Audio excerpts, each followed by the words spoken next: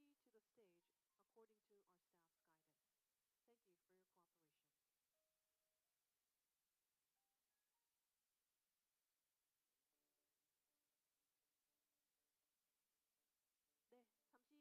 네, 잠시 기념 촬영 진행하도록 하겠습니다. 주요 내빈 여러분들께서는 운영 요원의 안내에 따라 무대 위로 자리하셔서 촬영에 함께 해주시면 감사하겠습니다.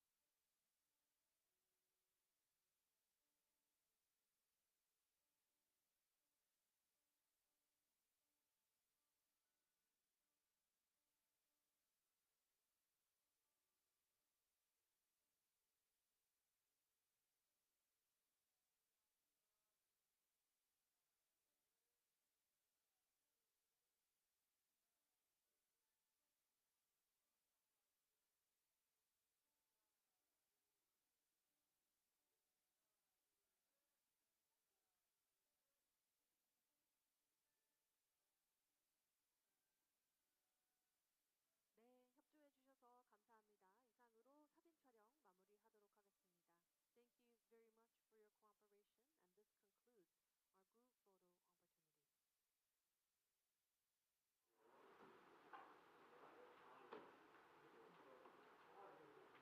Please proceed to the stage according to the staff's guidance. 네, 협조해 주셔서 감사합니다. 이상으로 사진 촬영 마무리하도록 하겠습니다. Thank you very much for your cooperation, and this concludes our group photo opportunity. Good morning, ladies and gentlemen. 안녕하십니까 내외 귀빈 여러분. 지속가능성장을 위한 재정의 역할 국제컨퍼런스에 오신 것을 환영합니다. 저는 이연화라고 합니다. 본 행사의 사회를 맡게 되어 영광이자 기쁨입니다. 다시 한번 온라인, 오프라인 참가자 여러분들께 감사드립니다. 지속가능성장을 위한 재정의 역할 국제컨퍼런스는 국민경제자문회의가 주최하고 한국개발연구원이 주관하고 있습니다. 불확실한 경제 환경에 직면하고 있는 가운데 특히 포스트 코로나 시대에 있어서 오늘 심도 있는 논의를 국내외 전문가분들을 모시고 여러 가지 이슈, 즉 재정운용 동향 등의 문제와 재정 정책을 통한 지속가능 경제 성장 지원 등의 문제를 다루어 보게 될 것입니다. 여러 국가의 전문가분들께서 온라인, 오프라인으로 참여하고 계십니다. 통찰을 공유해 주실 예정이고 국내외 청중분들은 실시간으로 유튜브로 본 행사를 시청하고 계십니다. 오늘 회의 의미이고 또한 건설적인 결과를 기대하면서 본격적으로 본 행사의 개회식을 시작하겠습니다.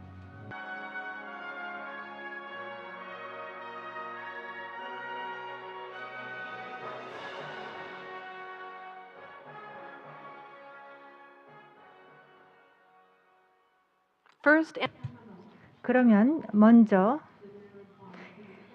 이인호 국민경제자문회의 부의장님을 모시고 개회사를 듣도록 하겠습니다. 그러면 부의장님을 무대로 모시겠습니다. 따뜻한 박수로 환영해 주십시오.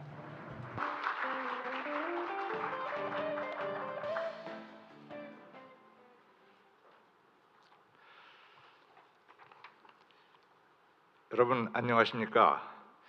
국민경제자문회의 부의장 이인호입니다. 우선 이번 행사를 위해 애써주신 KDI 조동철 원장님 그리고 관계자 여러분께 감사드립니다. 또한 귀한 시간을 내어 이 자리를 빛내주신 방기선 기획재정부 1차관님과 로렌스 커틀리커프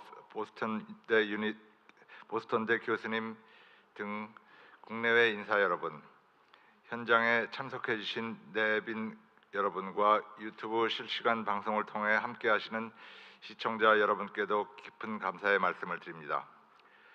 재정에 대한 관심이 어느 때보다도 높은 이 시기에 각계 최고의 전문가들을 모시고 지속가능성장을 위한 재정의 역할에 대하여 논의할 수 있게 되어 매우 뜻깊게 생각합니다.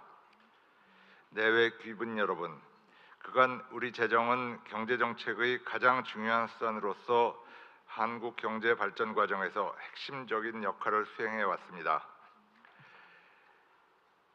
경제에 필요한 인프라를 적시에 공급하며 성장을 지원하고 복지 정책의 확대를 통해 경제의 과실을 재분배하였습니다. 특히 한국 경제가 위기에 처할 때마다 재정은 안전판 역할을 톡톡히 하였습니다. 외환위기, 글로벌 금융위기, 가장 최근의 코로나 팬데믹까지 재정은 항상 위기 극복에 가장 앞장서 왔습니다. 그러나 코로나 위기를 어느 정도 벗어난 지금 우리 재정이 처한 여건은 어느 때보다 엄중합니다. 먼저 재정 여력이 빠르게 소진되고 있습니다. 코로나 이전 723조 원이던 국가 채무는 금년 1,000조 원 돌파가 예상되고 30%대를 유지하던 GDP 대비 국가 채무 비율은 50%에 육박하고 있습니다. 그간 튼튼한 재정을 한국 경제의 강점으로 평가해온 주요 신용평가사도 경계감을 갖고 우리 재정 건전성을 바라보고 있습니다. 반면 재정 지출을 요구하는 목소리는 여전히 높습니다. 경기 둔화가 우려되는 가운데 경제가 어려울수록 더욱 힘든 취약계층의 사회 안전망을 두텁게 해야 합니다. 고물가, 고금리가 지속됨에 따라 민생 어려움을 덜어줄 수 있는 부담 완화 방안도 필요합니다. 반도체 등 미래 전략 산업, 핵심 기술 등에 대한 지원도 재정이 손 놓을 수 없는 과제입니다. 복합 위기로 인해 재정 정책 운영은 보다 까다로워졌습니다. 최근 기록적 고물가를 잡기 위한 글로벌 통화 긴축과 금융시장의 긴장은 재정 정책 운영에 있어 제약 요인으로 작용하고 있습니다. 지난 9월 영국의 국제시장발 금융시장 혼란은 재정 정책이 제약 요인을 감안하지 않고 운영될 경우 경제 전체의 불안 요인이 될 수 있음을 보여주는 단적인 예입니다. 한편 향후의 재정 위험 요인도 녹록지 않습니다. 한국은 세계에서 가장 빠른 속도의 고령화로 2025년 초고령 사회 진입이 예상됩니다. 이에 따라 공적연금, 사회보험 지출 등의 급격한 증가가 불가피합니다. 존경하는 내외 귀빈 여러분, 최근 KDI와 OECD 등은 현 상태가 유지될 경우 2060년 한국의 국가 채무 비율이 140 내지 150%에 달할 것이라는 어두운 재정 전망을 내놓은 바 있습니다. 우리 경제 최후의 보루인 재정이 제 역할을 할 수 있도록 재정의 지속 가능성에 대한 논의를 시작해야 할 때입니다. 먼저 재정 지출의 원칙을 세워야 합니다. 재정을 무조건 아끼는 것만이 능사는 아닙니다. 비상 상황 등 재정 소요가 발생하면 과감히 쓰되 다시 재정을 정상화할 수 있는 방법을 고민해야 합니다. 재정은 현 세대만의 전유물이 아니기 때문입니다. 최근 국회에 제출된 재정준칙 법안은 재정의 원칙을 정립하는 초석이 될 것으로 기대합니다. 둘째, 거시 환경을 감안한 정교한 재정정책이 필요합니다. 고물가로 인한 긴축적 통화 환경 하에서의 거시정책 최적 조합은 많은 고민을 요구합니다. 고물가, 고금리로 인한 취약계층의 어려움을 보듬으면서도 재정정책이 거시경제와 시장에 미치는 영향을 최소화할 수 있도록 정책의 방향과 폭을 탄력적으로 조정해 나가야 합니다. 끝으로 장단기 위험에 선제적으로 대응해야 합니다. 특히 인구구조 변화는 향후 재정 수입과 지출 양 측면에서 가장 큰 변수입니다. 장기적 재정 전망을 보수적으로 따져보고 재정의 지속 가능성을 높이기 위한 제도 개선에 나서야 합니다. 국민연금 등 공적 연금 개혁, 건강보험 등 사회보험의 지출 효율화는 더는 미룰 수 없는 재정 개혁 과제입니다. 재정의 지속 가능성은 하루아침에 확보되는 것이 아닙니다. 정책에 대한 끊임없는 고민, 뼈를 깎는 재정제도의 혁신, 수많은 이해관계자에 대한 설득이 수반되어야 하는 지난한 과제입니다. 만에 하나 이러한 대응이 늦어질 경우 재정의 지속 가능성은 더 이상 담보하기 어렵습니다. 세입 감소, 세출 증가로 국가 채무가 급증한 일본의 악어입 그래프를 반면교사로 삼아야 합니다. 다행히도 현 정부에서 재정의 지속 가능성 확보가 주요 국정 과제로 채택되고 재정 비전 2050 수립에 착수하는 등 관련 논의가 본격적으로 시작되었습니다. 국민경제자문회의도 오늘 컨퍼런스를 비롯하여 관련 논의장을 넓혀 나가겠습니다. 이 자리에 참석하신 분들을 비롯한 각계의 전문가 여러분의 많은 고민과 참여가 재정에 대한 논의를 발전시켜 나가길 고대합니다. 감사합니다. Thank you very much, Vice Chairman Lee. 네, 대단히 감사합니다. 이인호 부의장님 아주 따뜻한 말씀으로 개회사를 전해주셨는데요. 네, 규칙 기반의 또 아주 정교한 재정 정책을 통해서 향후의 어려움 극복을 하는 것의 중요성에 대해서 말씀을 해주셨습니다. 잘 들었습니다. 이어서 방기선 기획재정부의 차관님을 모시고 축사를 청해 듣도록 하겠습니다. 네, 큰 박수로 방기선 차관님을 맞이해 주시기 바랍니다. 예, 안녕하십니까. 기획재정부 제1차관 방기선입니다. 먼저 2022년 국민경제자문회의 국제컨퍼런스 개최를 진심으로 축하드리며 뜻깊은 행사를 준비해 주신 국민경제자문회의 이인호 부의장님과 KDI 조동철 원장님 그리고 관계자 여러분께 감사의 말씀을 드립니다. 아울러 특별 발표를 해주실 로런스 커틀리코프 교수님과 세션별 발제자와 토론자분들 그리고 심도 있는 논의를 위해 참석해 주신 국민경제자문위원님께도 감사의 말씀을 전합니다. 국민경제자문회의는 헌법상 경제정책자문기구로서 1999년 처음 구성된 이래 국민경제 발전을 위한 전략과 비전 그리고 정책 대안에 대해 민관이 머리를 맞대는 소통 창구 역할을 하고 있습니다.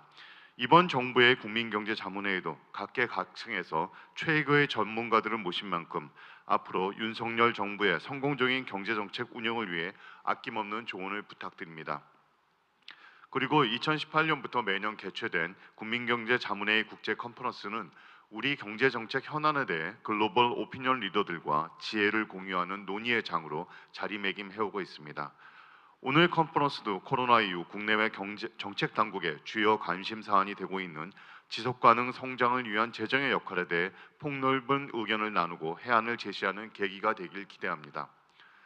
전후 재건부터 급속한 경제성장, 숱한 위기 극복까지 한국 경제사에서 재정의 역할을 빼고는 논하기 어렵습니다. 재정은 경제개발 5개년 계획 등을 통해 경제 성장의 기반을 마련하였고 외환 위기와 글로벌 금융 위기 시에는 최후의 보루로서 위기 극복의 천병이 되었습니다.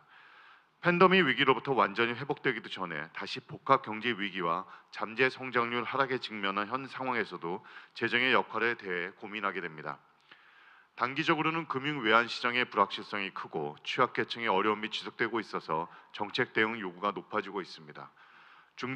중장기적으로도 저출산 고령화에 따른 인구 구조 변화와 디지털 전환, 기후 변환 및 탄소 중립 대응까지 대비해야 할 과제가 산적해 있습니다. 그러나 올해 국가 채무가 1,000조 원을 돌파했고 2060년에는 국가 채무 비율이 150%를 상회할 것으로 전망되는 등 우리 재정의 현재와 미래가 밝지만은 않은 상황입니다. 이에 따라 글로벌 신용평가사에서도 우려의 목소리를 내고 있습니다. 이러한 시점에 장단기 재정위험과 지속가능한 재정운용 방안을 논의하는 오늘 컨퍼런스는 특히 더 의미가 있다고 생각합니다. 윤석열 정부가 추진하고 있는 재정정책의 방향을 간략히 말씀드리도록 하겠습니다.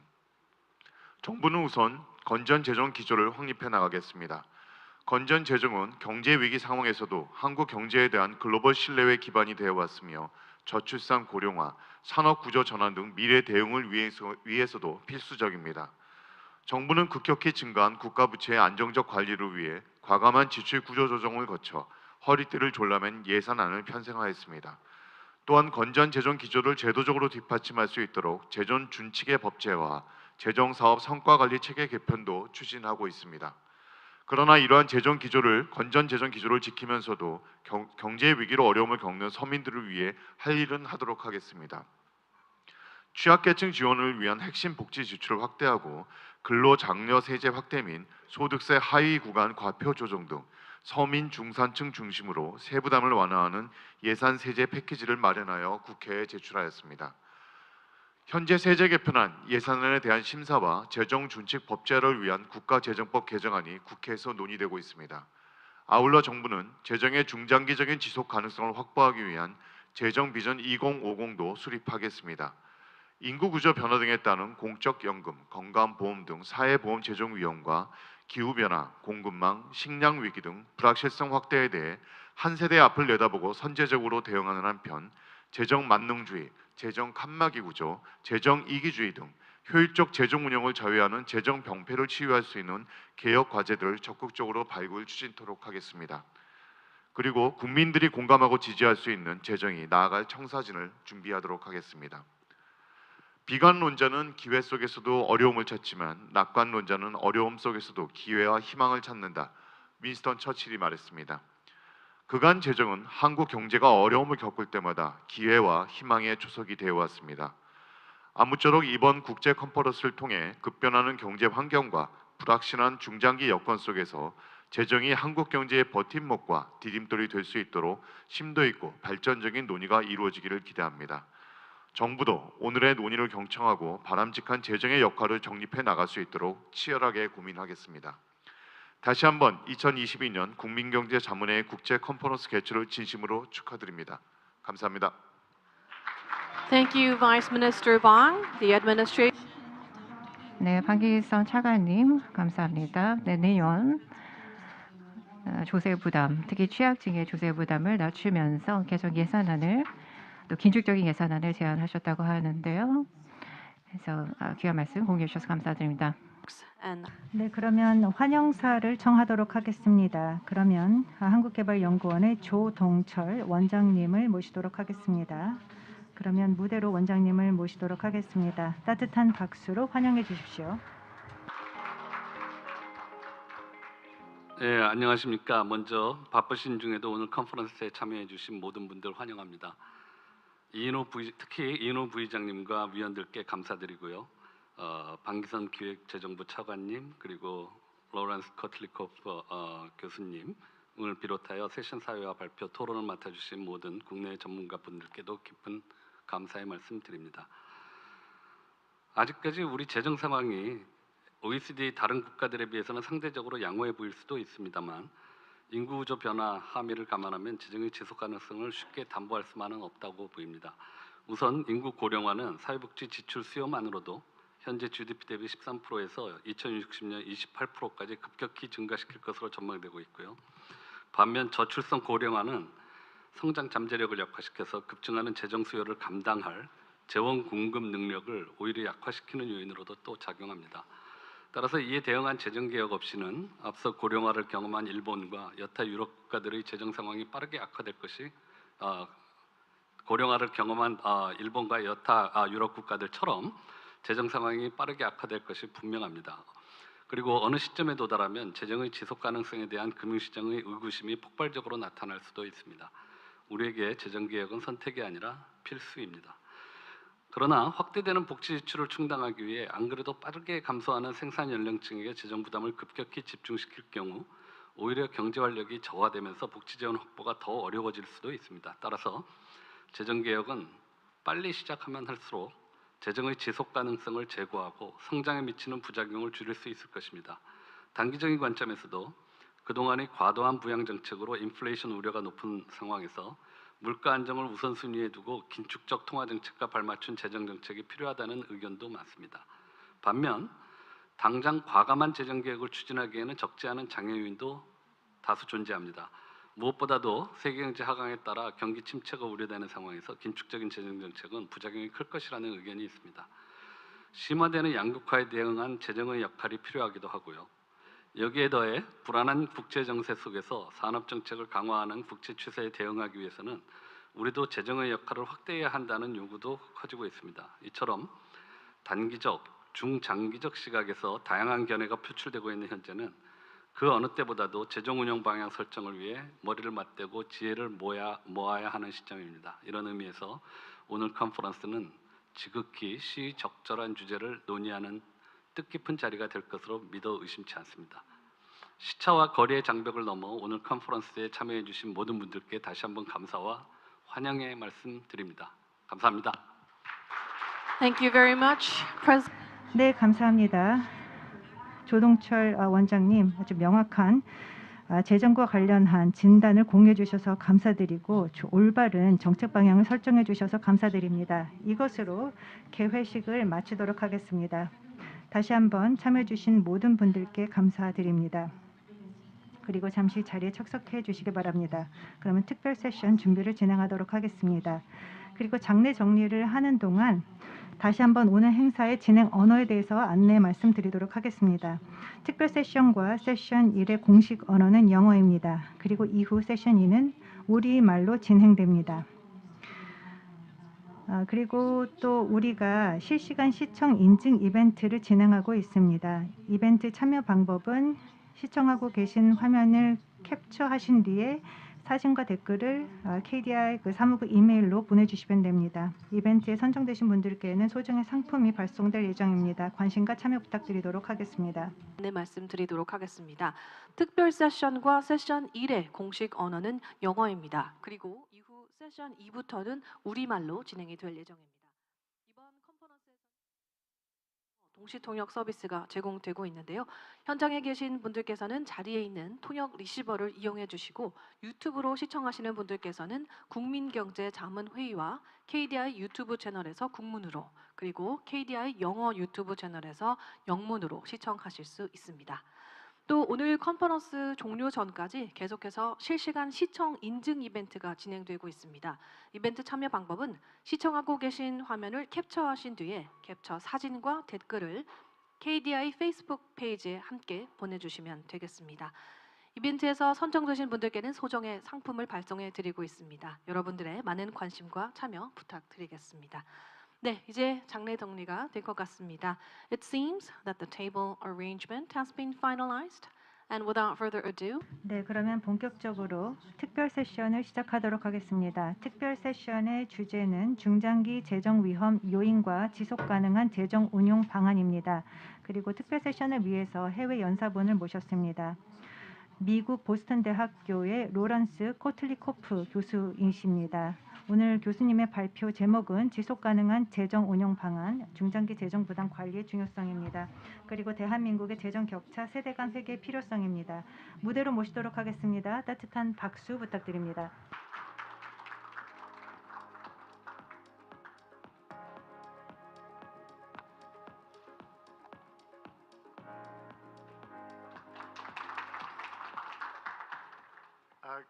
Good morning. It's a great. 네, 안녕하십니까. 이렇게 여러분들 뵙게 되어서 아주 기쁘고 또 영광입니다. 제가 한국 방문한 지 이제 7년 만인 것 같은데요. 그때도 아주 좋은 시간 보내고 돌아갔는데 이렇게 다시 훌륭한 한국을 찾게 되어서 매우 기쁩니다. 월드컵 경기에 대해서는 죄송스럽게 생각합니다. 아쉽습니다. 근데 다음번 기회를 좀 기약하겠습니다. 네, KDI 그리고 국민경제자문회의 여러분들 감사드립니다. 저를 초청해 주셔서 감사드리고요. 또 정부 측 여러분들 또 감사드립니다. 영광입니다. 오늘 제가 좀 말씀드리고 싶은 메시지는 또 40여 분 정도, 30분인가요? 좀 주어진 시간 내에 빠르게 좀 말씀을 드리려고 하는데요. 좀 때 늦다. 이제 재정 지속 가능성을 반드시 검토를 해야 된다라는 말씀이고요. 근데 그러기에 앞서서 제대로 된 측정값, 이 지표들을 제대로 설정해야 된다라는 말씀을 드리고 싶습니다. 눈가리개를 쓰고 재정정책 운용하기라고 제목을 붙여봤는데요. 이제 경마가 앞만 바라보도록 좌우 얼굴 옆을 가리는 경우가 있죠. 그런 거를 블라인더, 눈가리라고 합니다. 그래서 제가 드리려고 하는 말씀은 지금 재정 지속 가능성에 대해서 경제적으로 타당성이 없는, 경제적으로 의미가 없는 지표들을 가지고 어떤 재정 지속 가능성을 논하고 있다는 것입니다. 그래서 유의미한 경제 이론상 의미가 있는 재정 갭 그리고 세대 간 회계라는 그 개념을 근간으로 해야 된다라는 말씀을 드리고 싶습니다. 이제 앨런 얼백 저희 그리고 한국의 동료 여러분들과 2005년쯤 아주 오래전에 이와 관련된 연구를 하였는데요. 그 당시도 상황이 좋지 않았습니다만은 네, 다음 슬라이드로 넘어가서 또 이어서 설명을 드리겠습니다. 네, 이 단추를 누르면 넘어가나요?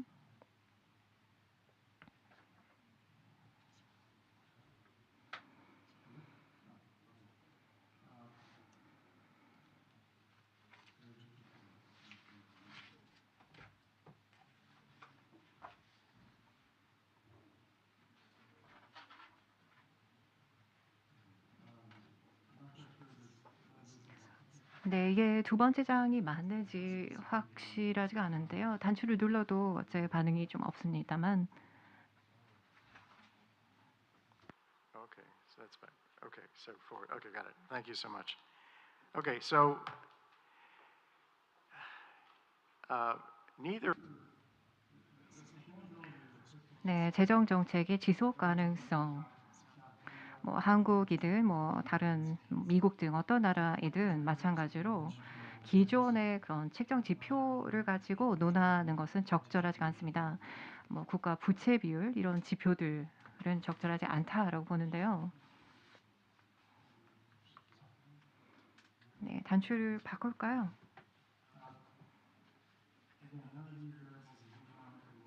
이런 변수들은 경제적으로 잘 내지 정립되어 있지 않다. 따라서 정부 부채뿐만이 아니라 이제 정부 부채가 이제 바뀌는 적자 또 세입 이런 용어들도 마찬가지고요. 이전 지출에 대해서도 정의가 안 돼 있고 개인의 부, 정부의 공공의 부, 가처분 소득 마찬가지로 제대로 정의되어 있지 않습니다. 개인 소득, 민간 저축, 개인 저축 등도 다 마찬가지입니다. 이러한 지표들은 보통 이제 경제학 입문서 사실은 그 국가 재정 그 회계 관련된 내용의 40%를 차지합니다만은 완전히 말도 안 되는 쓰레기라고 생각합니다. 거기에 이제 학생들이 보고 배우는 술자들은 매년 변함없습니다만 그레고리 매스유스의 교과서이든 폴 세뮬슨의 교과서이든 다 경제적으로 타당성이 없는 그런 지표들 또 숫자들이기 때문입니다. 그래서 어떤 단순한 예를 통해서 왜 그런지 설명을 드릴 거고요. 그래서 이런 지표들이 아니라 다른 지표를 써야 된다라는 말씀을 드리겠습니다. 경제학뿐만이 아닙니다. 사실은 마치 잘 정의된 것 같이 여러 가지 용어를 쓰고 있는데 사실은 그렇지 않는 다른 분야들도 있죠. 시간과 거리, 상대성의 이론에서도 아시다시피 아주 정확하게 정립되어 있는 그런 개념들이 아닙니다. 어떤 방향으로 이동하고 있고 또 얼마나 빠르게 이동하느냐에 따라서 나의 준거의 틀 내지 그 언어가 정리가 되고 이에 따라서 시간과 거리의 측정이 좌우가 됩니다. 이제 간단한 예가 하나 있는데요.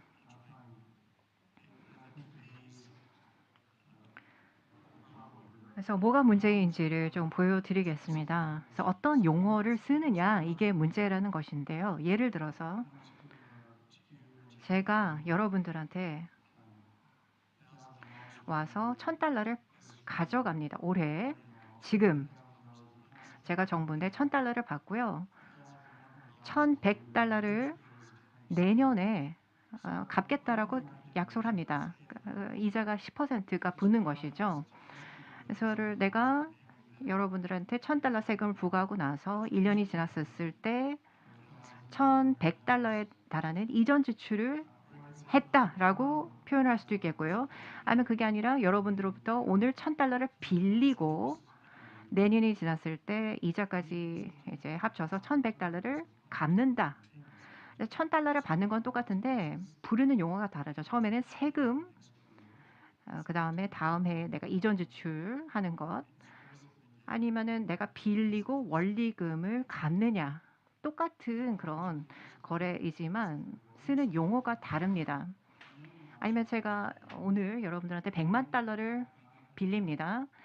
대신에 $999,900를 이전해 줍니다.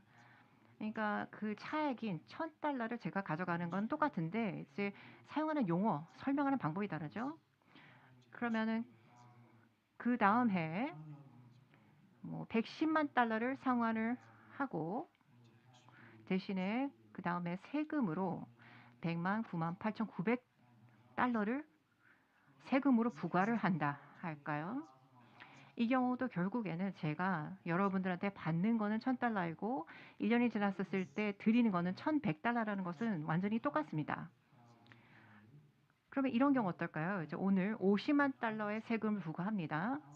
근데 $499,900를 여러분들에게 대출로 빌려주고 그럼 다음에 여러분이 $548,900 이제 제가 돈을 빌려드린 거니까 빌린 원금에다 이자까지 합쳐서 저한테 돌려주시는 거죠. 그리고 나서 네, 그러니까 제가 여러분들한테 499,900을 빌려드렸고 이제 그 원리금을 돌려받는 것이고 또 $550,000를 이전 지출로 드린다. 이 네 번째 경우도 $1,000를 받고 다음에 $1,100를 주는 거는 똑같습니다. 대신에 매 경우 네 가지 경우 똑같은 상황이지만 부르는 용어가 달랐습니다. 첫 번째 경우는 이제 일단은 정부가 여러분들이 받아가는 거를 세금이라 불렀고 그걸 돌려드렸을 때 이전 지출이라 불렀다는 점이 차이가 있고요. 두 번째 경우는 세금이 아니라 내가 여러분들한테 $1,000를 빌렸다라고 했습니다. 그 용어의 차이로 정부의 일단 적자 내지 부채가 A의 경우보다 B의 경우 $1,000가 더 높게 잡히게 되고요. C의 경우도 빌린다라는 용어를 썼고요. $1,000,000를 빌렸죠. 그렇기 때문에 이 A의 경우보다 C의 경우 이 적자가 $1,000,000 더 늘어나게 되는 셈입니다. D의 경우도 제가 여러분들한테 돈을 빌려주었다라고 표현했었기 때문에 $499,900에 상당하는 흑자를 기록하게 됩니다. 그러니까 똑같은 그런 금액이 오고 가는 그런 상황이지만 어떤 용어를 사용해서 설명하느냐에 따라서 이렇게 회계 처리가 다르다는 겁니다. 그래서 세금, 부채, 또 이전 지출 이런 여러 가지 용어들 쓰였지만 잘 정의가 되었거나 정립이 안 되었다는 것입니다. 그래서 정부가 흔히 쓰는 이런 지표들에 대해서 정말 의심을 하실만 하다라는 말씀을 드리려는 취지입니다. 그래서 정부가 이제 회계 보고를 했었을 때 원하는 만큼 뭐 자의적으로 어떠한 변수든 자유롭게 쓸 수가 있죠. 그래서 공공으로부터 받고 주는 그런 금액들에 대해서 부르고 싶은 대로 라벨을 붙일 수가 있습니다. 그래서 일관성만 지킨다면은 뭐 시계열을 마음껏 자의적으로 조정할 수 있겠죠.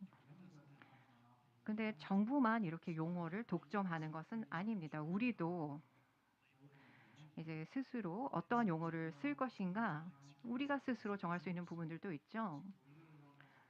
그래서 사실은 내가 쓰는 용어 또 다른 사람들이 뭐 똑같은 용어, 뭐 정부 부채라는 똑같은 단어를 썼을 때도 과연 어떤 뜻으로 쓰는가 사실은 혼란스러운 경우가 많습니다. 각자 서로만의 라벨링 체제를 쓰고 그 뜻이 다를 수가 있기 때문이죠. 그래서 이제 합리적인 경제 행위자들, 뭔가 용어에 속지 않는 그런 행위자들의 역할이 중요할 텐데요. 그래서 경제 뭐 왜곡적인 조세가 있거나 현금 흐름상의 제약이 있거나 뭐 정보의 어떤 불안전성, 또 불안전한 시장 이런 것들 수리적으로 설명을 할 수는 있겠지만 수학에서는 이 심볼을 쓰죠. 어떤 용어를 꼭 써야 되는가 정해져 있지 않습니다. 한국어, 불어, 뭐 독일어, 수학에 대해서 혹은 수학 모델에 대해서 이야기할 때는 똑같은 이야기를 나누게 됩니다. 항상 똑같은 심볼을 쓰죠. 그런데 경제학에서는 다릅니다. 이제 한국어, 뭐 불어, 뭐 언어의 차이, 이 용어의 차이에 따라서 굉장히 자의적으로 해석이 될 수가 있다는 겁니다. 사실은 모델은 이 언어나 용어로부터 자유롭게 오로지 순수하게 그 등식에 따라서 해석을 해야 되는데 말이죠. 네, 제 웹사이트에 가보시면은 또 cutlicoff.net인데요. 제리 그린이라는 하버드 그 이론 전문가와 함께 썼던 그 관련 논문이 올라와 있습니다. 모든 대학원생, 뭐 전 세계 모든 대학원생들이 이제 봤을 법한 교과서가 있는데 경제 이론 교과서를 이제 출간하신 전문가이신데 정말 최고의 권위자라고 보시면 되겠습니다. 예, 저는 뭐 이론가는 아닙니다만 어쨌든 나중에 참고하시면 좋겠고 또 한국이든 영국이든 미국이든 어떠한 나라이든 또 IMF, 세계은행, 뭐 OECD 누구이든 마찬가지로 제가 드리려는 어떤 메시지는요. 소위 이 정부 부채라는 것은 정확한 재정 지속 가능성의 측정 지표가 아니다. 그래서 한국 정부도 이렇게 라벨로부터 자유로운 또 언어에 구애받지 않는 제대로 된 지속 가능성 평가를 위한 어떤 재정 지표를 쓰시는 게 바람직하다. 그래서 어떤 용어를 쓰셔야 되는가 설명을 좀 이따 드릴 텐데요. 그에 앞서서 우선 제가 오래 전부터 뭐 이에 대해서 책도 썼고요. 일반인들을 위한 책 92년에 세대 간 회계에 대한 책도 썼고 사이언스에 기고하기도 하였습니다. 사이언스와 네이처가 두 개의 대표적인 과학 저널이죠.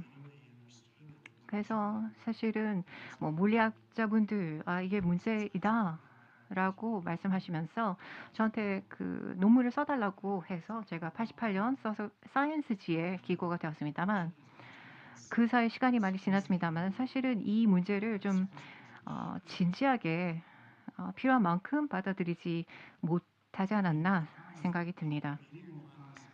이제 뭐 유수의 경제학자분들 커틀러커프라는 뭐 저보다 훨씬 더 유명한 경제학자분들입니다만 매일매일 이제 여러 매체에 걸쳐서 뭐 재정 적자에 대한 그런 기고를 많이 올리고 있는데 제가 읽어도 무슨 말인지 모르겠습니다. 이 부채 시계열이 뭐 이분들이 하는 얘기와 정반대로 해석이 될 소지가 있고요. 그 제대로 재정 정책을 설명하지 못하고 있답니다. 한스 크리스천 앤더슨, 벌거벗은 왕, 뭐 임금님 이 이야기 아시죠? 사실은 다들 임금님의 옷을 짓는 그런 역할을 한다라고 좀 비유를 할 수 있을 것 같습니다. 이제 어린이 그 책 혹시 읽어보시면 제가 뭐 어떤 이야기를 이제 드리려고 하는지 조금 더 감이 오지 않으실까 생각이 드는데요. 그래서 언어로부터 이 자의적인 언어 사용으로부터 자유로운 재정의 지속 가능성을 평가할 수 있는 적절한 용어가 필요하다. 재정 갭 그리고 세대 간 회계가 적절한 지표이다라고 생각합니다. 언어로부터 자유롭다라는 뜻은 뭐 재정, 뭐 총수입, 총지출에 대해서 어떤 이 두 개의 지표를 갖다 썼을 때 동일한 뜻으로 해석이 될 수 있어야 되는 것인데요. 아까 네 가지의 사례에서 결국 제가 $1,000 받고 $1,100를 돌려드렸는데, 그래서 이 재정 갭 그리고 세대 회계라는 그 용어들 혹은 그 기법을 사용했었을 때 이런 일관성을 유지할 수 있다고 봅니다.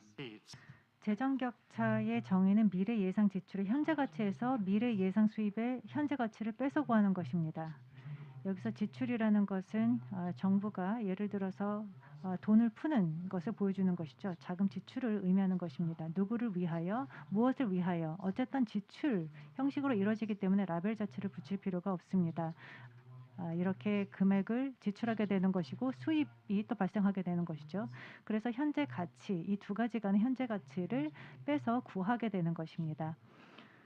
그래서 예를 들어서 전통적인 회계 용어나 언어를 사용하게 될 경우에 이러한 부채라고 한다면 여러 가지 다양한 서비스를 제공하는 것, 이것은 지출이 되는 것이고, 자산이라고 의미하는 것은 수입으로 받아들이는 것, 그래서 어떤 자산의 미래 매각까지 반영을 하는 것입니다. 그래서 이렇게 사용을 하게 된다면은 언어에 구애받을 필요가 없습니다. 지금 사용하게 되는 언어나 이 표현의 방식은 궁극적으로 동일한 지출과 수입을 귀결시켜야 하기 때문입니다. 단어만 다르지 수입과 지출은 동일한 결과를 가져오게 된다는 것입니다. 그리고 또 일관적인 방식으로 적용을 하게 될 수 있습니다. 세대 간 회계에 대해서 살펴보도록 하겠습니다. 먼저 재정 격차를 보면서 우리가 현 세대에게 더 많은 돈을 지불하라고 하지 않는다면, 격차를 해소하라고 하지 않는다면, 격차라고 한다면 우리 경제 상황에 있어서 거시 모델을 보았을 때 어떤 동적인 경제적인 모델을 볼 때 이러한 예산 제약 조건들을 반영을 하고 있는 것이죠. 정부라는 것은 정부가 어쨌든 뭐 영구적으로 계속해서 지출만 할 수는 없는 겁니다. 재원을 다 고갈시킬 수는 없는 것입니다. 그래서 지출도 어느 정도 한계를 두고 쓰게 되는 것인데, 이 세대 간 회계라는 것은 만약에 이러한 비용 부담을 충당하지 않고 재정 격차를 그대로 두게 된다면 미래 세대가 궁극적으로 부담해야 되는 비용이 더 커진다는 것입니다. 예를 들어서 세금 부담이 더 커질 수밖에 없다는 것입니다.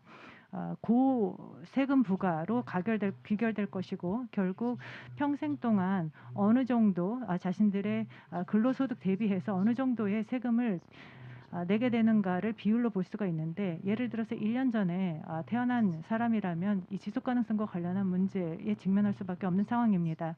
세대 간 정책을 볼 때도 비도덕적인 근거를 기준으로 하고 있고, 이 문제는 해결돼야 된다는 것입니다. 정확하게 상황을 파악할 수 있어야만 합니다. 그래서 이것이 부채 회계와 관련한 부분인데, 제가 예를 들어 보겠습니다. 현재 공식적인 부채가 0이다. 그리고 만약에 적자가 0일 경우 모든 것이 문제가 되지 않는다. 예를 들어서 GDP 대비 부채 비율이 0이라고 말을 하고 있기 때문입니다. 그래서 이러한 결과를 창출하는 정책을 취하고 있다. 그런데 공식적인 부채는 없지만 만약에 연금을 시작하면서 이와 관련해서 재정 정책도 없고, 만약에 현재 부채가 전혀 없는데 이 젊은 사람들에게 5%의 근로 세금을 부과하고 이 돈을 가져와서 노인들에게 이 돈을 이전을 하게 된다면, 그리고 나서 이 노동 근로소득과 관련해서 10%의 세금을 부과하고 그 다음에 또 20% 또 계속해서 상승을 시키면서 그 돈을 이 노인들에게 제공을 한다면 어떻게 될까요? 그런데 여기에서 볼 때는 계속해서 부채가, 즉 GDP 대비 부채 비율은 0으로 보이기 때문에 지속가능한 재정정책이 운영되고 있다는 환상을 줍니다. 그렇지만 궁극적으로 이 근로소득세가 궁극적으로 계속해서 상승되고 100%까지 증가하게 될 것입니다. 그렇게 되면 게임은 끝나게 된 것입니다.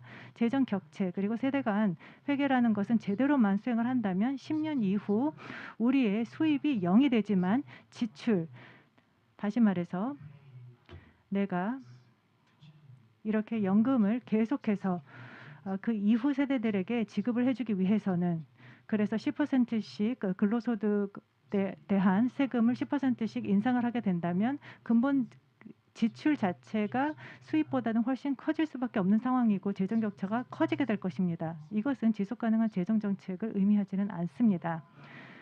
그렇기 때문에 우리가 전망치에 대해서 생각을 할 때, 그리고 GDP 대비 부채 비율이 예를 들어서 시간에 걸쳐서 고정적인 수치로 유지가 된다라고 할 경우에 우리가 유의할 필요가 있습니다. 세대 간 정책의 문제를 의미할 수도 있습니다. 다시 말해서 우리가 평생 동안 이 세금 비율을 현재 가치 기준으로 하여서 각각의 미래 세대에 대해서 자신들이 벌어들이는 소득에 대해서 평생 동안 어느 정도 세금을 부과하게 되는가, 이를 계산을 해서 재정 지속 가능성을 담보하는 것이지, 미래 세대들에게 재정적인 부담을 계속해서 전가함으로 인해서 재정 정책을 운영해서는 안 된다는 것입니다. 유럽 연합에서는 재정 격차 회계와 관련하여서 2006년도부터 수행을 하고 있습니다. 그래서 3년에 한 번꼴로 S2 지표라는 것을 발표하고 있는데, 이것은 재정 지속 가능성 보고서입니다. 구글로 검색해 보시면 S2 지표를 확인하실 수 있을 것입니다. 굉장히 두꺼운 책인데 어느 누구도 읽지는 않습니다. 그런데 여기 참여하고 있는 국가들은 너무나도 낙관적인 전망을 내놓고 있는 것입니다. 그래서 겉으로는 보기 좋아 보이는 지표를 내놓고 있는 것이죠. 예를 들어서 룩셈버르크 같은 경우에는 처음 했을 때는 결과가 좋지 않았습니다. 그런데 1년 지난 다음에는 상황이 훨씬 더 좋아 보였습니다. 그런데 근본적으로 정책상의 변화는 전혀 없었고, 단순하게 수치만, OECD로 보내게 되는 수치만 바꿨던 것입니다. 따라서 독립성 그리고 또 신뢰성을 가지고 있는 기관이 이러한 산정을 하는 것이 중요합니다. IMF든 OECD든 세계은행이 될 수 있을 것입니다. 그런데 미국 측에서는 재정 격차나 이런 세대 간 회계 계산을 하지는 않고 있습니다. 영국, 일본, 그리고 또 한국도 마찬가지고요. 중국도 마찬가지입니다. 이들은 해야 하지만 하지는 않고 있습니다. 재정 격차 계산을 할 수 있어야 할 것입니다. 그래서 이런 대안적인 방식을 즉각적으로 도입을 해서 모든 재정 정책 개혁의 방향을 제시할 수 있어야 될 것입니다. 이것은 경제학으로서 유효성을 확인할 수 있는 방식이기 때문입니다. 그리고 영국과 미국의 상황을 살펴보도록 하겠습니다. 재정 격차가 커지고 있습니다. GDP 대비 8% 정도로까지, 예를 들어서 GDP 0.8% 정도로 세금을 인상을 하게 된다면, 그래서 현재 가치를 계산을 해보았을 때 현재 0.5% 자본에 대한 한계 기준을 적용을 하게 될 경우에, 이것은 정부의 부채 수준을 적용을 하는 것은 아니겠지만은요, 그렇게 적용을 하게 된다면 미국에서는 대략, 그 다음 슬라이드를 보도록 하겠습니다. 40%의 세금 인상이 있어야 됩니다. 모든 연방 기준의 임금, 예를 들어서 소득세나 소비세나 법인세 모두 40%씩 지금 당장 인상이 되어야 합니다. 그래야만 계속해서 또 40% 영구적으로 유지를 해야만 재정적인 지속 가능성이 담보된다는 것입니다. 재정 격차 그리고 이 세대 간 회계 분석을 기준으로 해보았을 때 그렇습니다. 저뿐만 아니라 미국에 있는 많은 전문가들도 마찬가지지만 이런 계산을 돌려보게 되면은 답은 똑같이 나오고 있습니다. 그래서 전반적인 재정 프로그램 자체가 지속 가능하지 않다는 것입니다. 그런데 우리가 계속해서 기다리기만 하면은 문제는 더 악화될 수밖에 없습니다. 지금 40% 세금 인상을 하면 되는데 15년 기다리게 되면 50% 이상으로 더 인상을 해야 될 수도 있습니다. 우리가 숫자로 돌려봤을 때도 그것이 타당하다고 나오고 있습니다. 그리고 또 여기 상황을 보면은 또 미국의 고령화가 발생하고 있죠. 17%에서 28%로 증가하게 될 것이고, 영국은 19%에서 39%로 증가하게 될 것입니다. 또 한국도 마찬가지입니다. 지금 출산율이 0.79명이라고 들었는데 이게 세계 최저 기록입니다. 그렇게 되면 우리 인구도 마찬가지로 2100년이 되면은 고령 인구가 38%까지 증가하게 될 것입니다. 따라서 한국의 재정 격차 그리고 세대 간 격차의 문제는 생각보다 더 심각할 수도 있습니다. 지금 제시되는 수치만으로는 확인하기가 어렵다는 것입니다. 따라서 이러한 분석을 반드시 수행하는 것이 필요합니다.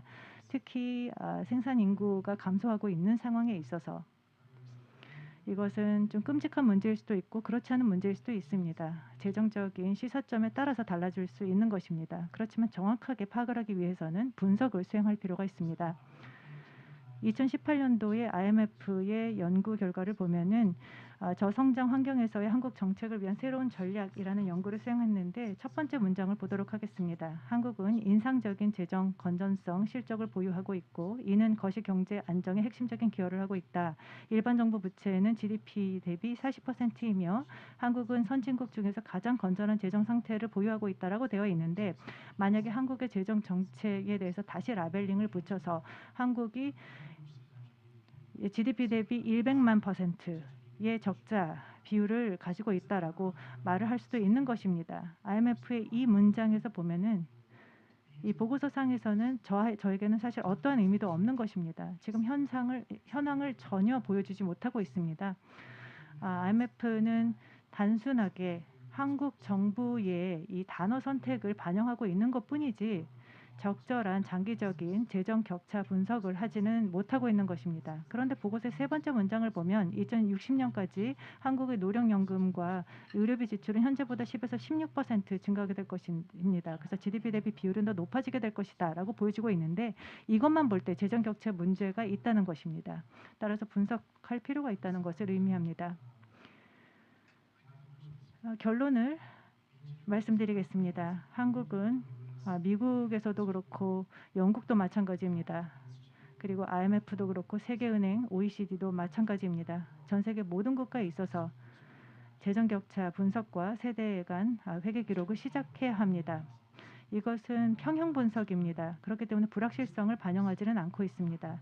최근 저와 또 다른 경제학자들은 대규모 생애주기 모델을 구축하였습니다. 거시적 충격이나 불확실한 인구 통계적 변화, 재정 정책을 반영하고 있습니다. 그래서 이제 합리적인 기대치를 기반으로 하고 있는 모델을 활용할 수 있지 어떤 단순한 가설을 근간으로 할 필요는 없다는 것입니다.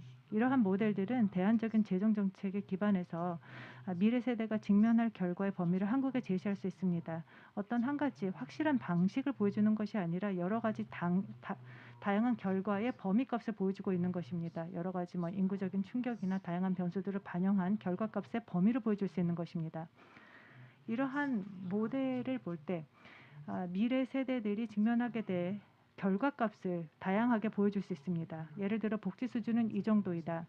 그리고 생활 수준은 이 정도라고 가정할 경우에 이렇게 아래로 하향하게 될 것이라는 것입니다. 현재 우리가 어떠한 정책을 사용하느냐에 따라서 대부분의 정책적인 목표는 이 위로 가야 하는 것인데 현재 정책을 그대로 유지하게 되면은 아무리 운이 좋더라도 이 정도 수준으로까지 올릴 수밖에 없을 것입니다. 이것이 분배의 결과를 보여주는 것이죠. 이것이 재정 격차 분석인데 이 분석을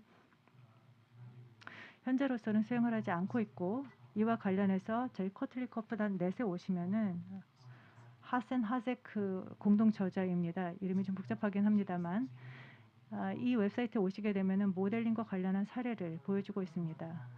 대형 모델을 돌리게 되면은 20세에서 100세까지 성인들 그리고 자녀를 출산하게 되는 경우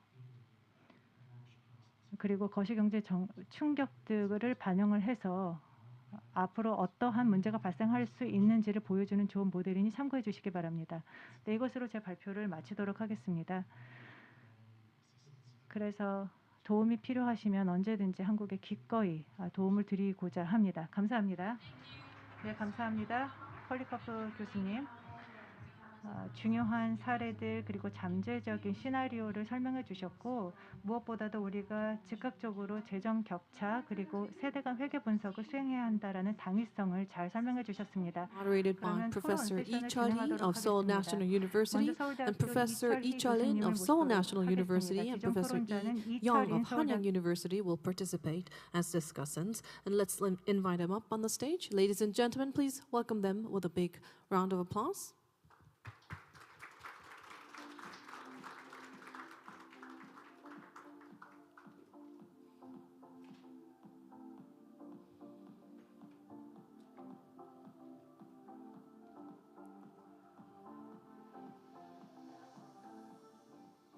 Yes, I very much look forward to another insightful session with our discussants and moderator. And please take the floor. Thank you so much for your insightful special lecture, that has a profound implication for Korea. now experiencing very rapid population aging and rising public deficit. And I feel very honored to serve as a moderator for this session. And Professor Kotlikoff is like a Messi in the field of public finance to me. Okay. So now we have two leading scholars for the discussions.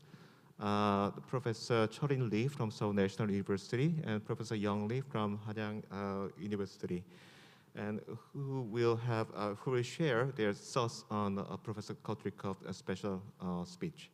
Now, let us begin with Professor Cheolin Lee's discussion. You have, 10 minutes, okay?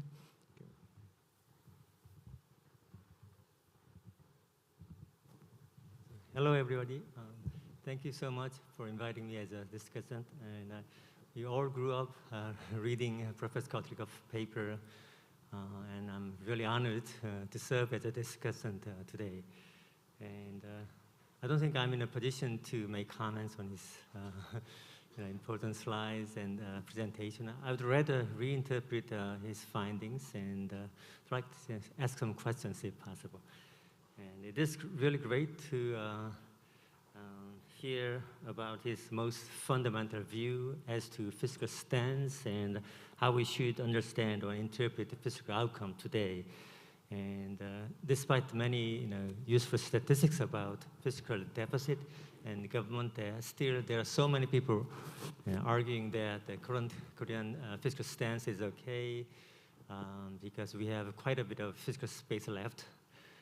But this paper handles these issues and disputes in a most objective and convincing way.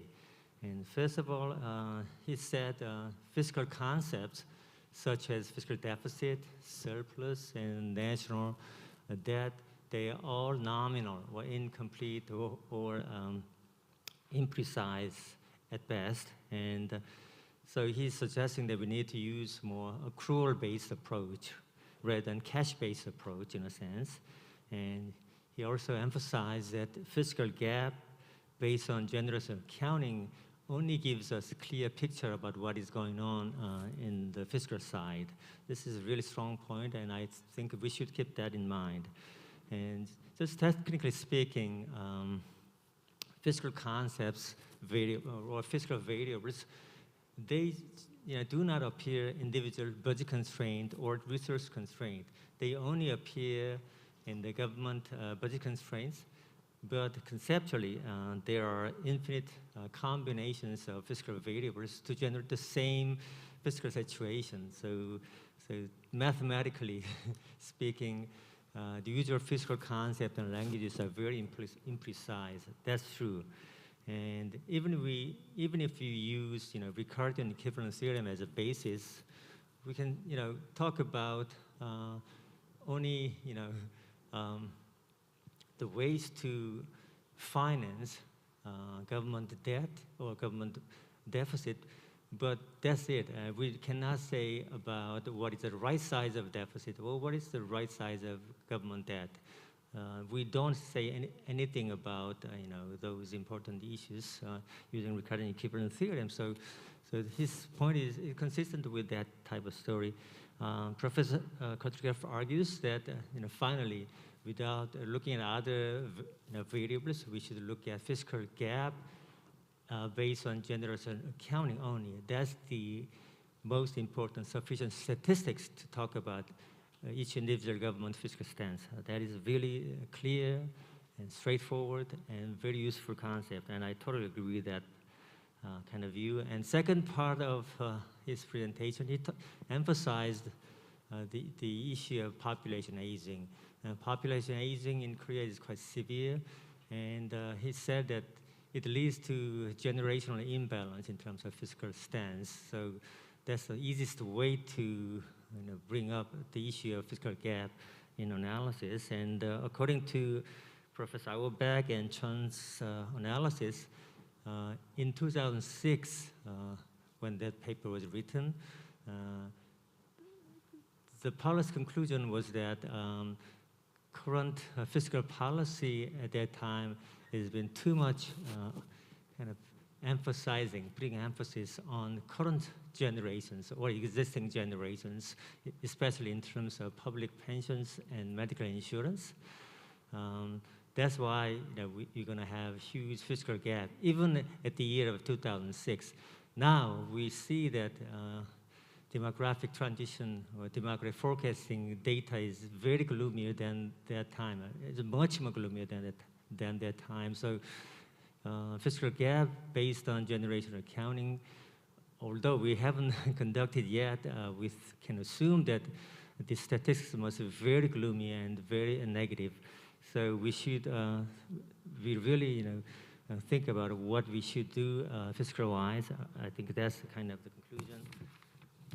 And he gave us some useful policy recommendations. Some of the suggestions include giving greater rewards to families with 2 or 3 children, and postponing retirement age to up to age 67, and allowing more skilled labor immigration. I mean, those are quite straightforward, very useful recommendations for Korea. We really appreciate that. And he also gave us a really nice research topic, just conducting some sort of generic version of generational accounting analysis to Korea. That's also quite useful for academic purpose too. With that, let me move to some comments and questions. The first, statistically, I think in many countries, fiscal deficits tends to persist over time. Once it happens, it continues to do so. So seemingly short-run deficits can easily turn into long-run fiscal gap in a sense, especially in a small economy setting. It may be useful to look both short-run fiscal deficit and the long-run fiscal gap analysis at the same time. As you've seen from recent Great Britain's pound currency crash, well, that may be just an episode, but we see that expected fiscal deficit turns easily into long-run fiscal gap, so which leads to macroeconomic instability, including rapid currency depreciation, for instance. So in a sense, market participants are these days wise enough to figure out how to calculate fiscal deficit out of a few years of fiscal deficit trends. I think that is kind of what is going on in the worldwide economy. And my second one is related to the first one, but fiscal institutions are rigid. Like in many countries, there are not just mathematical calculations, but also there are institutions and the ways people react to that. And so our loose fiscal concept and language, well, that's quite limited, but sometimes may indicate of future forecast of fiscal gap. For example, fiscal deficit rises while the rest of the variables stay constant. That may be a sign of a rising fiscal gap. And public programs, if they rapidly expand with resulting fiscal deficit, that is another sign of the long-run fiscal gap. And the fiscal deficit tends to rise with population aging. That is also a big sign of fiscal gap. That is what the current Korea currently experiencing right now.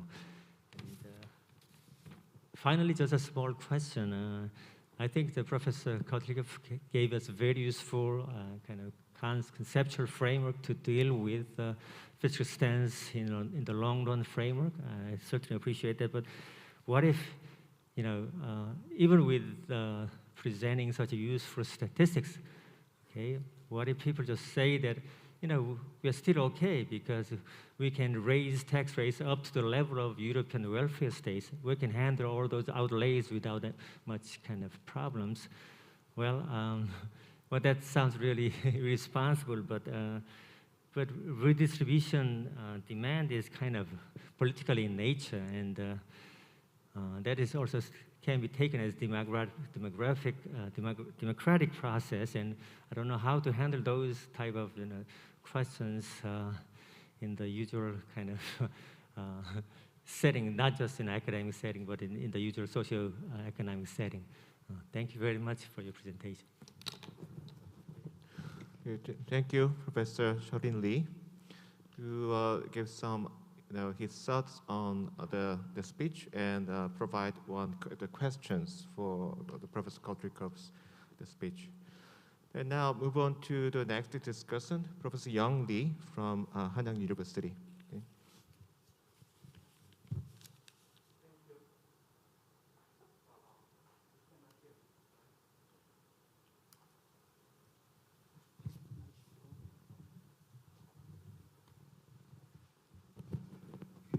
Okay, this is Young Lee from Hanyang University. It's a great honor to make comments on Professor Lawrence Kotrikov's work and try to convey my thoughts. So I prepare a slide so you can see my slide. Okay, so let me give you my summary of his presentation. So he argued for label-free measures of fiscal condition, and that is no other than fiscal gap. And the fiscal gap records the present value of difference between all future outlays and the receipt. So that is the key measures. And also he argued that all countries needed to conduct regularly and hopefully officially general accounting analysis, which can provide calculated fiscal bill left for the young and the future generation. And he also made some policy recommendation, but he did not spend much time on that. And that is quite meaningful for Korea. That measures include some liberalizing some immigration of high-skilled workers and give some incentive to get more return of Korean immigrants and strengthen incentive to work, and some measures to have a higher fertility rate, and also as a key measure for pension reform, he suggests some increasing retirement age to 67. Currently, that is 65. And of course, I strongly agree with the importance of fiscal gap and the need for regular official analysis of generational accounting. But sometimes we need to present a trend and change in deficit and debt, which are easier to the general public. And so what I'm trying to say is he argued that we are running fiscal policy with a blinder, right? So just looking very narrowly. But I suggest that we can eliminate this blind, right? So we look at some future change in outlays and the receipt, keep in mind on that.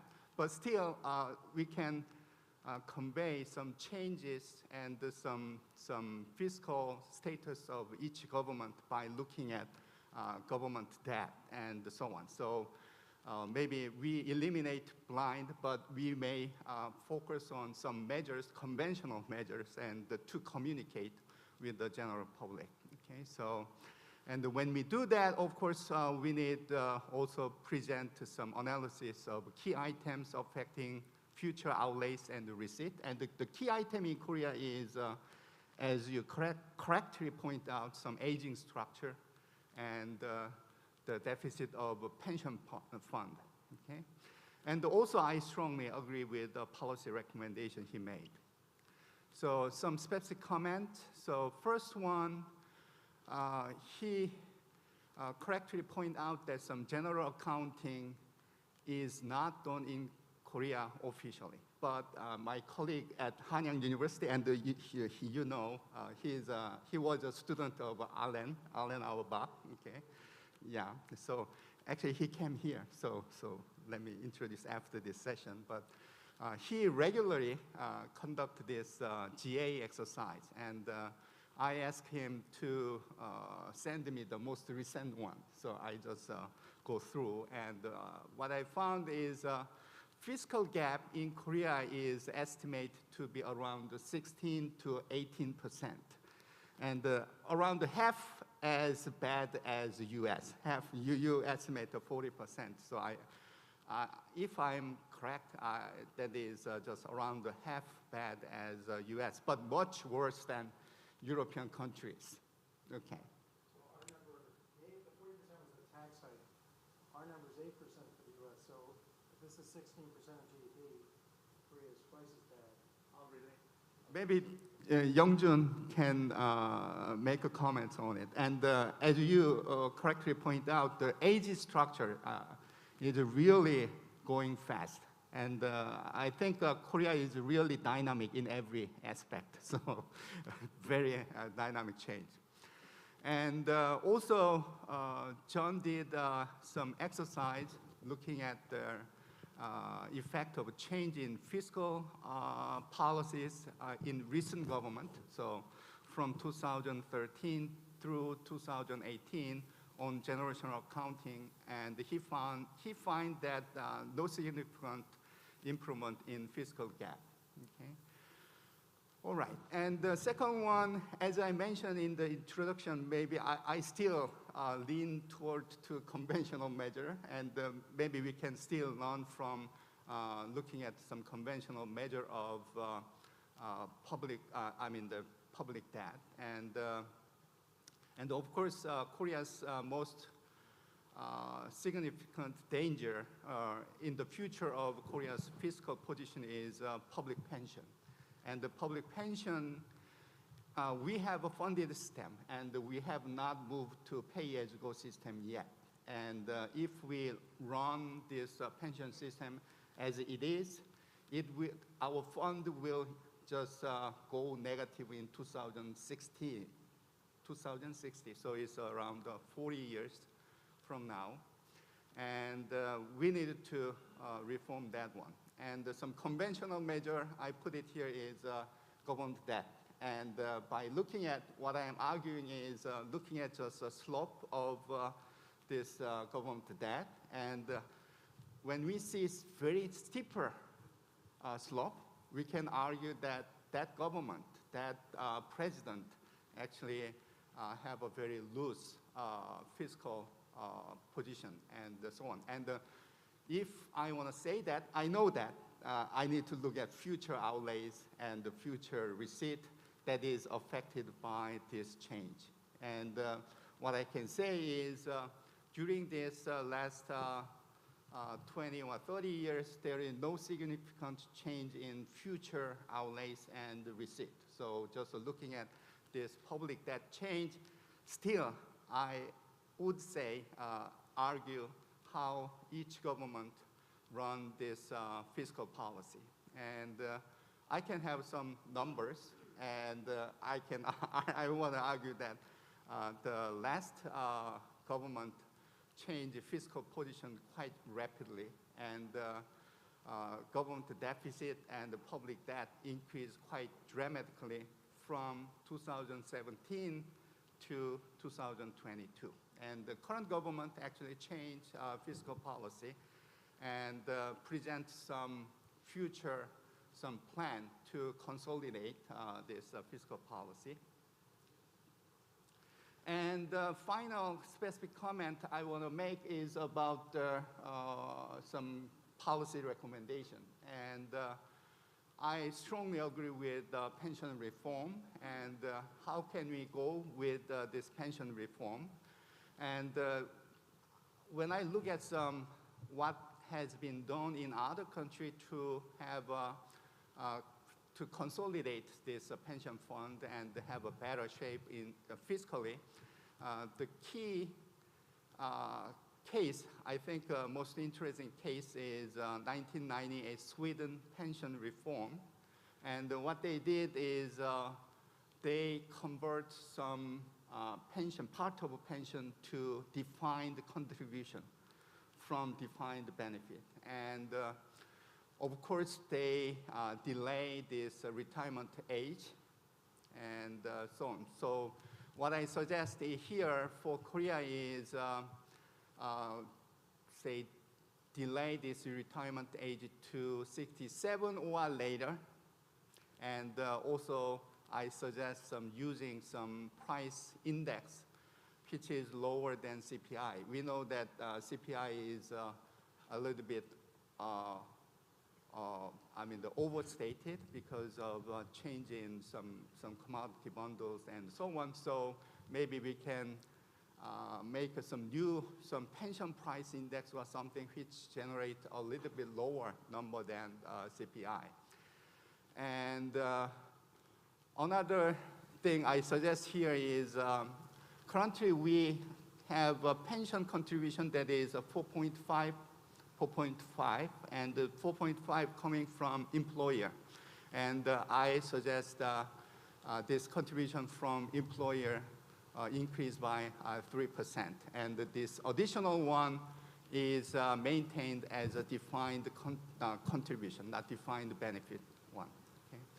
And every 5 years, we reevaluate fiscal, some long-term condition of a pension. And the next year is the year. So next year, we have a window to reform our pension system.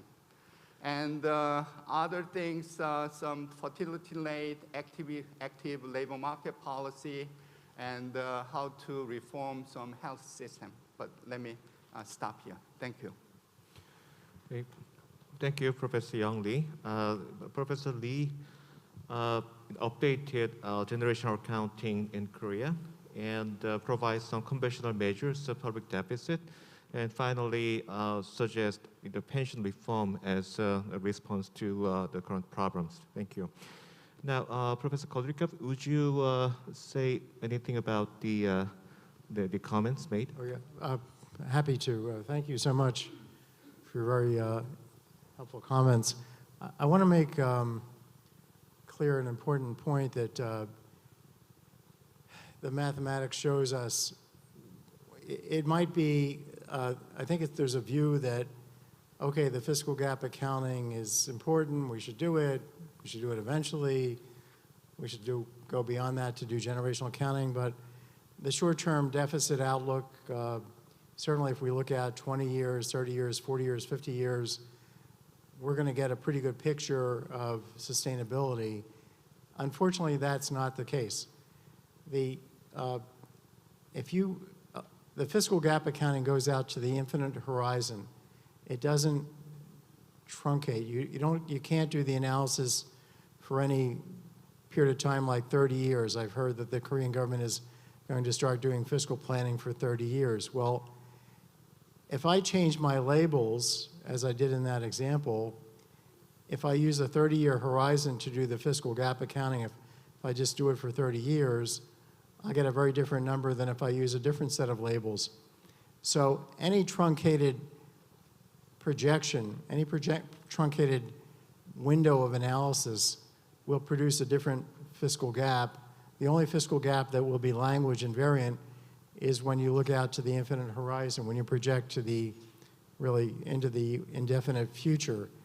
So let me just give you an example. In the US, we have our Social Security system. And the trustees every year put out a report that shows the fiscal gap just for Social Security. They ignore everything else in the country's fiscal policy, and they say, let's just do infinite horizon fiscal gap accounting for Social Security, but then they also do 75-year fiscal gap accounting for Social Security. Now, the 75-year projection comes up with a fiscal gap that's only 40% of the total of the true fiscal gap of the system. And if I use different language, different labels, the infinite horizon fiscal gap, which is $61 trillion, our official debt is about $22 trillion, as reported by the government. The $61 trillion number would not change, but the short term, the 75-year fiscal gap in Social Security would be dramatically different. It could even be negative. So this is a deeper problem than I think people understand. The projection, Young, that you put up about here's the deficit, picture of deficits growing through time for this period of time. Well, if I use different words to describe future policy, I can project over the next 30 years any picture I want of debt to GDP for the same underlying fiscal policy. So I could use words that make the projection look good. The debt to GDP isn't rising when things are getting much worse. I mean, think about that example where we just keep raising payroll taxes and giving the money to older people, raising payroll taxes even further, giving it to older people. That produces no increase in the deficit, the debt, but it drives the economy down the tubes. It kills the economy.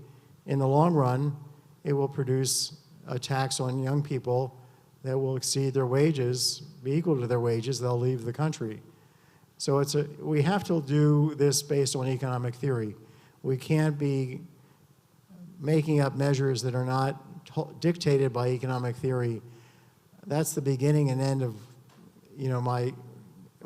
we just have no other framework for thinking about this than economic theory. And economic theory says you have to do the deficit analysis, whether we look at 20 years, 30 years, 50 years, 75 years, it doesn't matter. It will never get the right answer because you can use other words.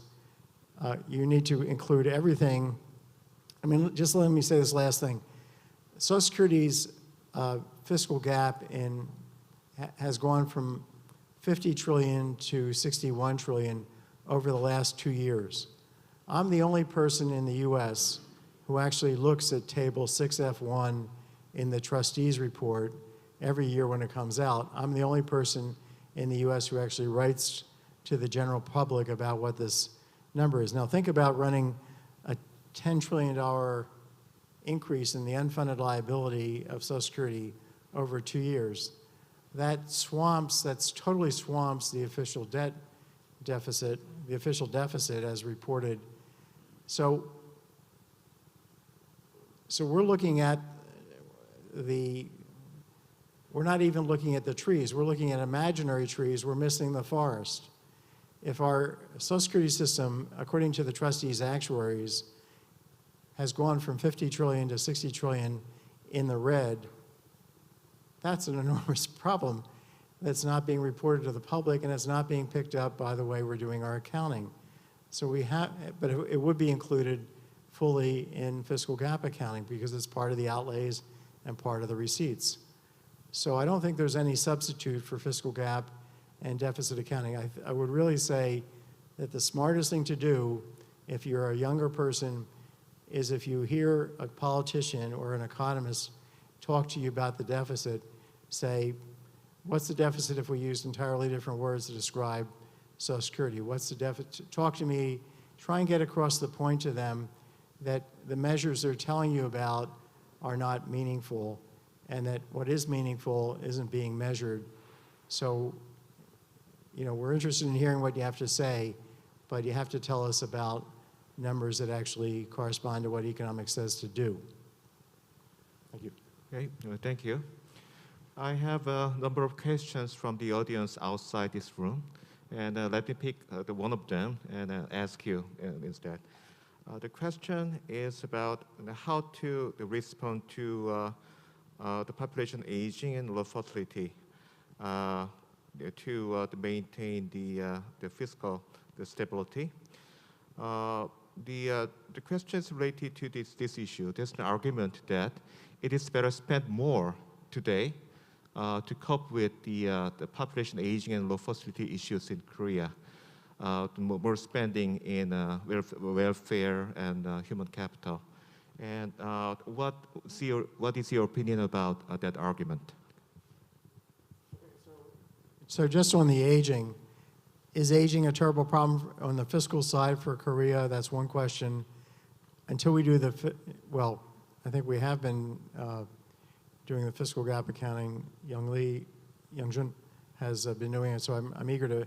I tried to find your papers online, but I Googled before I prepared my talk. I Googled generational accounting in Korea, and nothing came up. Unfortunately, it's probably 50 pages down, but I missed it. Maybe it was in Korean, and that's why. But I would very much like to understand where things are. But if we had a well-run, sustainable fiscal policy going back in time in Korea, aging would not be a problem on the fiscal side. Imagine that every program that you ran was not imposing a burden on future generations. Your fiscal gap was always zero. Your generational policy was always fair, in balance. The lifetime net tax of future generations as a share of their lifetime projected earnings was always staying fixed. Then aging per se would not be a problem. So we really need to know whether the country has a problem right now. And then the question is, how can we deal with it? Obviously, changing the policy may be the answer, but also trying to change fertility may be the answer. But you've tried lots of things on the fertility side, but maybe you haven't tried enough or done enough. I think that Korean society has to, this is my quick sense, okay? And I think I'm probably being out of place by saying this, but the country has to become much more accepting of women in the workplace and accepting of their having children and allowing them and be very aggressive about providing high quality daycare, paying the very best caretakers of children so that young women will understand that having children does not mean sacrificing their career, or that their jobs won't be there when they come back in a couple of years. The whole society has to change its orientation towards women in the workplace. If you're having a decline in the population, going from 51 million people down to, I think there's a 24 million person projected decline in population over the rest of the century, over the next 80 years, that means you may need to have more workers. They can't all be males because you're not going to have enough males. You have to get females into the workforce.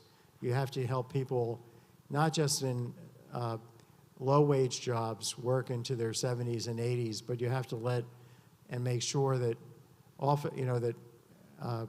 middle wage and high income workers continue to work into their 60s or 70s or 80s. The idea that people should retire and that that retirement is their right, or it's not, I mean, if they can retire, if they can afford it, it's one thing, but I think the idea that working to a very old age is a honor and a privilege and a national obligation, that should start to be conveyed to the public, because this is a country that cannot disappear off the face of the earth. We need to have a strong Korea through the end of time, and we need to and I don't think young women are going to have children if they know that it means the end of their careers. So this Korean society has to become much more open to female labor force participation and helping females with any kind of, young females with any kind of concerns they have about having children, helping them realize that having children does not come with a penalty. And also getting the males to provide as much support at home for the children as the females. That's all very important for changing this around. You have the lowest fertility rate in the world. There has to be a reason for that, and that has to be radically addressed. It can't be minor measures. It has to change the entire psychology of the country with respect to females in the workplace and to daycare, high-quality daycare. That has to change. And also to assisting people to meet people and get married. Maybe you need a national matchmaking agency. I don't know. Let me stop there. Okay, thank you. I wish I had more time for questions from the audience, but time is up. So I have to conclude this special speech this morning. I thank Lawrence Kotrikov very much for sharing the wisdom for the very important issue in Korea. And I also thank the two discussants for their excellent discussions. I thank the audience too. Thank you very much.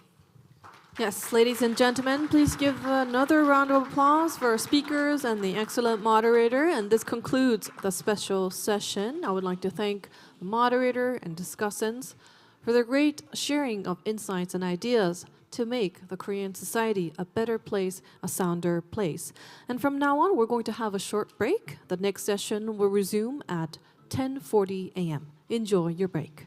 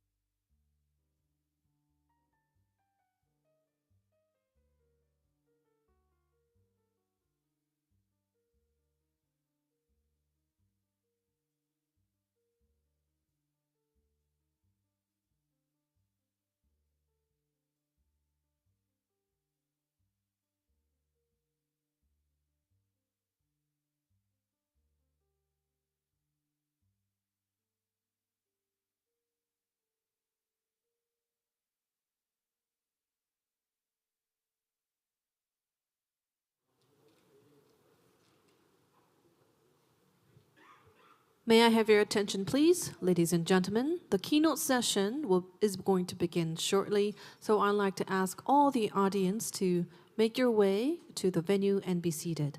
네, 잠시 후 10시 45분부터 세션 1이 시작될 예정입니다. 참석하실 예정인 참가자 여러분께서는 모두 장내로 속히 입장하셔서 자리에 착석해 주시면 감사하겠습니다.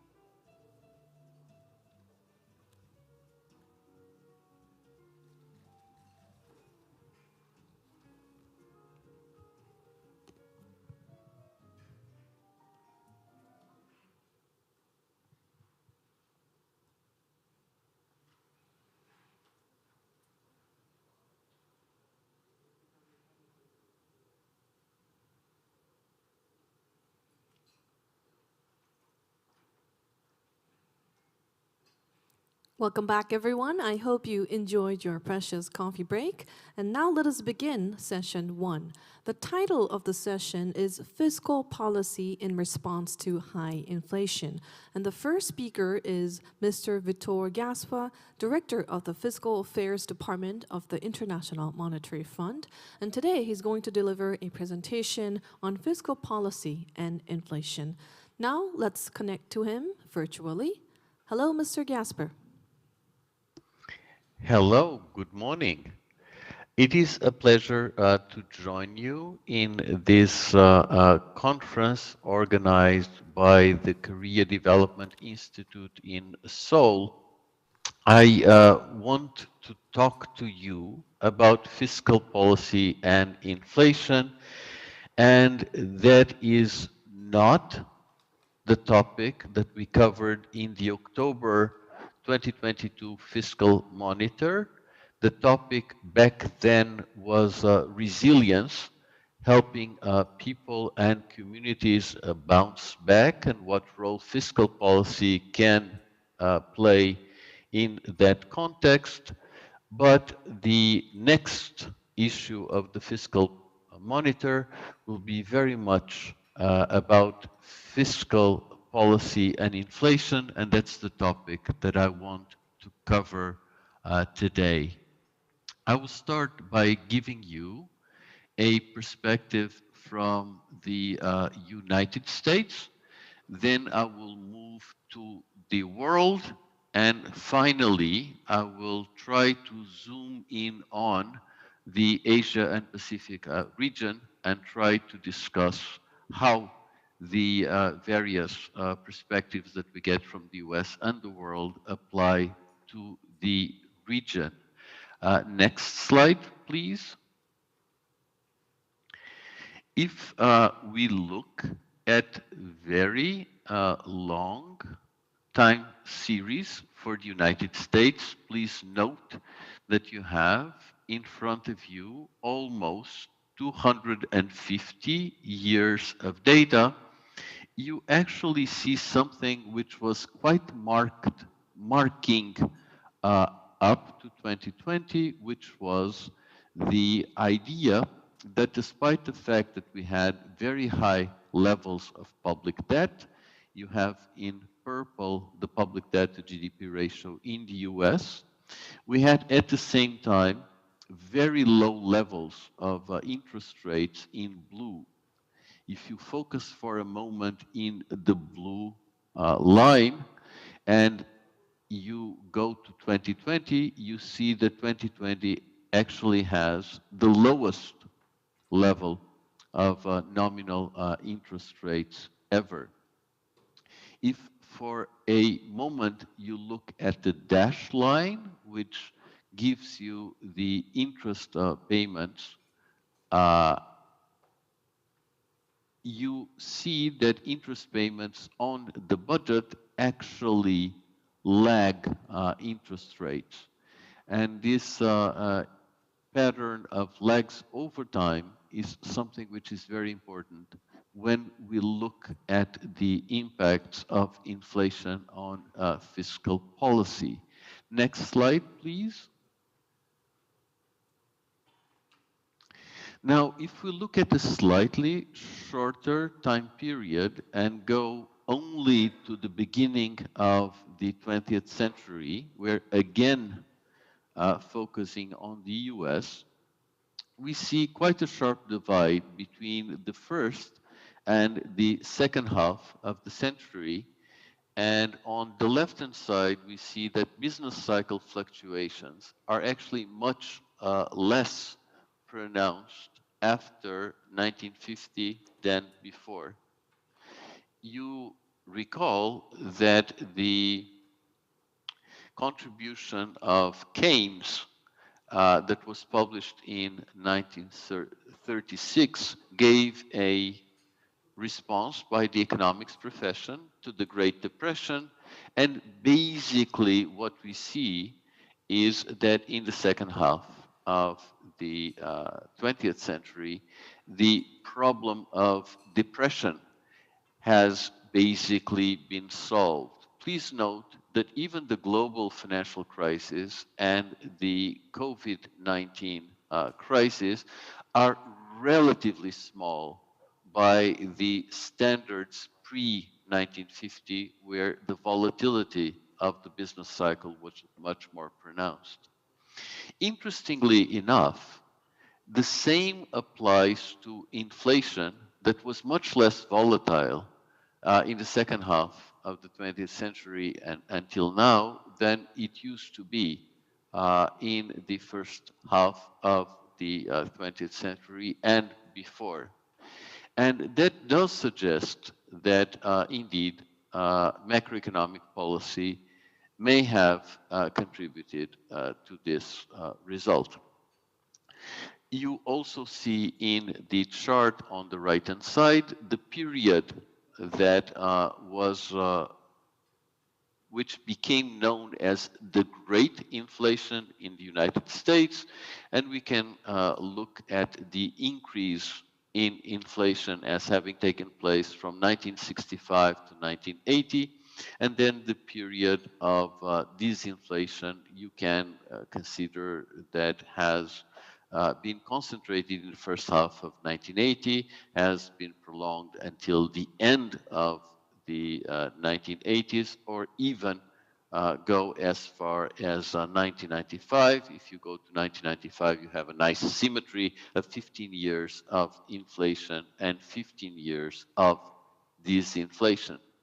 And this calls to our attention that when you have large and persistent inflation, you may have very protracted dynamics, which is something which is worth bearing in mind for the current situation.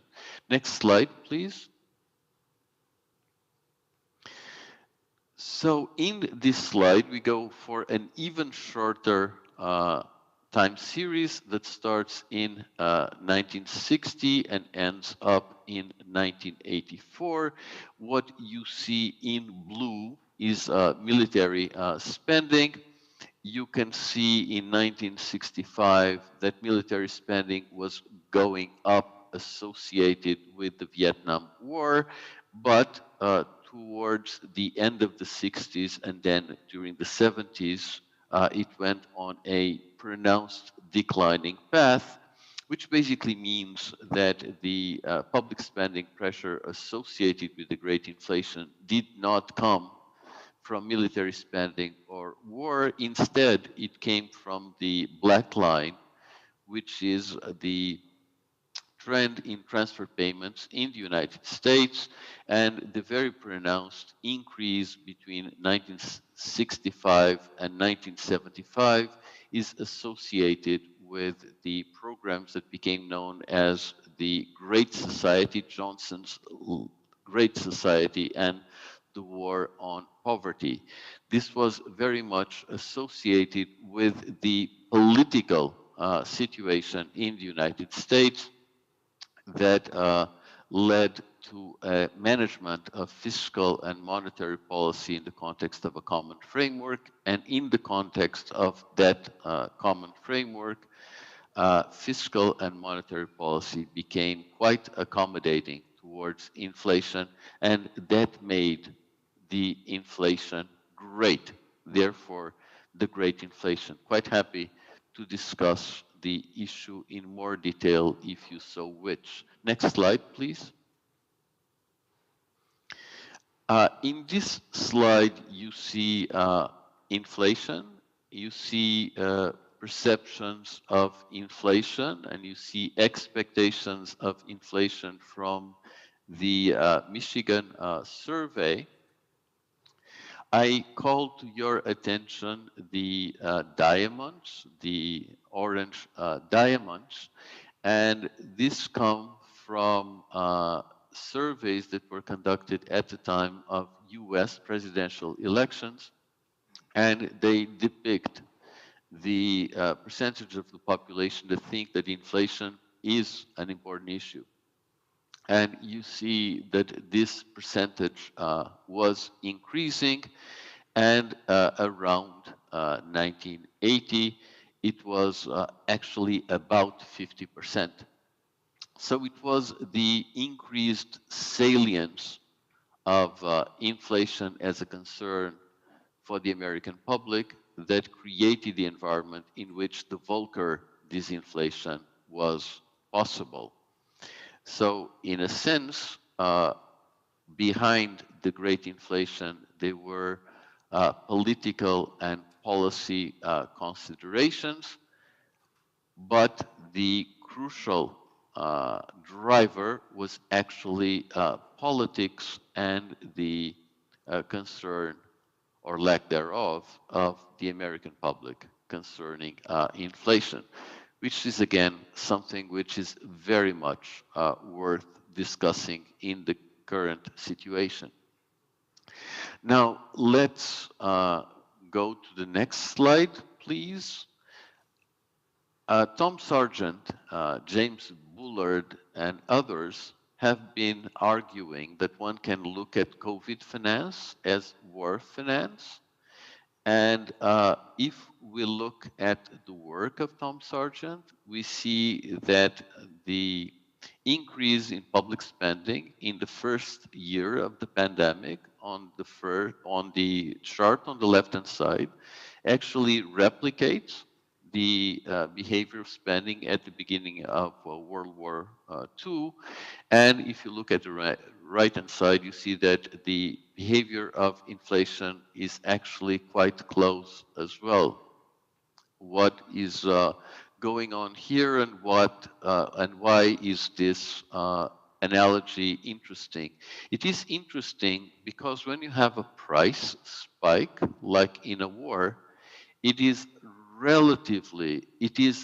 frequent that the subsequent disinflation is relatively costless because you have monetary policy tightening after the war to fight inflation, at the same time that the public sector is withdrawing spending because military spending is no longer as necessary, at exactly the same time that the private sector is coming in.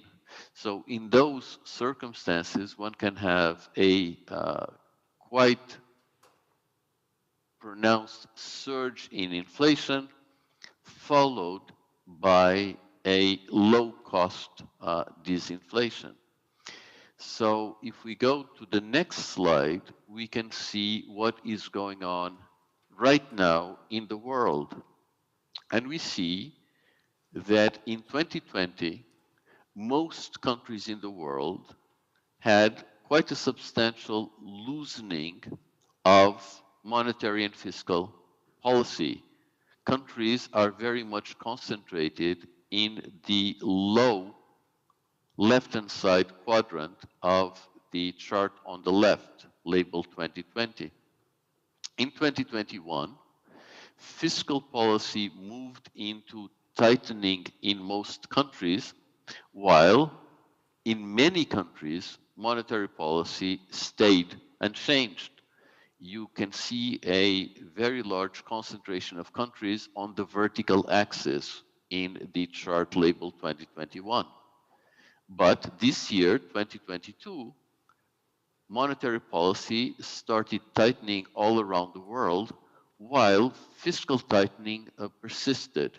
And that's something that we have in our forecasts also for 2023.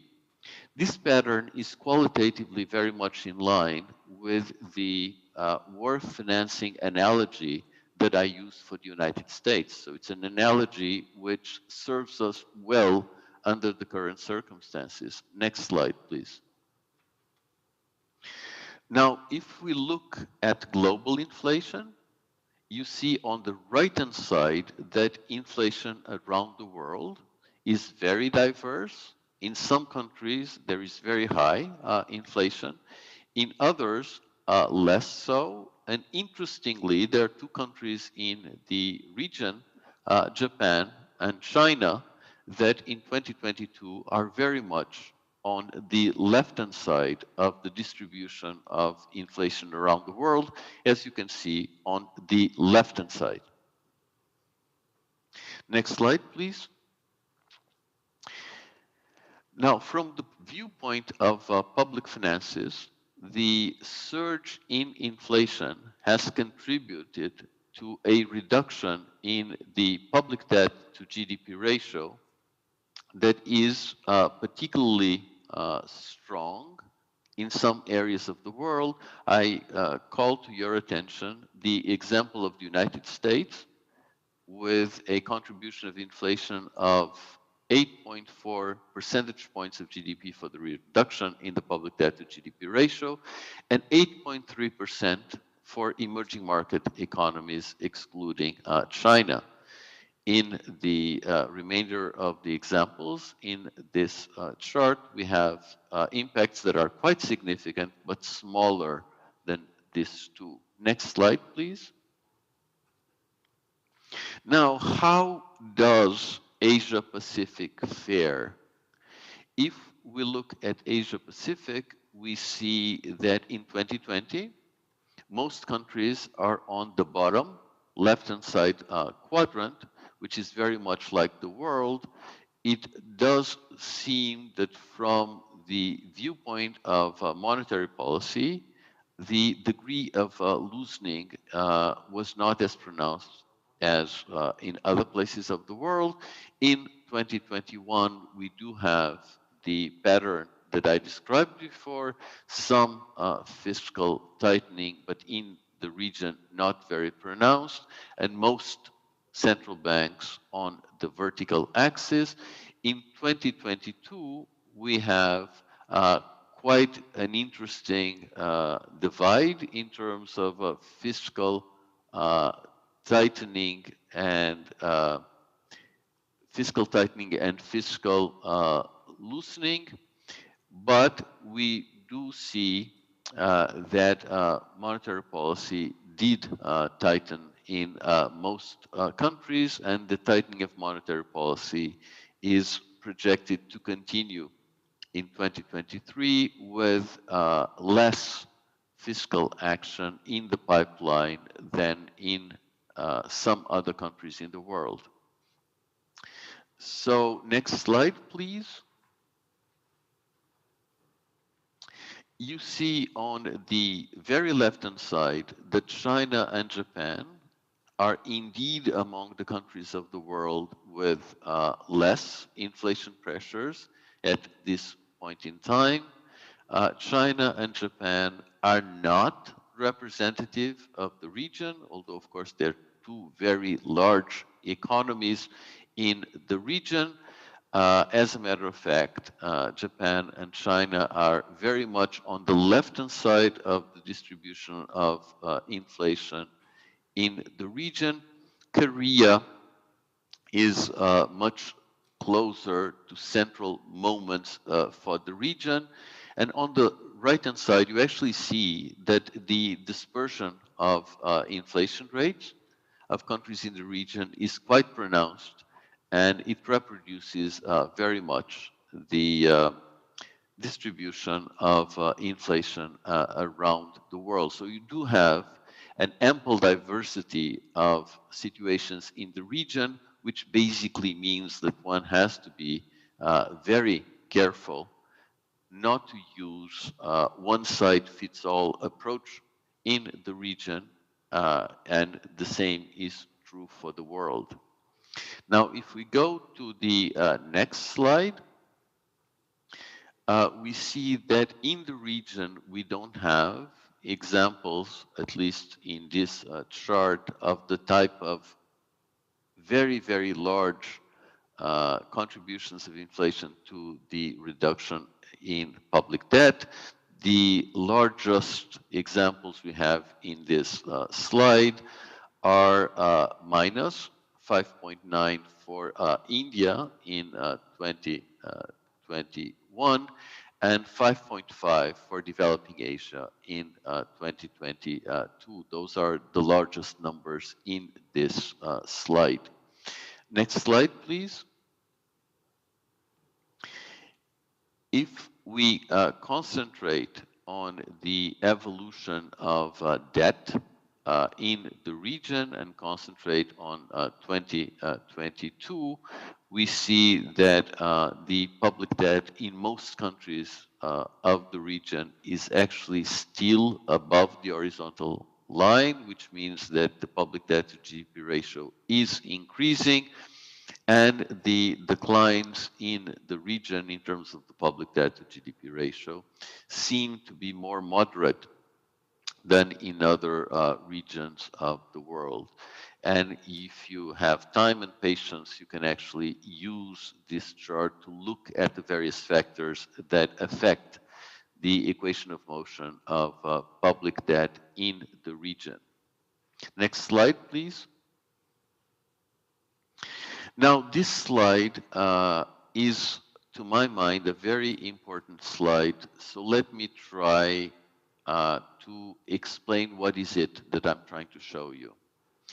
So we have on the horizontal axis the fundamentals of creditworthiness of countries measured here by their credit ratings. On the vertical axis, we have the bond yield spreads. You may note that the yield spreads are measured on a log scale, which basically means that the top spreads are very, very high, right? And although this looks like a line, since we're using a log scale, if it looks like a line, is a almost perfect exponential. Now, what you see when you compare the left-hand side, which is the situation pre-pandemic in the sense before COVID-19 was declared officially a pandemic, and on the right-hand side, which is basically the latest information that we had available, we updated the chart to November 30th.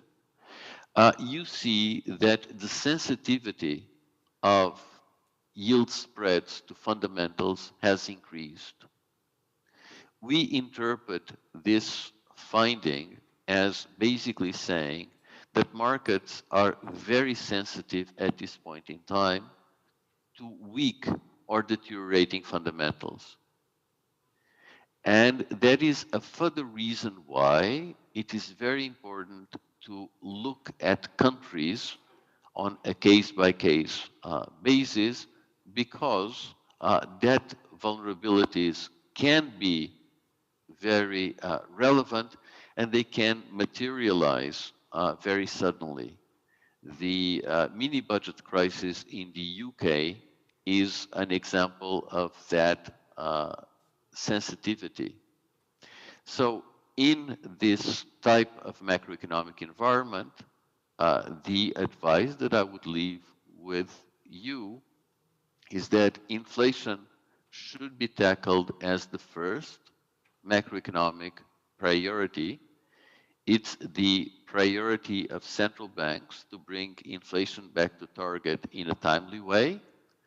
Fiscal policy should be supportive of an appropriate policy mix. The withdrawal of support that was extended during the time of the pandemic and the return to normal public finances helps in this regard. It is very important to reconcile the need to protect vulnerable households, vulnerable communities in the face of cost of living crisis with this appropriate policy mix. In many countries around the world, there is a further argument in favor of rebuilding fiscal buffers in terms of following prudent fiscal policies associated with the increased sensitivity of markets to weak or deteriorating fundamentals. And if you allow me, I will stop here. Thank you very much for your detailed presentation. We were able to learn monetary and fiscal policy developments of the recent years, as well as global inflation and debt vulnerabilities. Thank you once again.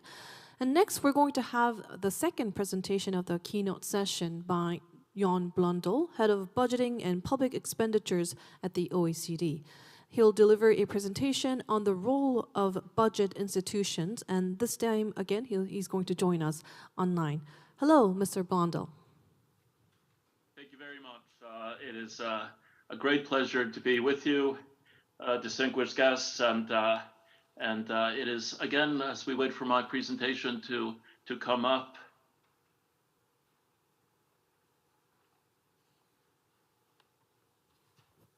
I am so sorry, there were some technical glitches. Could you speak again? Yes, if we could sort of go back to the start of the presentation, the first slide. Yes, please give us a second.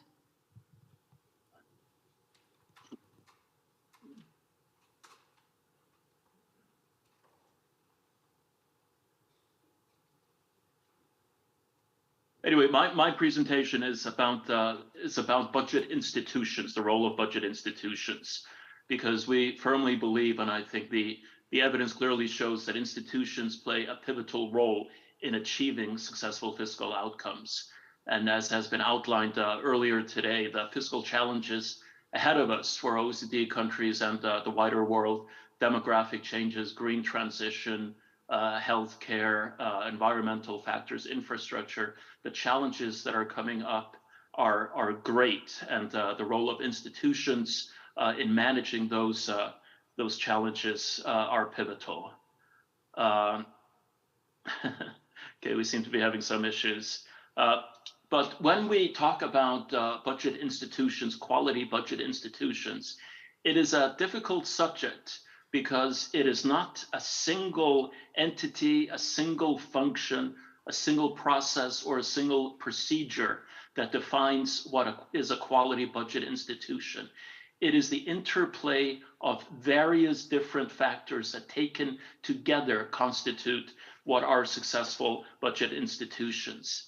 And at the OECD, we have tried to, based on our analysis and experience, to put these together in what we call the OECD Spending Better framework, which essentially defines what is a quality budget institution.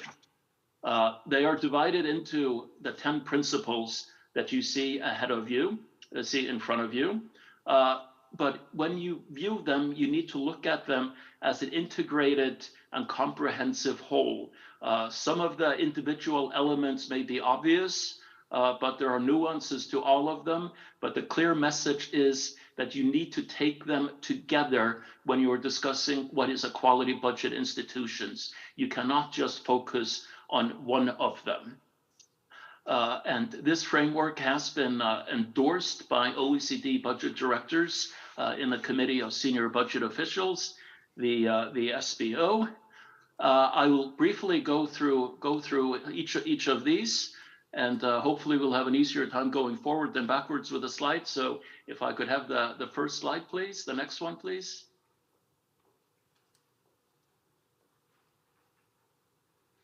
All right, thank you. And the first one is, as I said, some of these are more obvious than others. It is to set clear fiscal objectives to act as the anchor for all of the subsequent steps in the fiscal process. These can be defined in various different ways.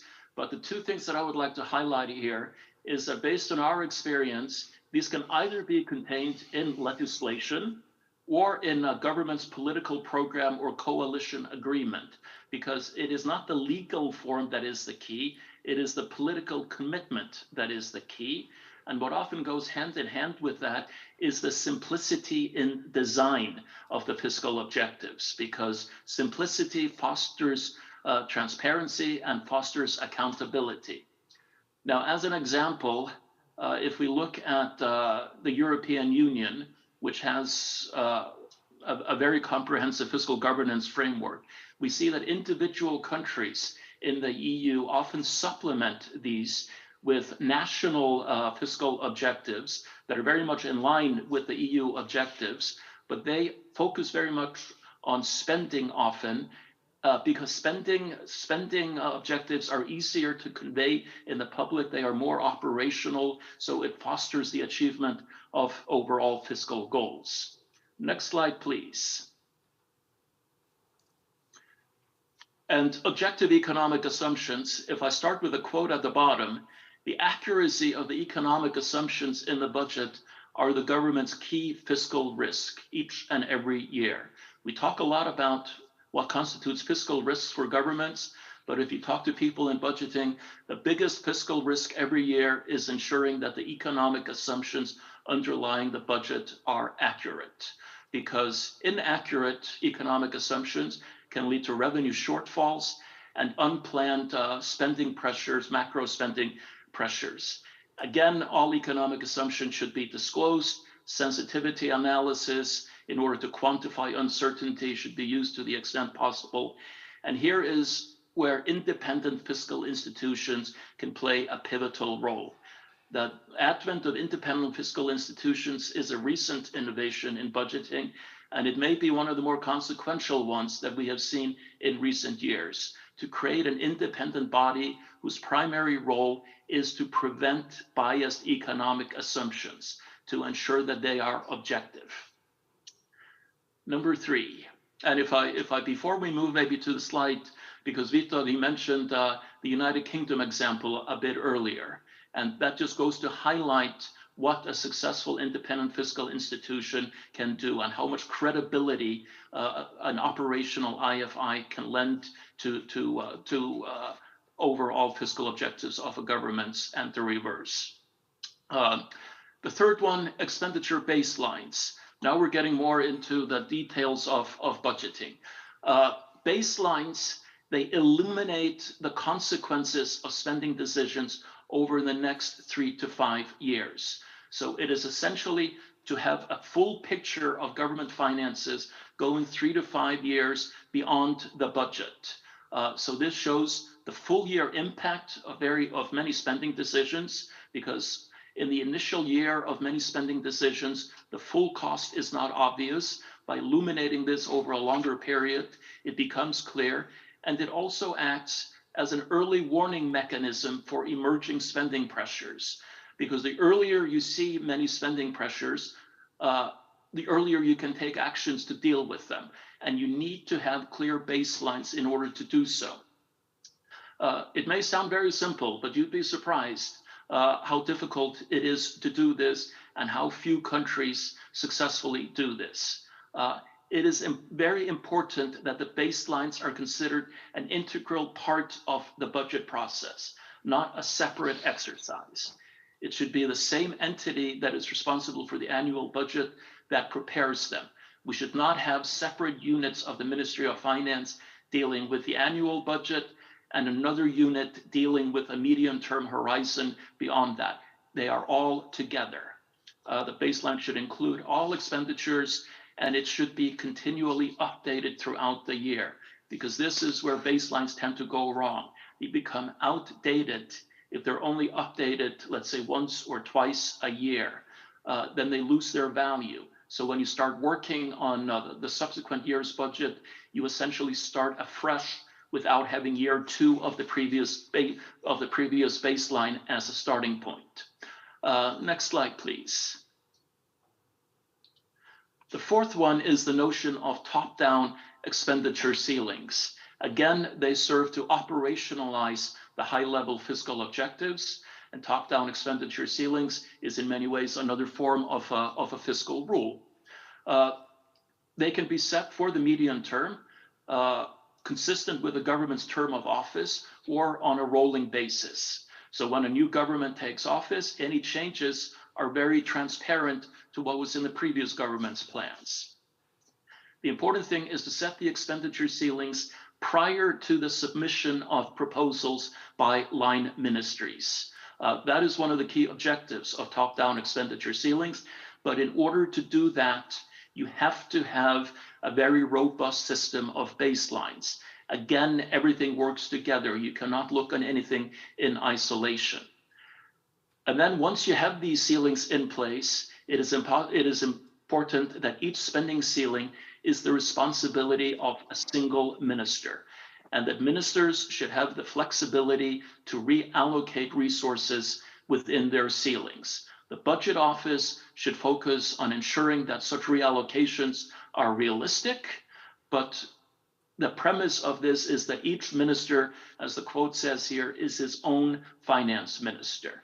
And the countries that have successfully moved to this system show very great success in doing so. There are transitional issues because there's a lot of trust involved here that needs to be built up. But once in place, nobody would move back to the previous system. Now, the four, number 1, 2, 3, and 4 of the principles, if you put them together, are often what we refer to as a medium-term expenditure framework. We do not use the term medium-term expenditure framework in this OECD framework for the simple fact that when we started looking at MTFs, they are so different across the various countries. What one country considers an MTF, another country does not. So we decided to focus on the key elements as defined by principles 1, 2, 3, and 4. But you can, as shorthand, view those first 4 as a medium-term expenditure framework. Now, if I move to the next one, please. And this is where we get into the more of the nitty-gritty spending reviews. Spending reviews identify opportunities for reallocation in order to fund higher priorities and to control total expenditures. The key thing here is that budgeting is incremental in nature. That is the big criticism of budgeting and has always been, that there's much greater focus on new spending that is being looked at each year rather than the stock of existing spending. So spending reviews came into being to subject all of the stock of government spending to scrutiny over a certain period of time. That is the historical origin of it. But spending reviews, they have many objectives. They can either be looking at a very wide scope of government expenditure. They can be narrow. They can be systematically integrated into the budget process that this reoccurs at regular intervals, or they can be in response to a specific event. But in all cases, they should have an explicit link to the budget process. And beyond the scope and the objective, this has to do with the timing of spending reviews. So the conclusions of spending reviews that are linked to a decision-making moment in the budget process, that they come in time for that. And the OECD has recently prepared OECD best practices for spending review, which go into that in much detail. And this is something, as we are coming out of the COVID crisis and with all of the immense spending pressures that governments have, the use of spending reviews is very much on the rise in OECD countries. Next slide, please. Informed spending decisions. This is another name for performance budgeting in its wider interpretation. And there has been a great evolution in this. I think we are all familiar with using performance information, outputs, outcomes. That is on one end of the scale. We are now moving into budget impact analysis that shows what effect the budget has on specific areas and specific sectors. We see them for gender budgeting. We see them for green budgeting. We see them being used to support inequality or equity in society in its various forms, because it is a great realization that the budget is a very powerful instrument for affecting change. And beyond outputs and outcomes, we are also seeing a great rise in the use of policy evaluation that allows for in-depth assessments of programs. Now, the quote here at the bottom is that performance budgeting is a journey, not a destination. And it is worth bearing that in mind, because performance budgeting is filled with frustration, because you are never arriving at a perfect destination where you are budgeting based on results. But it informs the decisions that you take along that. And having all of these facets in place, even though they are not directly linked to your budget specific decisions, dollar for dollar, they inform all of them and make for a much better use of public resources. Next one, please. And this one is essentially for you to encompass all forms of expenditures in the budget process, because government expenditures takes many forms. It is authorized in the annual budget, or in some cases, a very large proportion of the budget is authorized in entitlement or mandatory expenditures, which are authorized in separate or permanent legislations. And it is important to look at both of those together.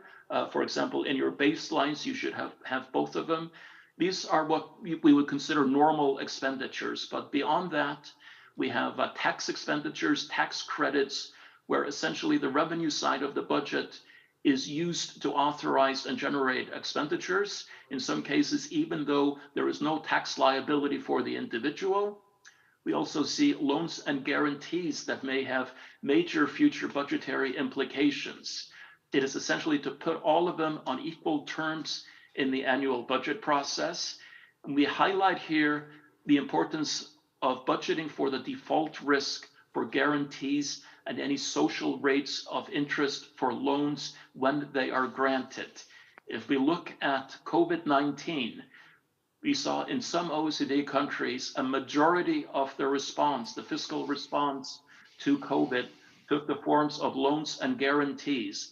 But in some cases, it was very difficult to see that in any budget or financial report the governments produced, because loans and guarantees were simply beyond the scope of the budget. So it is important to encompass all of them. Next slide, please. And this focuses on budget transparency. And this is simply that all revenues, expenditures, assets, and liabilities should be reported in a comprehensive, timely, routine, and reliable manner. And most OECD countries do this, I think, to a very high standards. But what we see now is that even though you have a lot of information out there, a lot of data out there, it is not being used. The focus in OECD countries is now very much to take greater account of the needs of the users, to improve the presentation the accessibility and the understandability of this format. Because if nobody is using the data that you're putting out there, it cannot truly be considered budget transparency. And along those lines, we very much encourage ministries of finance to undertake initiatives to promote understanding of the budget process among key stakeholders and the public. And we have the OECD best practices for budget transparency that have been in place for a long time in this area. Next, please. And this one, line ministries as partners. Budgeting, the role of the finance ministry and the role of spending ministries or line ministries varies greatly in OECD countries.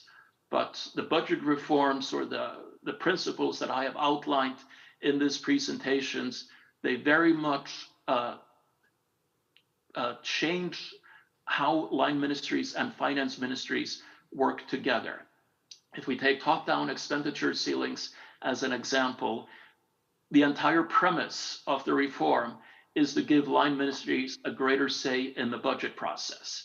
So in order to do so, you need to have an effective budget function in line ministries in order for them to carry this out. When you're looking at budget reforms in OECD countries, we often say that one of the most important investments you can possibly make is to improve the quality of the budget function in line ministries. But beyond improving the capacity of line ministries, finance ministries need to take a very active role in nurturing these relationships. They need to build trust. If a line ministry wants to reallocate resources within an expenditure ceiling, they have to be confident that the Ministry of Finance will not grab the money that it is reallocating resources from in order to fund the new initiatives. That when it reallocates, there is trust that the spending ministries can use them for new initiatives.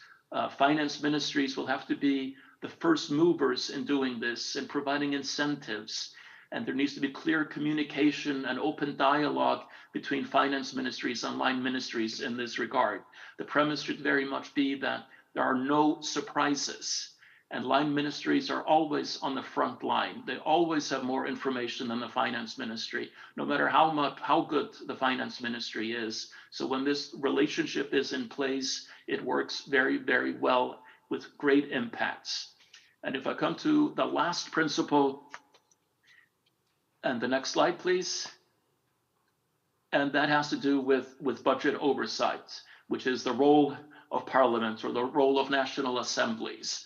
Because again, this is something that varies in OECD countries, but we see that there is now a more active role for parliaments in member countries taking place. I believe this is especially the case in Korea at the moment. And this is in many ways good, as long as the debate that is taking place in parliaments is realistic and based on a realistic assessment of the budgetary choices. And there are two things that I would like to highlight here. One is that the roles of budget committees and sectoral committees are changing in parliaments. We now increasingly see the budget committee essentially enacted in a position similar to a finance ministry as the policeman of the process, looking at the aggregates and how they are divided into the major sectors. And you see the sectoral committees taking on a greater role in assessing the expenditure for each of the various sectors. So you would have the budget as a whole going to the budget committee, but the specific appropriations for, let's say, the Ministry of Education would be scrutinized in more details by the Education Committee in Parliament. And very often parliaments, this is not the case in Korea, but very often parliaments are under-resourced when it comes to this. So the creation of parliamentary budget offices to support parliaments is a very important development we see in OECD countries, and independent fiscal institutions also have a key role to play here. And with that, next slide, I conclude. And I thank you very much for your kind attention, and I will be very pleased to answer any questions you may have. Thank you. Thank you very much for your comprehensive and thorough presentation. We were able to understand the budget institution's roles element by element. And also, I would like to thank again the two presenters for taking their time to join us, even though it is quite late in their local time. Now, without further ado, let us begin the discussion. Professor Chang Yong-sung of Seoul National University will moderate the discussion, and Professor Shin Kwan-ho of Korea University and Dr. Park No-wook, a senior fellow of the Korea Institute of Public Finance, will join us as discussants. And we're going to have two speakers as well, Mr. Gaspa and Mr. Blondel on the screen joining us again. And we would like to invite every participant to the stage. Ladies and gentlemen, let's give them a welcoming round of applause before we begin. Yes, and Professor Chang, please take the podium. Thank you. According to the recent research on communication, facial expression is more important than your words or tone of voice. I'm going to take off my mask, and I would like to suggest our discussion do the same. So thanks for the great presentation. So the first discussant will be Kwan-ho Shin from Korea University. Professor Shin, go ahead.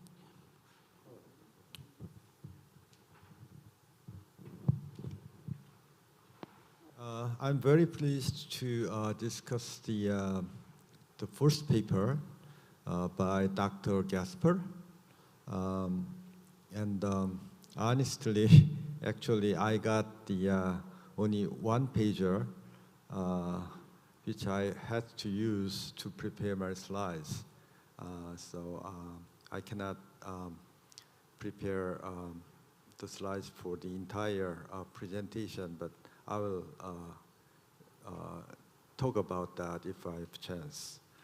So let me briefly summarize the one pager. He began with the two famous statements by first Friedman, and his argument was that inflation is always and everywhere a monetary phenomenon. And the second statement by Sargent is that inflation is always and everywhere a fiscal phenomenon. And they are apparently contradictory, but he argues that both are correct and fully compatible. And the reason is that while inflation cannot persist without monetary accommodation in the sense of the Friedman, in the spirit of Friedman's statement, but monetary accommodation occurs for political and fiscal reasons in the spirit of the Sargent. And he also argues that the policy responses to the pandemic and the cost-push shock of the Russian-Ukraine war led to high levels of debt and inflation. He shows all the graphs about that. And in this regard, fiscal policy faces a very important trade-off between fiscal support for the poor and fiscal sustainability to curb inflation. So basically, I have four comments. The first comment is on the central bank independence and financial stability. Actually, his presentation is mostly from the perspective of fiscal policy, but my discussion will be from the perspective of monetary policy.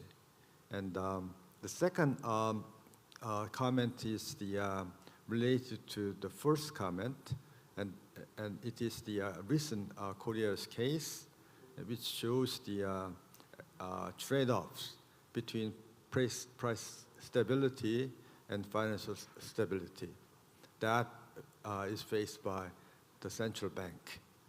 And the third comment is the recent experience in the UK, and I believe that this is even more serious conflict between the government and the central bank.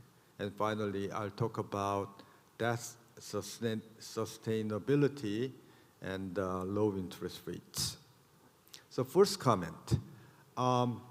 As you know, fiscal theory of the price level holds when the government maintains an unsustainable fiscal policy such that it runs the persistent structural deficit and pays off its obligation via inflating the debt away.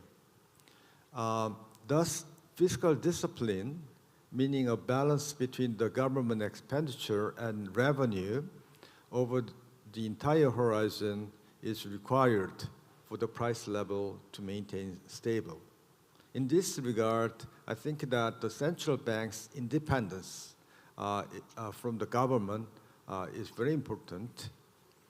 But there has been a challenge on this, the independence, especially after the global financial crisis in 2008, because in Korea, the financial stability is added to the mandate of the central bank. Actually, that happened in Korea in 2011, I believe. And actually, even though financial stability is added to the mandate of the Bank of Korea, actually this task is not the task of central bank alone. In Korea, macro-prudential policy, which is related to financial stability, is conducted mainly by the Financial Regulatory Authority. And the reason, I think that has a good reason for that, because the support of specific financial institutions beyond liquidity support has conflict of interest, and it is, I believe it is desirable that the elected power be in charge of it, not the central bank, eventually. And this, creates the serious challenge for the central bank, because they have to now cooperate with the government. One example is the recent Korea's case. And as the other countries in the world, we have also high inflation, and this response to recent surge of inflation, many countries, including Korea, are raising the policy rate. But a rise in interest rates when private debt levels have already increased could lead to instability in the financial market. And to ease the financial condition, recently government and the Bank of Korea agreed to expand the provision of liquidity over 50 trillion won, hoping to ease turmoil in corporate bond and commercial paper markets. But this cooperation of the central bank with the government fuels the idea that it may be neglecting price stability by supplying liquidity to the market. So the question arises for the central bank whether it is right choice for them to support this role of the financial stability, even though they face another, even their unique mandate related to price stability. So, namely, they have they face trade-offs between price stability and financial stability. And another recent experience in the UK poses even more explicit conflict between the government and the central bank. Recently, the UK announced tax cuts and without providing way to meet the growing budget deficit. And that created a problem in the financial markets. The financial markets are already weakened by the sharp rise in interest rates, were actually panicked at the news, and the value of the pound fell to its lowest level, and the government bond prices plummeted.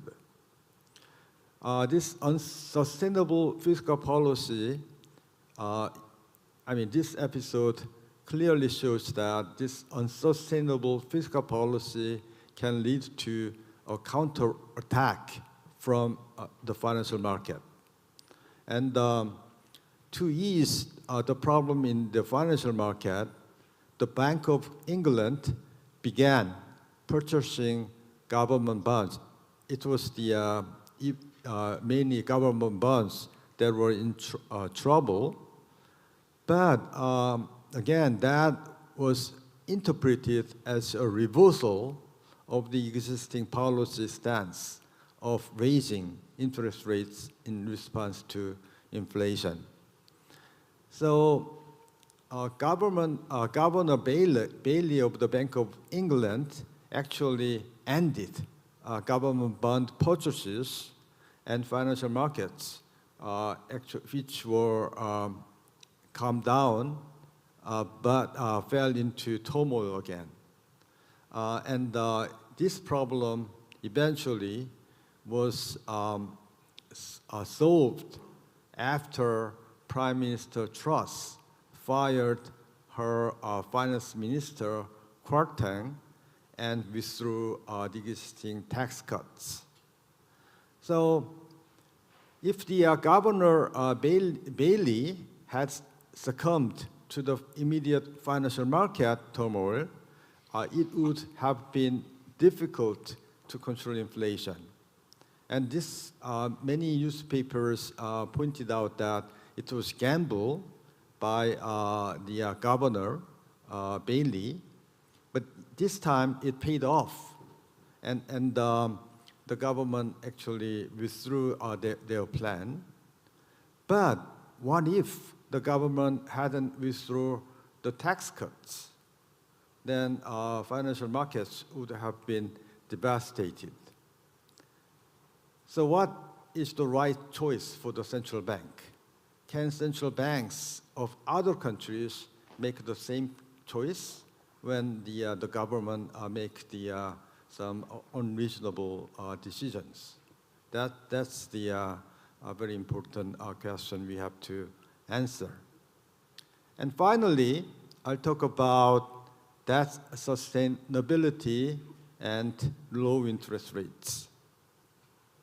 As the Dr. Gasper showed in his presentation, government debt increases rapidly responding to the COVID-19 pandemic, and I believe that was justified. But the question is whether it can be sustained without substantial tax increases. And to answer that, he didn't mention about one important factor, which I think is the interest rate. Actually, in the I don't have the slide, but in the first or second slide, even though the government debt level increased tremendously, actually that interest payment in 2020 is very comparable to interest payment in 1980, because the interest rate is much lower than in 1980. Then we have to answer why the interest rate is low. There are at least three candidates. One is the saving gluts of Saudi Arabia, Germany, and emerging economies such as China.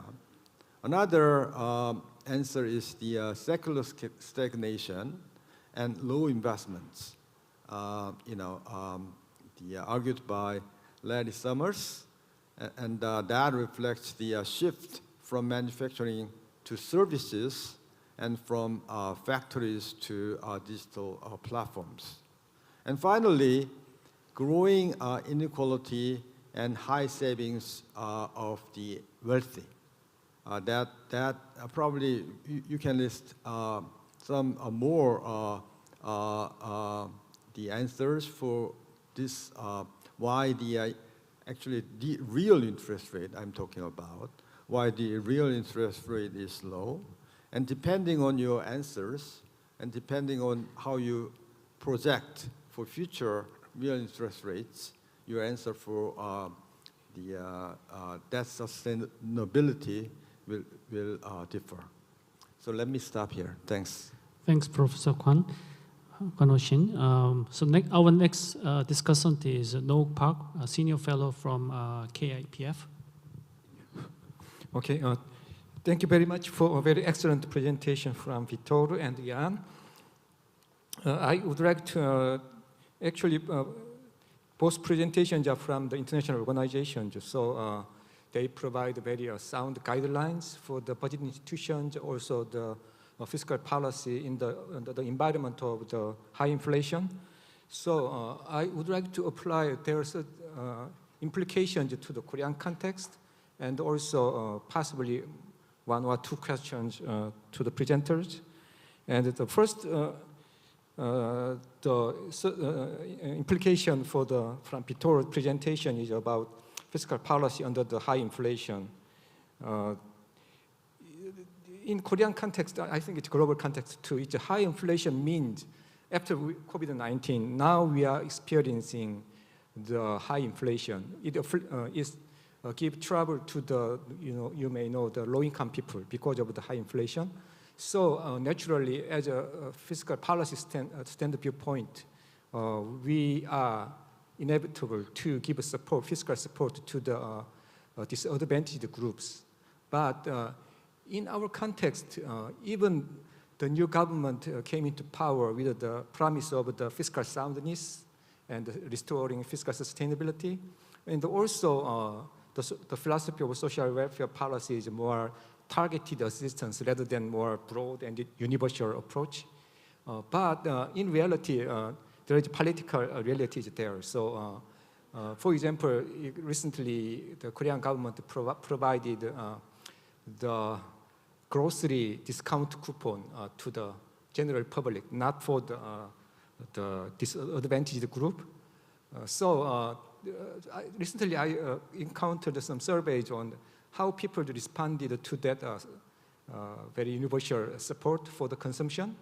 And then many people, a significant number of people responded that we spent more because of the discounted coupon, than their normal consumption. So it's not very sound fiscal policy from the viewpoint of the, countering the high risk of the inflation. So, so in Korean context, what I'm worried about is that during the past several years, kind of universalism is very popular and widespread. And so from the viewpoint of government, it's nearly hard to, ignore the appeal of the universal support to the, in every occasion. So that's, I think, a very difficult situation we are facing, how to overcoming such a popular support about the universalism. And then about now I move to the guidelines about the budget institutions. The current government proposed the two agendas for the budget institutions. The first one is introducing fiscal discipline. Its purpose is strengthening the aggregate fiscal discipline into the budget process. So in the Korean context so far, the fiscal discipline comes from the budget formulation authority specified in the Constitution, which is given to the solely to the administration, which is the Ministry of Finance. So based on that, so far, even though Korean government did not have explicit fiscal rules, we have been able to maintain fiscal soundness. But as we experienced the past several years, And also, even before that, gradually, the budget formulation authority of the administration is becoming, the weakening as time goes on. I think it's the side effect of democratization. Also, it's inevitable. So the guideline suggested by the OECD is very proper for our situation, because so far we rely on the authority of the sound judgment of the Ministry of Finance, but now it requires more transparency and also more objective information revealed to the general public, so that people can see what's the problem and what we need to do. I think the political support for the Ministry of Finance now comes from the people's support, not from their authority, nominal authority in the Constitution. So that's why we need to move to the rule-based fiscal policy, which requires fiscal rules. And also, so far, the new government proposed much like the headline fiscal rules, like the limits for debt limits and also the fiscal deficit limits. But in reality, we need more operational rules, which ties to the spending decision. So that's why the suggestion from the OECD is that the expenditure ceiling is required for the fiscal discipline. So I think we have to move to the more transparent budget process, and also making clear about the MTAP, so-called MTAP, medium-term expenditure framework, which has been, it was a mandatory document for the submitted to the National Assembly, but some of you may know it's still more like an indicative document, not actually binding anything. So that's a big challenge we have. And then also the new government proposed that we will do more efforts on the fiscal consolidation. So right now, to my understanding, Ministry of Finance is trying to do spending review, which includes not only about the discretionary spending, which includes mandatory and also very rigid spending too. So it's a very ambitious the mission. So far, after global financial crisis, spending review became very popular in many countries and widespread globally. But in Korean context, it has been much more like the internal exercise initiated by the Ministry of Finance without much political support. That's why there has not been much progress in this regard, in this direction. But we hope with the political support and we can do more about this area too. And then lastly, I think it requires more fundamental changes in the government, especially in the human resource management and in how the government is working. Because to follow with the guidelines suggested by the OECD, it requires the quality finance function in the line ministries, not only in the Ministry of Finance. But as you may know, in line ministries, the finance function is very weak. It was supported, but in our current fiscal policy framework, it has been worked. But if we move to the rule-based fiscal policy framework, I think we need to find a way how to give ownership to the line ministries, also how to cultivate the finance function in the line ministries. Otherwise, the medium-term expenditure framework and also the spending review may not work properly. It requires very active engagement and capacity of the inputs from the line ministries. So my last question is that to Jan. I think if you have any good benchmarking case which has a very good finance function in line ministries and how they are working with the finance ministers, and that kind of, you can give some ideas about that case, I think it will be very helpful for us too. Thank you. Right. Thanks, Dr. Park. Let us give our speakers opportunity to respond. Let's go with Dr. Gasper first. Would you like to respond in a couple of minutes? Absolutely. So thanks a lot for the comments and for the questions. Let me tell you a story very quickly on the quotes from Sargent and Friedman. Inflation is always and everywhere a monetary phenomenon. Friedman. Inflation is always and everywhere a fiscal phenomenon. Sargent. The reason why these two quotes are compatible can be made memorable by quoting Henry Wallish from the Federal Reserve, who was in the Federal Reserve in the 1970s and 1980s. Henry Wallish said that inflation is a monetary phenomenon, is in exactly the same sense that killing people is a ballistic phenomenon. Right? In order to kill people by shooting them, you need to have a gun. But the decision to shoot somebody is a voluntary decision that has to be explained. And in the case of the crime of inflation, you need to have a gun, and the gun is monetary accommodation. But the impetus to use the gun comes from the impulse from fiscal policy.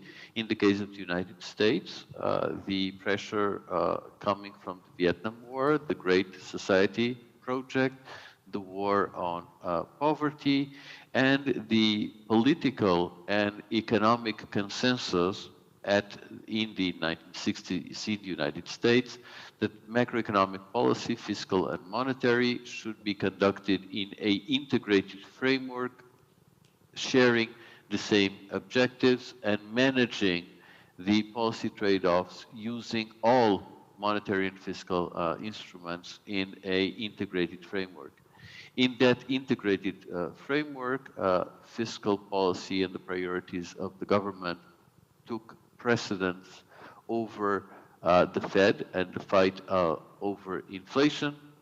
And in the end, the result was the great inflation that in the US was only reversed when the public opinion on the matter flipped and inflation became the political enemy number one, and therefore it had to be tackled immediately. Professor Sheen, I thought that your account of the UK was a shade too pessimistic at the time of the annual meetings when asked about the mini budget crisis in the UK. I actually said that the public in the United Kingdom, economic agents and investors in the United Kingdom wanted to have certainty about the medium-term prospects of the fiscal policy in the UK, that was extremely important. I emphasized that the UK had very strong institutions. I gave the example of the Office for Budget Responsibility. Jan referred to the OBR as well in his presentation and the importance of the credibility of the OBR. And I said similar things about the Bank of England. In the end, the institutions in the UK worked, and at this point in time, the situation in the external market, in the financial markets in the UK, is at pre-mini budget levels.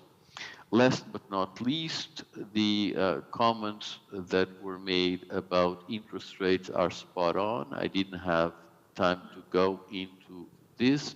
There are two things which are important to distinguish. One is the impact of low natural interest rates on the likelihood of the effective lower bound being binding on central banks. That's the issue that was covered by the monetary policy strategy reviews of both the Fed and the European Central Bank.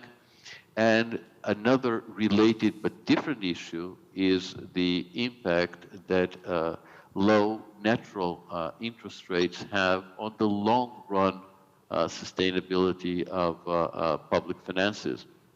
But there, one should highlight, in particular in the Korea context, that if you have future liabilities that are fixed in nominal terms, the use of a very low discount factor means that the implicit debt, which is associated with those future liabilities, is particularly severe. So it's very important to distinguish the macroeconomic impact of having monetary policy constrained by the effective lower bound from the evaluation of the long-run fiscal sustainability position of the government. And if you allow me, I stop here. Okay, thanks, Dr. Gasper. Next, Dr. Bollandal, would you like to respond? Thank you very much. And thank you for your comments, Novak. It's sort of two reflections. The first is on the expansion of universalism in public spending in Korea. Sort of to reflect on the tax side of the budget, we all accept a progressive tax code, or most of us do, that the richer should pay more.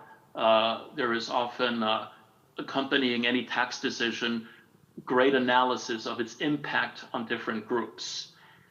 And I think we're going to increasingly see that on the spending side of the budget.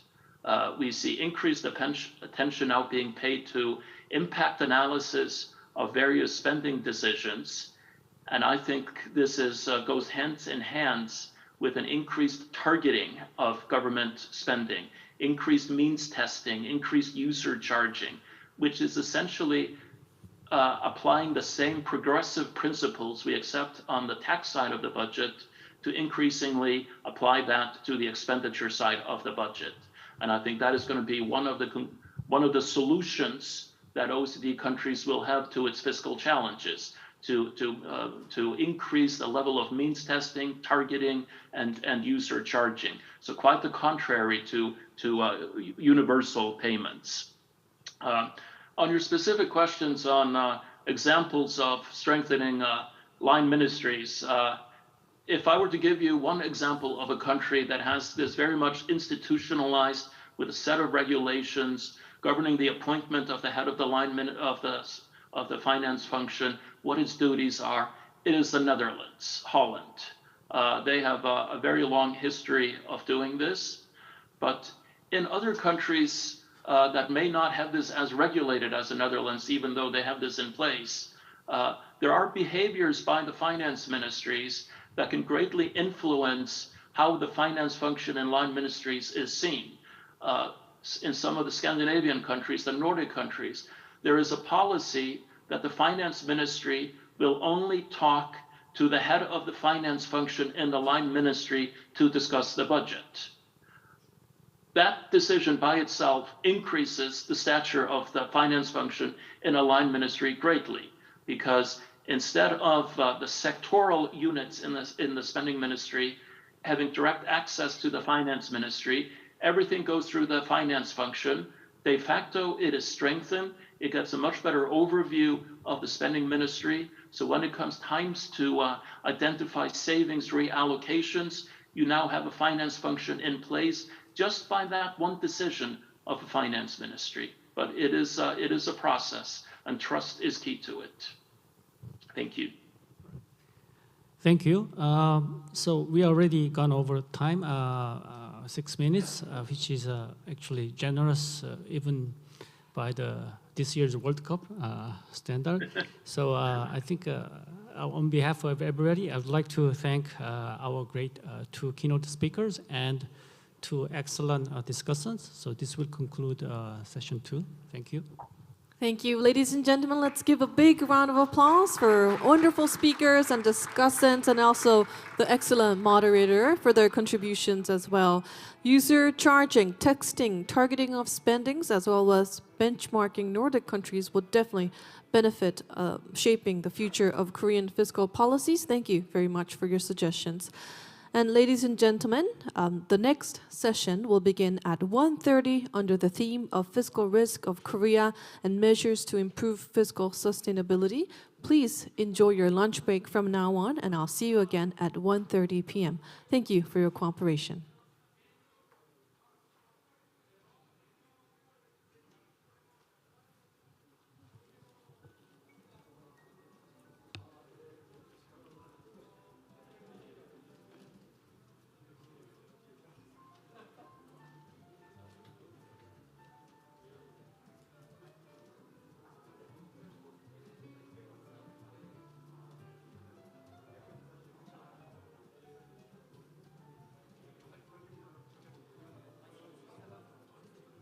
Speakers and invited guests, please follow the lead of our ushers to the venue of our luncheon today. And for all the general participants, your lunchbox will be served at your seat. We appreciate your patience and cooperation. 네, 오늘 참여하신 연자 그리고 내외빈 여러분들께서는 운영요원의 안내에 따라 오찬장으로 이동해 주시면 감사하겠습니다. 또한 일반 참가자분들께서는 지금 현재 계신 자리에 앉아 계시면 저희가 중식 도시락을 제공해 드리도록 하겠습니다. 잠시만 기다려 주십시오.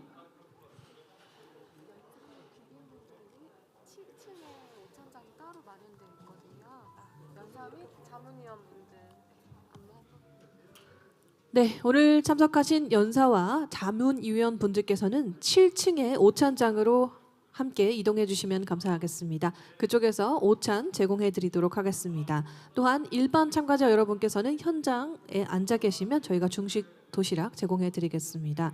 All the speakers of today and invited guests, please proceed to the luncheon venue on the 7th floor of this hotel.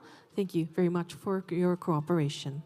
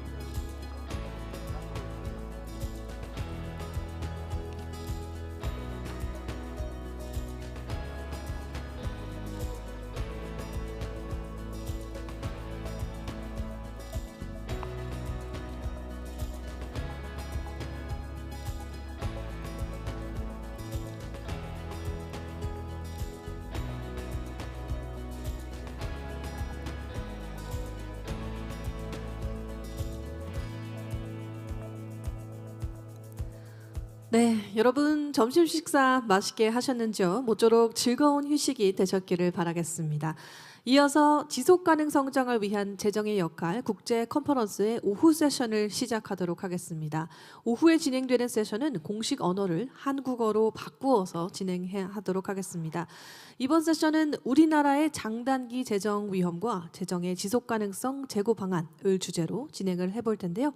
먼저 첫 번째 발제로 KDI 김학수 선임연구위원님께서 한국의 장기 재정 전망과 재정 혁신 과제를 주제로 말씀 주시겠습니다. 그럼 김학수 박사님을 단상 위로 모시겠습니다. 여러분 따뜻한 박수로 환영해 주시기 바랍니다.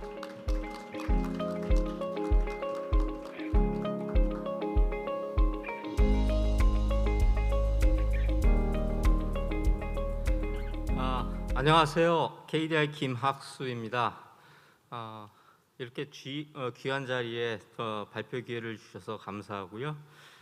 제가 오늘 말씀드릴 내용은 작년에 제가 기본과제로 수행했던 장기 재정 전망과 재정 혁신 관련된 재정 여력 확충을 위해서 어떤 과제를 해야 하나를 살펴보는 그 내용들을 중심으로 말씀드리겠습니다. 근데 제가 전망 숫자를 만든 21년 연말쯤에 이제 통계청에서 새로운 통계 장래 인구 추계를 발표를 해서 지금 이제 다시 업데이트 과정 중에 있어서 새 숫자는 말씀을 아직 못 드리겠지만 대략 어느 정도 수준일 것이다라는 그런 제 개수 정도를 마지막에 말씀드리면서 마치도록 하겠습니다.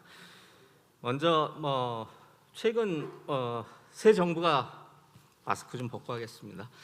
최근 새 정부가 들어서서 재정정책 기조가 과거 정부하고 좀 달라졌습니다. 그래서 어떻게 달라졌는지를 좀 살펴보고 기준선 전망의 기본 전제와 대략적인 전망 결과를 간략히 살펴보겠습니다. 그리고 추가적으로 이 기준선 전망을 하면서 가정을 했던 주요 전제 중에서 인구 구조가 저위 기준으로 접근하게 되면 어떻게 될 것인지, 그리고 재량 지출을 일정 부분 통제를 하고 코로나19 위기 발생 이전의 평균 수준으로 간다고 가정을 했는데 그게 유지가 안 되는 경우에는 어떻게 되는지 살펴볼 계획입니다. 그리고 미래에 우리 2060년까지 전망을 했는데 전망 결과가 매우 이렇게 밝지는 않습니다. 그래서 재정 여력을 확충을 하고 새로운 위기에 대응도 해야 되고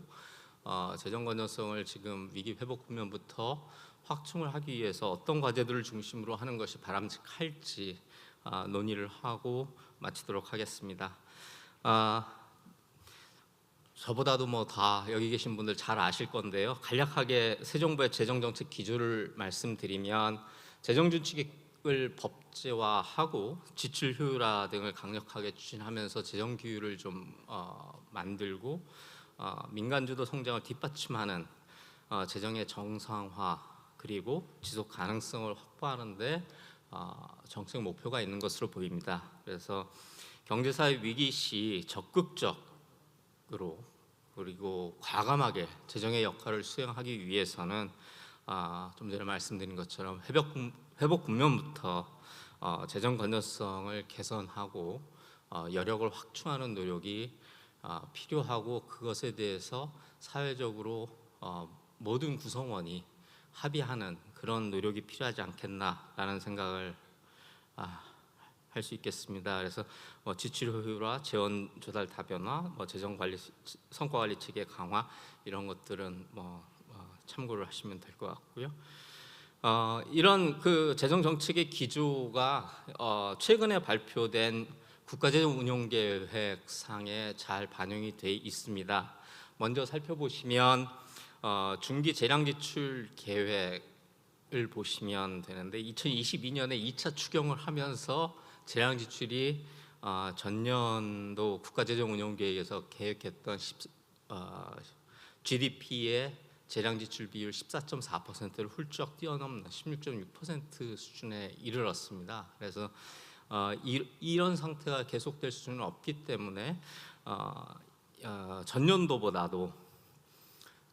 계획보다도 21년, 25년 중기 계획상에서는 23년서부터 25년까지 14.7% 수준이 유지되는 것으로 가정이 돼 있었는데, 계획이 돼 있었는데, 그것을 1.2에서 1.4%포인트 정도 낮추는 형태로 계획을 수정을 했고, 26년에는 14.1%, GDP의 13.1%에 해당하는 재량 지출을 계획을 하고 있습니다. 그렇지만 이 수준이 결코 낮은 수준이 아닙니다. 보시면 코로나19 발생하기 이전에 2012년서부터 2019년까지 본 예산 기준으로 살펴보면 평균이 한 11.8% 정도 됩니다. 그리고 최저치는 11.1%고요. 그래서 이거를 좀 더 재량 지출을 효율화를 통해서 증가 속도를 좀 늦추는 그런 노력이 필요하다라는 말씀을 드리겠습니다. 이 검정색 실선을 보면 이제 결산 기준으로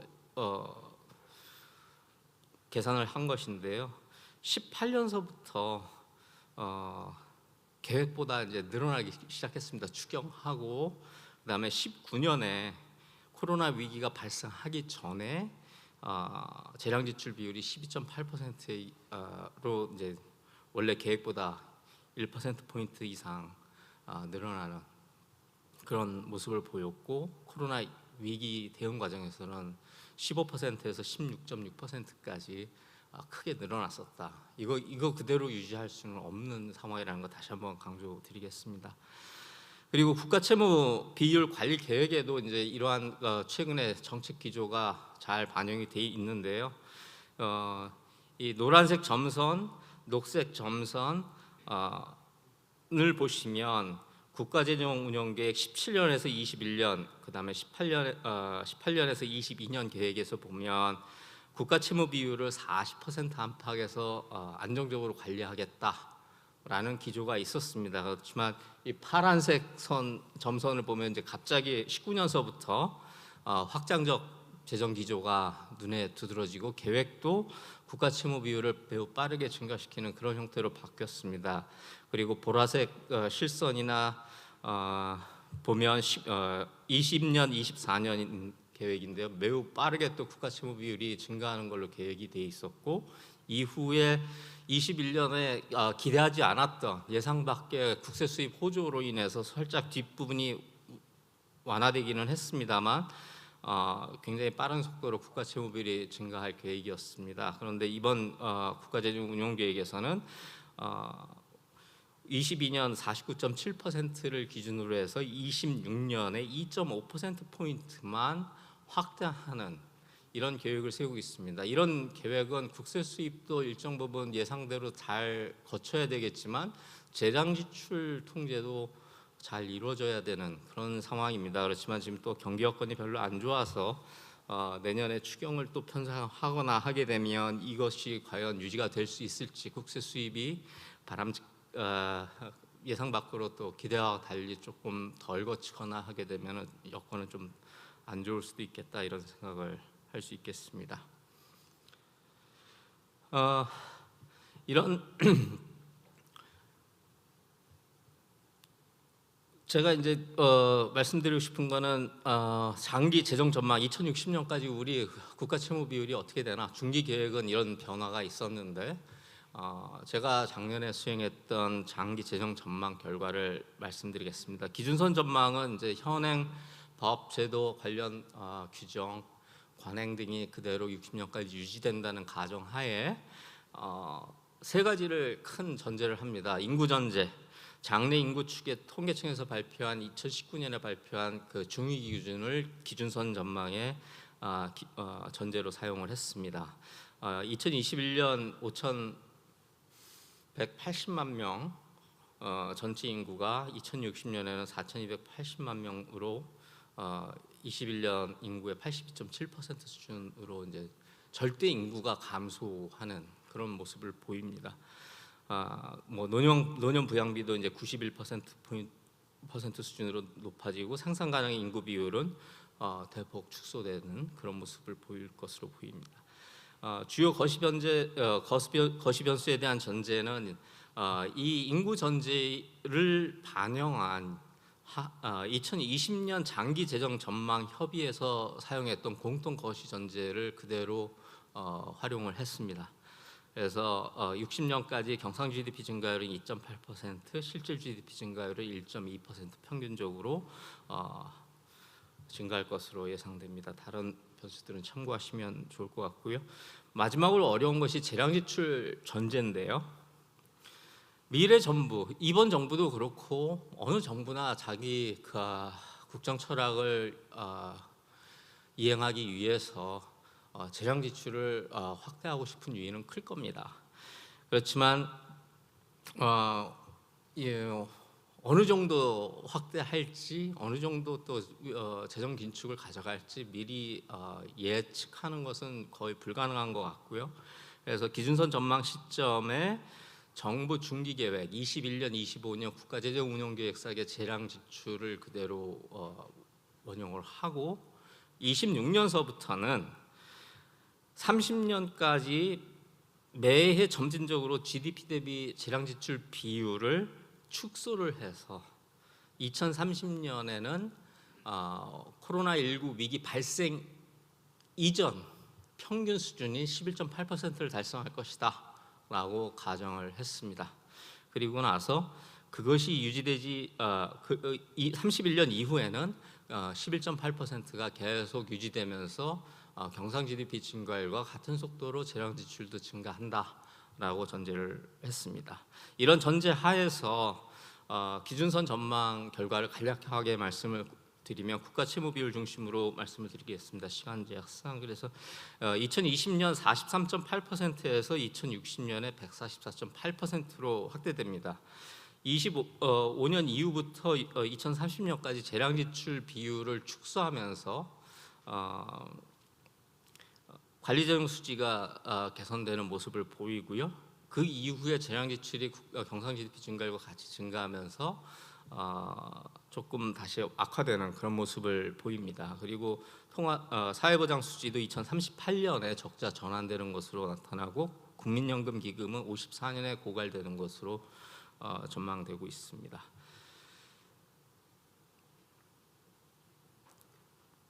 이제 위험 요인 두 가지 아까 말씀드렸는데요. 인구 저위 기준 실현하면 어떻게 되는가 말씀드리면 결론부터 말씀드리면 국가 채무 비율 170.2%로 늘어나는 것으로 전망이 됩니다. 기준선 대비 총 수입이 감소하는 부분이 기준선 대비 총지출 인구가 줄면서 총지출도 조금 감소하는데요. 그것보다 커서 결과적으로 국가 채무 비율이 더 늘어나는 그런 모습을 보이고요. 인구 저희 기준의 가능성이 얼마나 되는가도 따져볼 필요가 있는데 지금 현재로 봤을 때는 저희 기준에서 크게 벗어나지 않을 수도 있겠다 이런 생각이 드는데요. 지금 21년에 합계 출산율이 0.81이고 지금 올해는 0.77에서 78 그 정도 되지 않나 생각이 듭니다. 여기 파란색 실선 맨 위에 것이 19년에 발표된 17년 기준 장래 인구 축의 중위 기준 합계 출산율 전제고요. 밑에 빨간색이 저위입니다. 그런데 21년 말에 발표된 중위 기준 합계 출산율 전제가 2024년에 0.7을 0.7명으로까지 낮아지고 그 이후부터 쭉 증가하는 것으로 그렇지만 중위 기준 19년에 발표했던 중위 기준 전제보다는 낮은 걸로 나옵니다. 그래서 아마도 새 인구 추계를 가지고 그리고 지금 현재 거시 전제들이 지금 만들어지고 있고 확정이 12월 말쯤 될 것 같습니다. 그래서 내년 1분기 중에 업데이트를 할 계획인데 지금 현재 가지고 있는 정보만 가지고 예측을 한다고 하면 저희 기준과 중위 기준 제가 작년에 했던 전망의 그 중간 어디쯤이 아닐까 그런 생각을 할 수 있습니다. 그래서 결국에는 144.8에서 170 사이 어디쯤에 있지 않겠는가. 그래서 한 150 언저리가 되지 않을까 그런 생각은 뭐 지금 제 생각 개수입니다. 중요한 거는 한 가지 말씀드리고 싶은 거는 이 24년 이후부터 쭉 그 합계 출산율이 높아지는 근거가 명확하지가 않습니다. 그래서 뭐 듣기로는 전 세계 어느 나라도 저렇게 출산율이 낮아진 이후에 더 낮아진 사례가 없고 그 이후에 그렇게 증가를 했다라는 그런 얘기가 있고요. 그래서 좀 더 몇 년 더 지켜보면 우리의 인구 구조의 경로가 좀 더 명확해지지 않을까 이런 생각이 듭니다. 그리고 30년까지는 기준선, 이 새로 발표된 기준선 중위 기준 합계 출산율이 19년에 발표된 저희 기준보다 훨씬 낮다라는 점. 그래서 지금 이 중기적으로 한 30년까지는 우리 인구 구조가 더 과거에 생각했던 것보다 더 나빠지는 그런 모습이라는 걸 말씀드리겠습니다. 그리고 이제 두 번째는 재량 지출 통제에 실패하면, 그래서 2021년, 25년의 마지막 연도에 재량 지출의 GDP 대비 비율 14.7%가 26년서부터 60년까지 그대로 유지된다고 가정할 경우에, 저는 기준선 전망으로 14.7서부터 2030년에 11.8까지 단계적으로 낮춘다는 약간 좀 희망 섞인 전제를 했는데요. 그 이후에 유지되고, 이것이 유지되지 않는다고 하면 국가 채무 비율은 2060년에 230.9%까지 올라갈 수도 있겠다. 뭐 그런 생각입니다. 그래서 뭐 뒤에 위험 요인 실현식 국가 채무 비율 추이 테이블을 만들어 놓은 건 참고하시면 좋을 것 같고요. 재정 혁신 과제 4가지 간단하게 말씀드리겠습니다. 첫 번째는 제가 작년부터 세게 밀었던 지방교육재정교부금 산정방식 개편입니다. 지금 내국세수의 20.7과 교육세수의 일부로 총량이 결정되고 있는데, 이것은 뭐 우리 여기 지금 안종석 박사님도 계시지만 오랜 기간 많은 경제학자들이 내국세수에 연동된 이 산정 방식은 인구 감소 축소기에, 학령 인구 감소기에 적합하지 않다라는 걸 여러 번 강조했으나 이것이 일종의 기득권으로 작용을 하고 있고 개선이 되고 있지 않습니다. 심지어 교육계의 주장은 우리가 경제 규모 9위인 경제 강국인데 교육비 지출은 GDP 대비 초중고 교육비 지출은 OECD 평균밖에 안 된다라는 주장을 서슴없이 하십니다. 그런데 그 부분에서 맹점은 우리나라의 학령인구 3세에서 17세 학령인구 비중이 OECD 국가 중에서 일본 다음으로 낮습니다. 그래서 왼쪽 패널 보시면 GDP 대비 초중고 교육비 지출 비율이 한국이 12에서 14 첫 번째 칸에 해당하는 국가들 일본, 독일, 이탈리아보다 월등히 높은 수준이고요. 뒤에 오른편의 그래프에서는 일반 정부 총 지출 대비 초중고 교육비 지출 비율을 보면 역시 굉장히 높은 비중입니다. 그래서 우리가 여러 분야, 지출 분야가 있는데 재원 배분을 좀 더 효율적이고 효과적으로 할 필요가 있겠다. 그래서 산정 방식을 개편을 하는데 전년도 교부금을 경상 GDP 증가율로 안정적으로, 우리 초중고 교육 투자 매우 중요하기 때문에 안정적으로 증가를 시켜주자. 그렇지만 학령 인구 비율이 어떻게 변화하는지, 그래서 학령 인구 조정 계수라는 것을 마지막 텀에 넣었는데요. 학령 인구 전년도의 학령 인구 비율보다 금년도 학령 인구 비율이 높으면 그 비율만큼 조정 계수만큼 더 경상 GDP 증가율보다 더 빠르게 교부금을 증가시켜서 안정적으로 교육 투자를 하고, 그렇지 않은 데는 조금 천천히 증가시키자. 경상 GDP 증가율보다 이렇게 개편을 하게 되면 2060년 국가 채무 비율 기준으로 28.2%포인트가 줄어들 수 있습니다. 그래서 이 부분에 대해서 사회적으로 합의를 이루기는 쉽지 않고 지금 또 기재부에서는 쉽지 않기 때문에 대안으로 단기적인 대안으로 고등평생교육 특별회계 신설하고 교육세 수의 일부 한 3조 정도를 고등평생교육에 돌리는 그런 방안을 모색을 하고 추진하고 있는데 그것도 쉽게 합의가 이루어지지 않고 있는 상황입니다. 그래서 이런 부분에 대해서 좀 더 원칙에 입각해서 정책 대안을 계속 개진할 필요가 있겠다 생각이 들고요. 그다음에 재량지출 추가 통제는 이제 2031년부터 기준선에서는 11.8%가 2060년까지 계속 유지된다고 전제를 했는데요. 코로나 발생 이전 최저 수준인 11.1%까지 점진적으로 조금 더 낮춰보자라는 취지입니다. 그렇게 되면 국가 채무 비율이 2060년에 가서 한 10%포인트 정도 추가적으로 낮아질 수 있고요. 세입 기반 확충도 고려를 할 시점이라고 생각을 합니다. 현재 국가 재정이 효율적이고 효과적으로 사용되고 있다는 국민들의 신뢰를 얻고 그럼에도 불구하고 우리 인구 고령화로 인해서 여러 가지 복지 재정 수요 그리고 미래 가치 있는 투자를 위해서 재정 지출이 필요한데 국가 채무가 늘어날 수밖에 없는 구조이니 세금 부담을 좀 더 해달라는 국민들을 설득하는 그런 과정이 있어야 할 것 같고요. 그럴 때 어느 세목에서 세금을 늘릴 것인가 고민을 해야 하고 논의를 해야 되겠죠. 근데 이제 제가 여기에서 제시하고 있는 것은 소득세하고 부가가치세의 세수 기능을 좀 강화하자. 우리보다 인구 고령화를 먼저 경험한 OECD 국가들은 평균적으로 15% 노년 부양비가 15%에서 20%로 갈 때 개인 소득세와 부가가치세 수의 세수 기능을 강화했더라.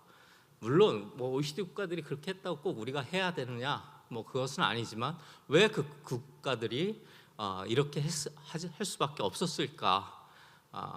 조세의 초과 부담이 큰 법인 세수 기능을 강화하는 것보다는 상대적으로 좀 초과 부담이 작은 세목에서 세금을 좀 더 걷고 재정 지출로 보완하는 것이 바람직하지 않겠는가 그런 생각입니다. 그래서 소득세와 부가가치세 실효세율을 모든 제가 이제 연령별로 실효세율을 연령 구간별로 실효세율을 구하고 그것을 이제 소득세의 그 국민계정상에 뭐 과세 베이스를 추정하고 해서 실효세율을 적용을 했었는데 그거를 조금 더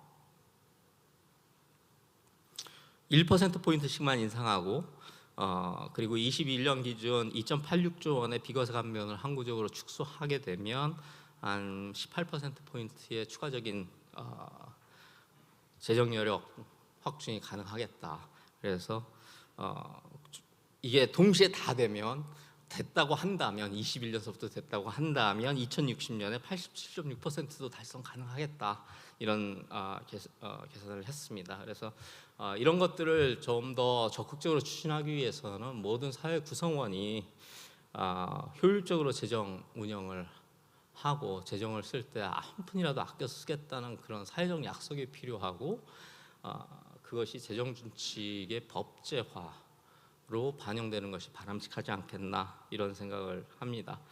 재정 준칙 법제화한 다음에는 계속해서 지출 효율화를 위해서 노력을 해서 준수할 수 있는 그런 관행이 정치적인 그런 관행이 수립됐으면 좋겠다라는 말씀을 드리며 발표를 마치겠습니다. 예. 네, 여러분 박사님께 큰 박수 부탁드리겠습니다. 새 정부의 새로운 재정 정책의 기조와 함께 우리나라가 처한 위험 요인 그리고 도전 과제에 대해서 살펴보는 시간이었습니다. 다시 한번 감사드립니다. 네, 이제 두 번째 발제로 넘어가 보도록 하겠습니다. 두 번째 발제는 안종석 가온조세정책연구소 대표님께서 중장기 조세정책 방향이라는 주제로 말씀해 주시겠습니다. 대표님을 단상 위로 모시겠습니다. 여러분 따뜻한 박수로 맞아주시기 바랍니다.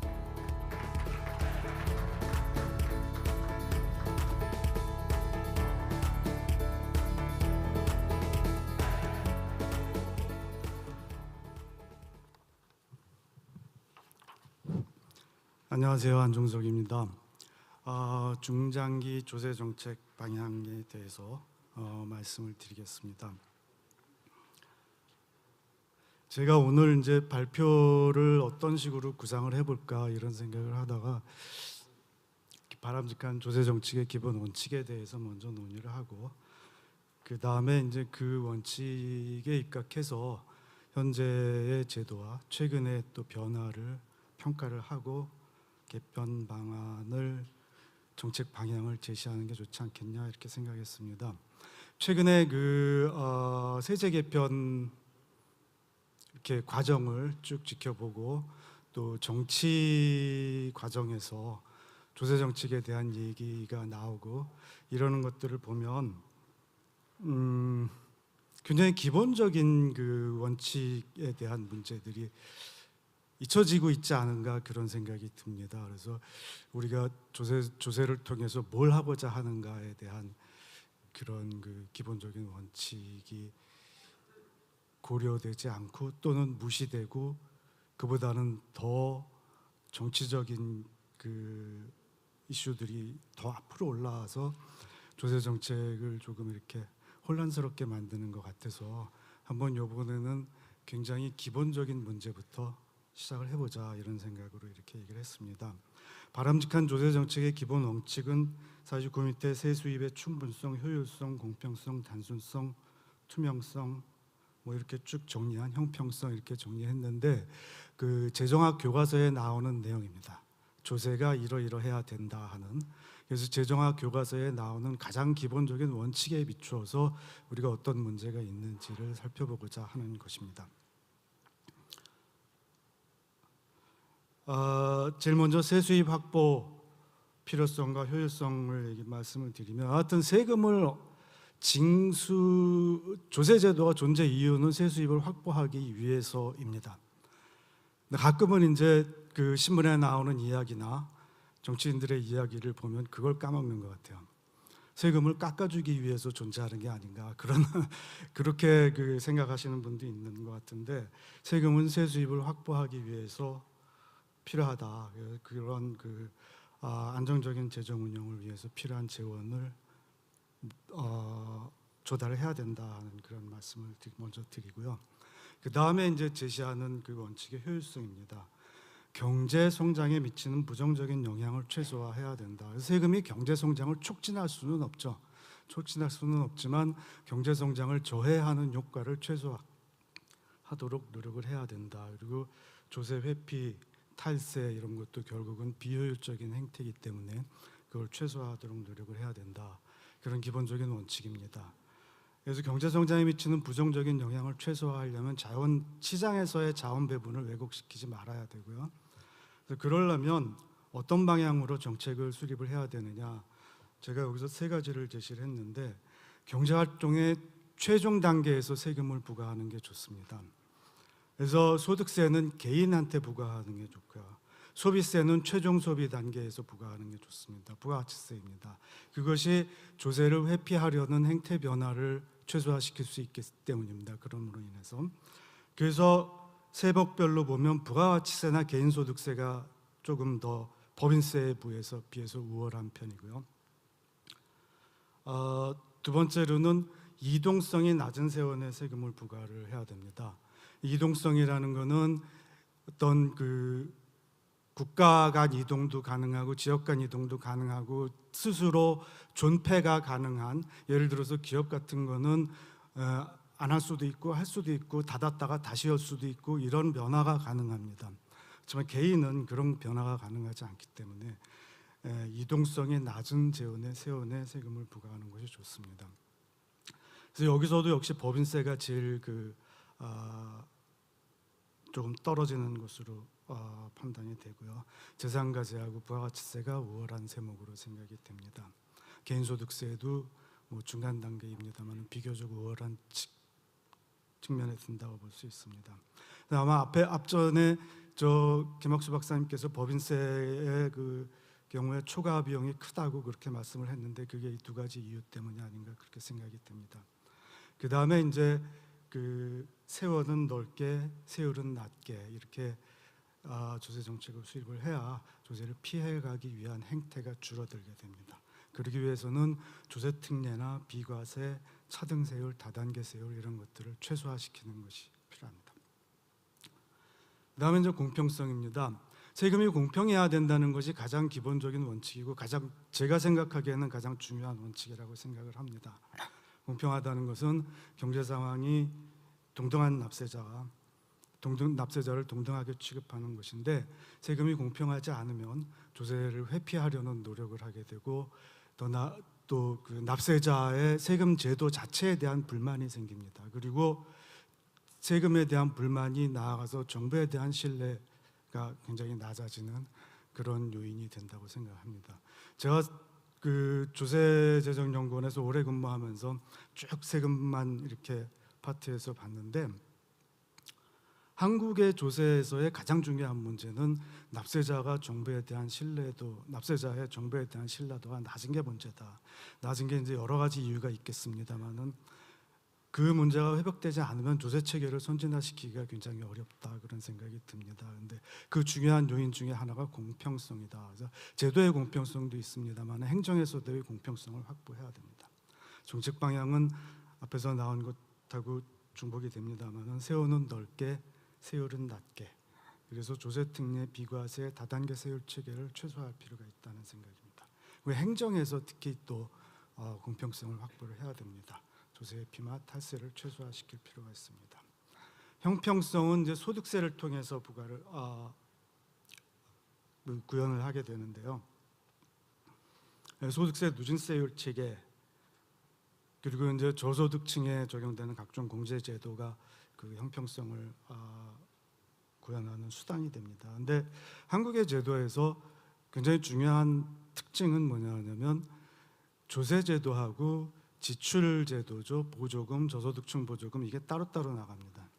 서로 협의를 안 하는 건지 따로따로 나가고 다양하게 있지만 종합해서 하나의 큰 효과를 나타내는 결과가 나오지 않는다. 그래서 재정 지출과의 조화가 필요하다 이런 말씀을 드리고요.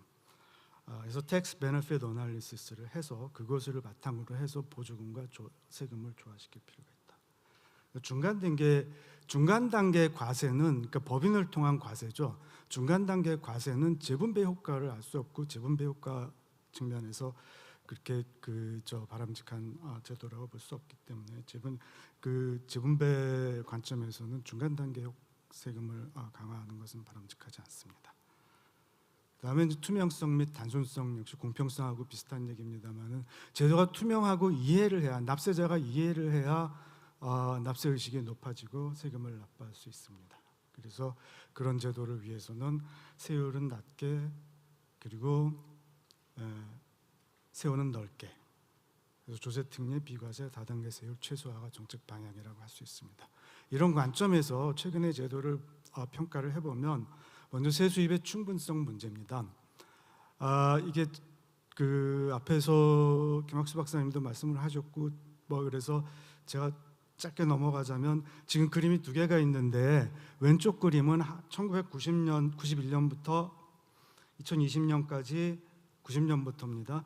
2020년까지 한국의 맨 아래에 그 사회보험료의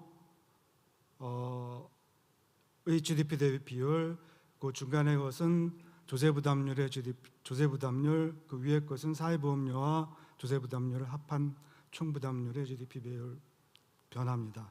그리고 오른쪽에 것은 OECD 평균인데 그림에서 보시면 한국은 굉장히 빨리 증가했어요. 올라가는 속도가 빠르죠. 사회보험료도 올라갔고 조세보험료도 올라갔는데 위에 OECD 평균치 보면 거의 변화가 없습니다. 그래서 한국이 굉장히 그 부담률이 많이 증가했다는 점을 알 수 있고요. 그럼에도 불구하고 최근에 재정은 계속 적자를 보이고 장기적으로는 더 큰 어려움이 있을 것으로 예상된다. 그런 말씀을 드리고요. 그래서 문제점은 하여튼 최근에 재정 적자가 지속되고 장기적으로 지속 가능성이 걱정이 된다는 점이고, 정책 방향은 제가 두 가지로 정리를 해봤습니다. 이 중기적 관점하고 장기적 관점으로 이렇게 나눴는데, 중기적 관점은 그 사회보험에서의 적자가 구현되기 이전의 문제입니다. 그래서 사회보험을 개혁하지 않은 상태에서의 관리재정에 초점을 맞춘 재정이라고 볼 수 있고요. 그런 관점에서 보면 일단은 현재의 조세 부담률을 더 높이려는 노력보다는 그 상태에서 유지하려는 노력, 그리고 마이너하게 조세 체계를 합리화하면서 올라갈 수 있는 그런 노력을 하는 게 좋지 않겠느냐. 조세 부담률의 그 변화 과정과 국가의 발전 과정 이렇게 보면 저희가 지금 조세 부담률이 20% 수준이 되는데 20% 수준이 되면은 복지를 제외한 다른 분야의 재정 수요를 감당하기에는 충분한 게 아닌가 그런 생각이 듭니다. 한 17, 18% 수준, 우리나라가 한국이 한 조세 부담률이 17, 18% 수준일 때부터 그 복지 지출에 대한 요구가 많이 증가를 하고 그때부터 또 재정이 빨리 증가를 하게 됐는데요. 그래서 우리가 그런 전제 하에서 저는 이렇게 말씀을 드리고요.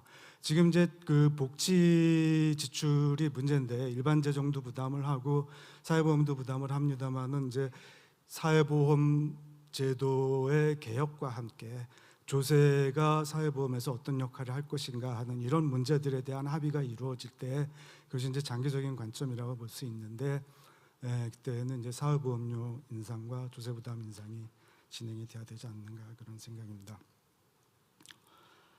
그 다음에 그 효율성 측면에서 어떤 문제가 있느냐. 최근에 그 세수입 증가 변화를 보면 제가 소득세, 법인세, 부가가치세를 봤습니다만은 맨 끝에 열에 보면 2013년에서 2020년의 증가율이 소득세는 103% 증가했고 법인세는 26%, 부가가치세는 40.5% 증가했습니다. 그래서 앞에서 말씀드린 비교적 효율적인 세목의 세수입이 더 빠른 속도로 증가했다, 법인세보다. 그렇게 말씀을 드릴 수 있습니다. 그건 긍정적인 측면이라고 볼 수 있는데 그럼에도 불구하고 아직 우리는 법인세 부담이 다른 국가들에 비해서 높은 편이다 이런 말씀을 드리고요. 그래서 수치를 보면 법인세의 GDP 대비 비율이 OECD하고 비교해서 130% 수준이다. 반면에 소득세는 60% 수준, 소득세와 부가가치세는 60% 수준이다 이렇게 말씀을 드립니다. 그래서 바람직한 정책 방향으로는 일단은 저는 그 소득세하고 부가가치세가 이제 중요하게 증가를 해야 되겠습니다만은 그 중에서도 소득세가 굉장히 중요한 역할을 할 수밖에 없다 이런 말씀을 드립니다. 일단 효율성 측면에서 소득세가 법인세보다 우월하고요.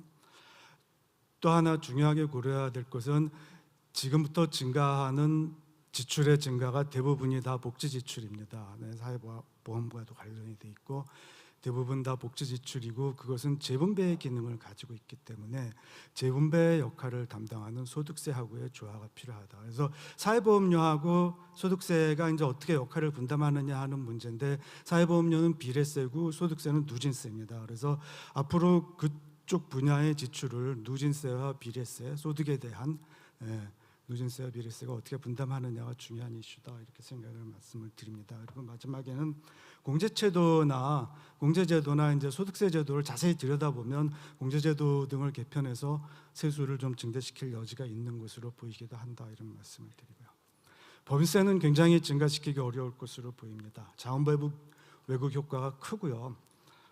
또 최근에 이제 조세 경쟁, 조세 회피가 심각한 문제가 돼서 국가 간 협의를 통해서 새로운 국제조세 과세 체계가 형성이 되기도 하는 게 이런 것들이 이제 제도의 국가 간 조화를 모색하는 그런 것도 있고 그래서 한 국가가 독자적으로 세금을 증가시키기는 쉽지 않다 이런 말씀을 드리고요.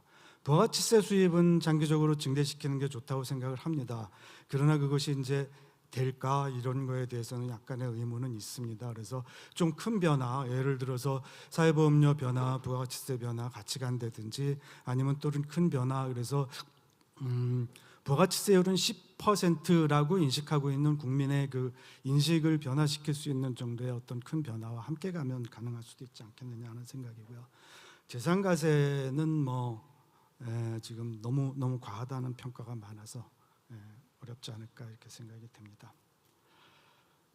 그다음에 이제 법인세 제도는 쭉 법인세가 비효율적이다 이런 말씀을 드렸고요. 다단계 세율이 특히 비효율적입니다.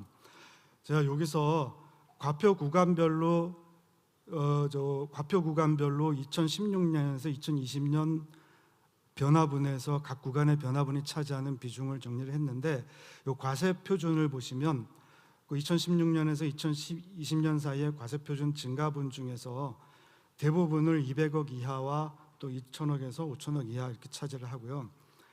1,000억 이하 그 구간은 감소하고 또 5천억 초과 구간은 감소했는데, 이 구간의 그 감소 이유가 과세 구간을 경계로 하는 그런 영향을 받기 때문인 것으로 판단이 됩니다. 좀 더 자세한 분석을 하기에는 자료가 부족해서 못했습니다만은 그 과세 구간을 자세하게 이렇게 쫙 잘라놓으면 이런 효과가 나타난다는 점을 말씀을 드리고자 합니다.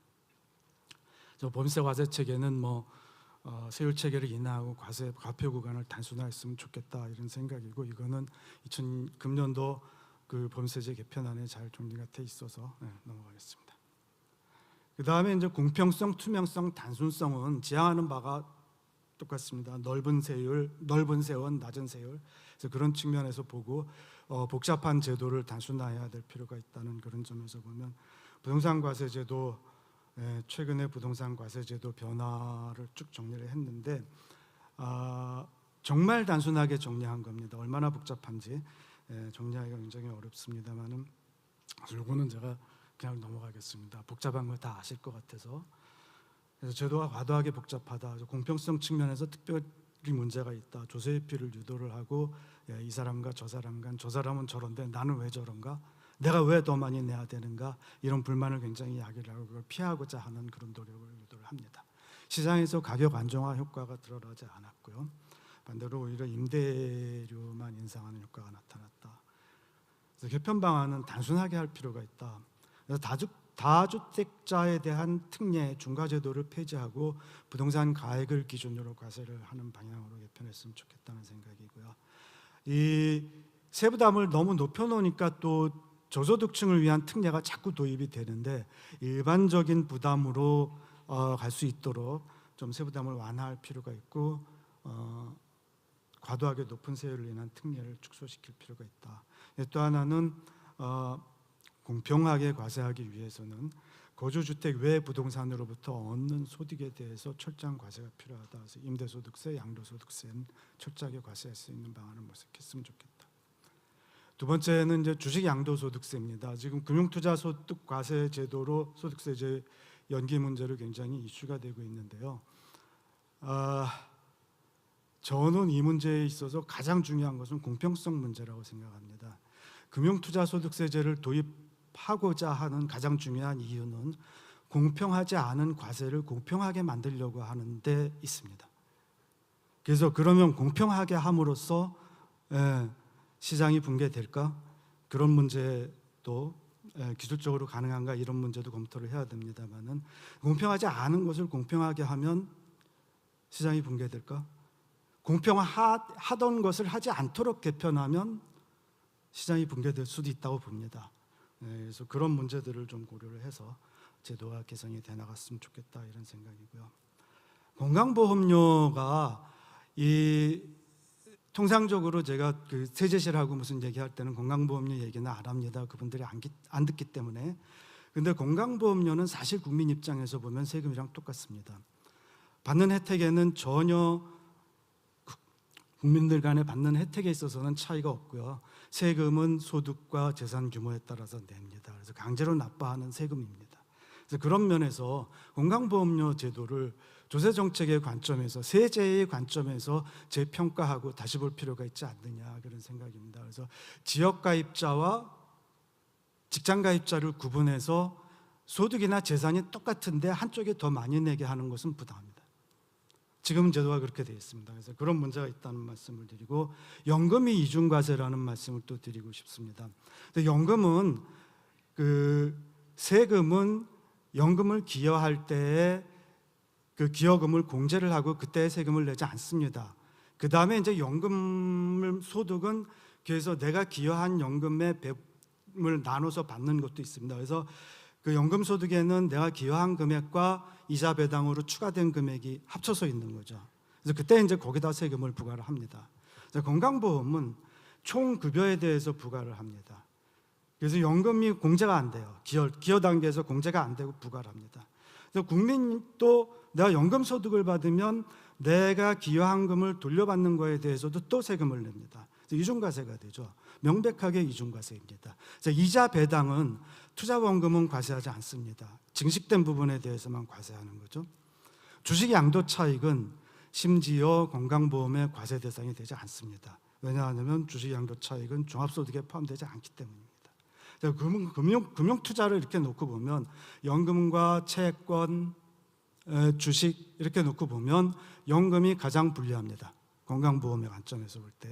그래서 이거는 우리가 정부가 원하던 바냐, 이런 문제들을 생각해 볼 필요가 있다. 그래서 건강보험 제도를 조세정책의 관점에서 합리화할 필요가 있다, 이런 말씀을 드리고요.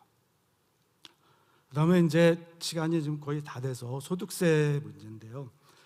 소득세 제도 이렇게 그 맨 마지막에 2021년 보시면 구간이 몇 개인지 제가 세어보기도 싫습니다.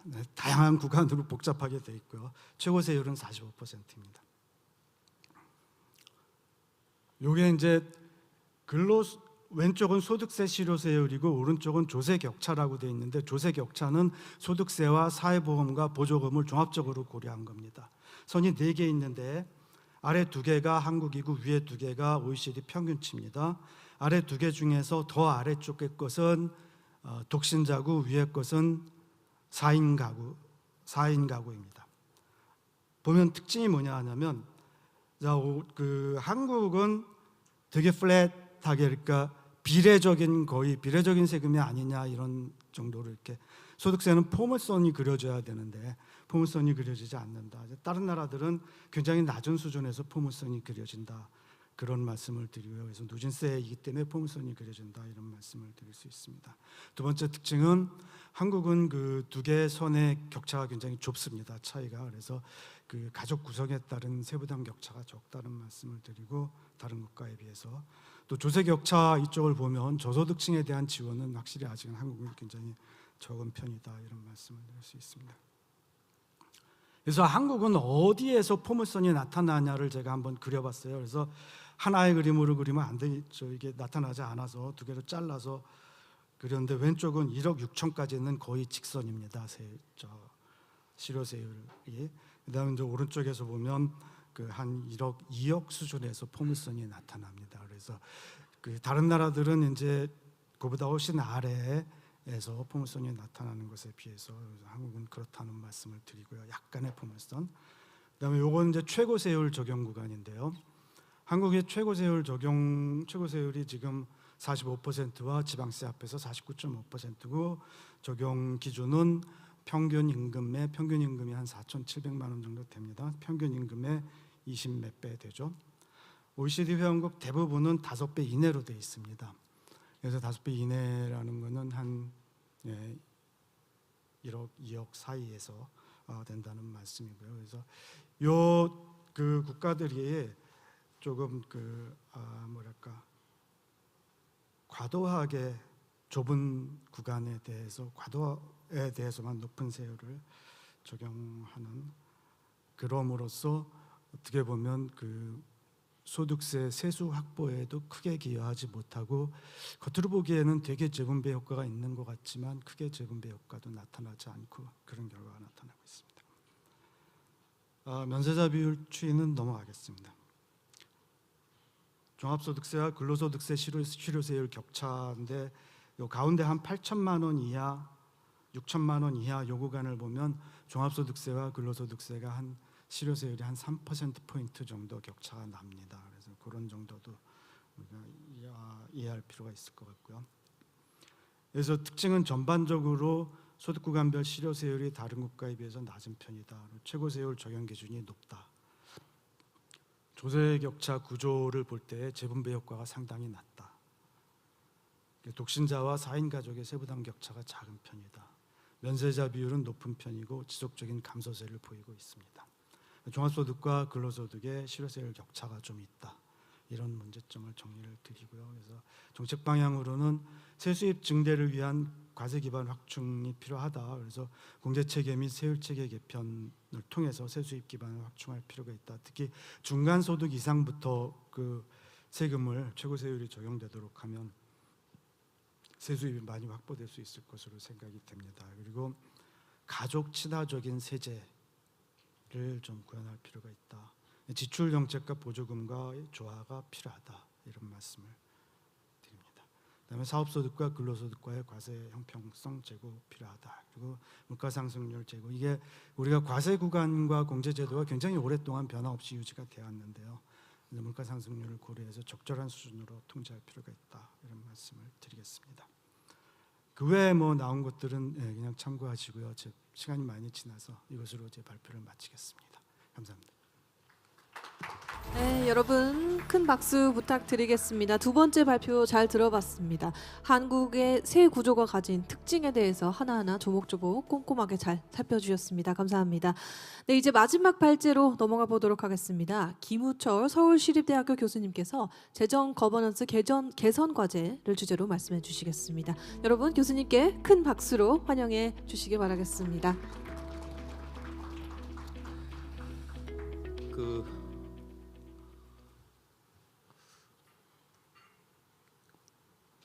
메인 주제는 그 재정 구조 개선 문제인데요. 사실은 그와 함께 재정 관리 제도에서 거버넌스를 어떻게 바꿀 것인가가 재정 준칙에 대한 문제고요. 또 김학수 박사님께서 이미 언급을 잘 하셨는데 재정 구조의 경직성이 상당 부분 영향을 주고 있는 것들이 지방 이전 재원이거든요. 그래서 그 문제도 저도 같이 한번 다시 짚어보려고 하고요. 마지막으로 재정 거버넌스 개편의 궁극적인 목적은 우리 재정 유지 가능성을 이제 잘 확보하는 겁니다. 중장기적으로. 그러려면 세입 부분의 노력이 있고 세출 부분의 노력이 있는데 제가 말씀드렸던 재정 관리를 엄격하게 한다는 측면에서 준칙 도입은 뭐 당연히 지금 시대적인 어떤 과제고요. 또 최근에 그 재량 지출 위주로 지출 재구조화를 했지만 생각보다 재정 건전화 재고의 수준은 좀 부족한 상황입니다. 그래서 그 이유가 바로 의무 지출의 상당 부분을 차지하고 있는 이런 경직적인 재정 지출을 어떻게 우리가 구조를 개선할 것인가 이건데 세입 부분에서는 안종석 박사님도 그렇고 또 김학수 박사님도 그렇고 다 확충 위주로 말씀을 드렸는데 맞죠. 중장기적으로 확충을 해야 합니다만 최근에 국세 수입 환경이 많이 바뀌었습니다. 아까 안종석 박사님 보여주신 표들은 대부분 2020년에서 다 끝났는데요. 조세 부담률이나 세입 증가율이 21년, 22년에 큰 변화를 갖고 왔습니다. 그래서 그 부분과 관련해서 조세 부담률을 중장기적으로 지속적으로 올리는 것은 필요하겠지만 단기적으로 너무 급등하는 것은 그 오버슈팅은 조금 저희들이 컨트롤해야 한다는 측면에서 조세 부담률의 저는 적정화가 필요했고 또 그런 배경하에서 이번에 2022년 세제 개편의 감세 기조가 나왔다. 특히 법인세 감세는 그러한 배경을 두고 있다. 요 세 가지 주제를 따로 좀 말씀을 드려야 될 것 같습니다. 조금 어떻게 보면 연관성이 좀 떨어지지만 뭐 재정 구조, 재정 거버넌스라는 측면에서는 다 한 울타리 안에 있기 때문에 이번 발표에서 다루게 되었고요. 조금 시간 제약이 있기 때문에 좀 빨리빨리 제가 얘기를 하도록 하겠습니다. 목차는 이렇지만 중요한 부분 위주로 제가 말씀을 드리겠습니다.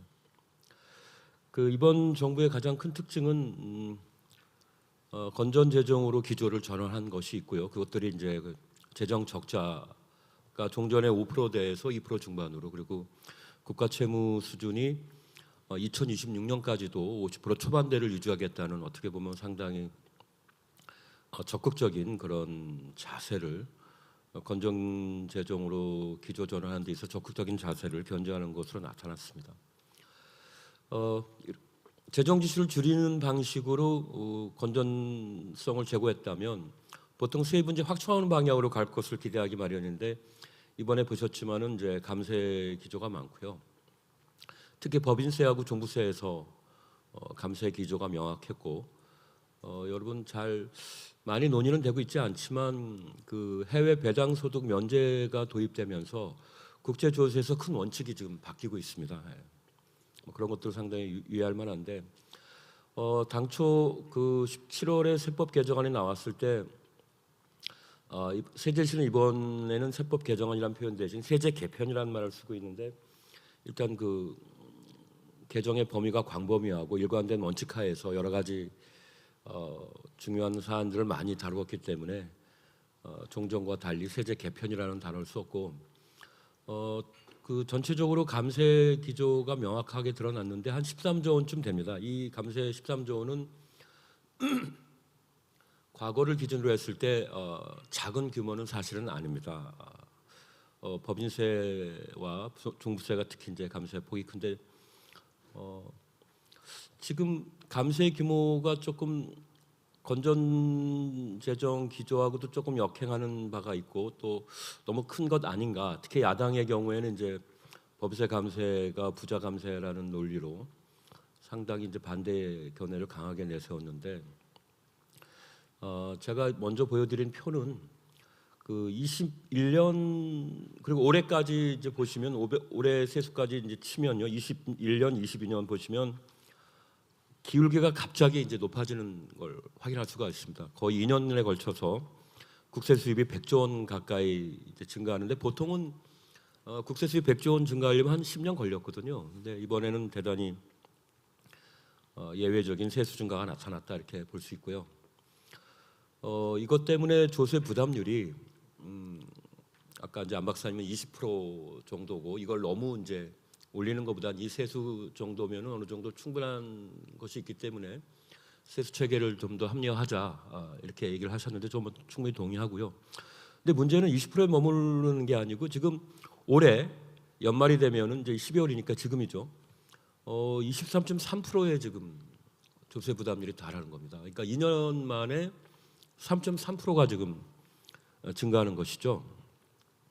여기 보시면은 20년에 20.0%였는데 GDP 대비로 22년이 되면은 23.3이 됩니다. 그러니까 2년 만에 조세 부담률 3.3% 포인트 증가는 저희가 경험한 바가 없는 것이고, 이건 다른 나라도 이 정도의 조세 부담률 오버슈팅은 나타난 적이 없습니다. 보통 한 해에 0.2% 포인트 정도 이렇게 변화를 보이는 게 일반적인데, 거의 10배 가까이 지금 변동이 커진 거죠.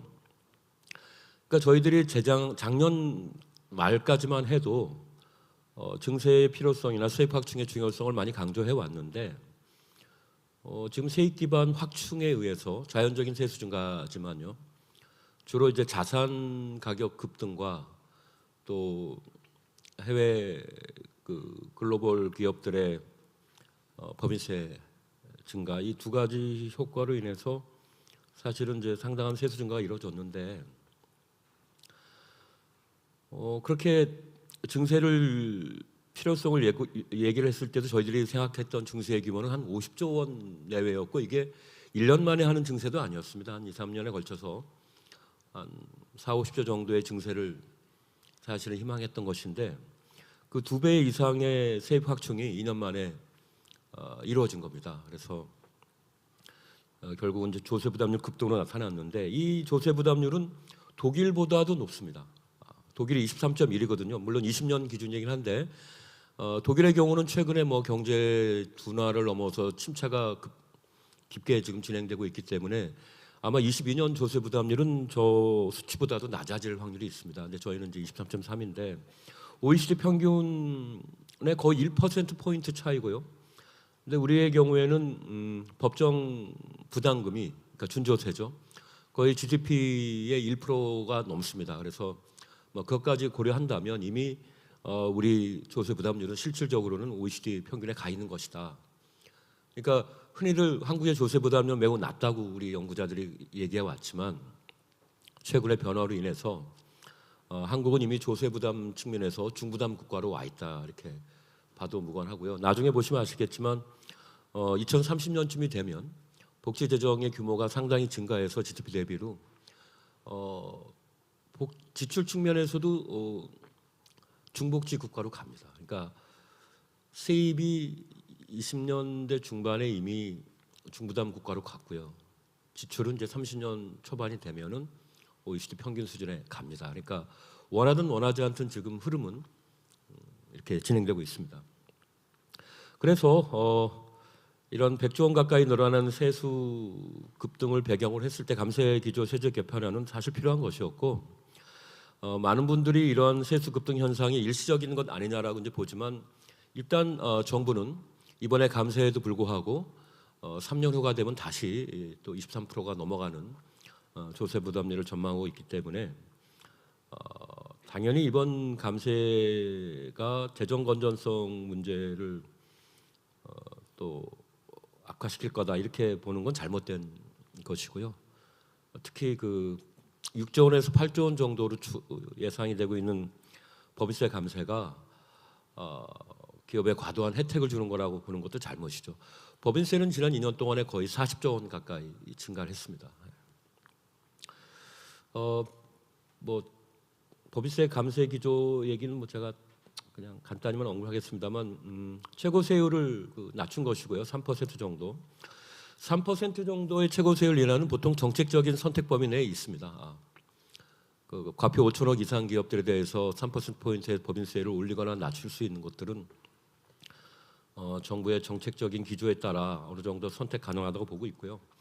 법인세 문제가 나오니까 이제 과거처럼 많은 또 반대하시는 분들이 법인세의 그 투자 효과가 뭐 거의 없는 것으로 이렇게 확인되고 있다 이런 주장을 많이 하세요. 근데 사실은 그렇지 않습니다.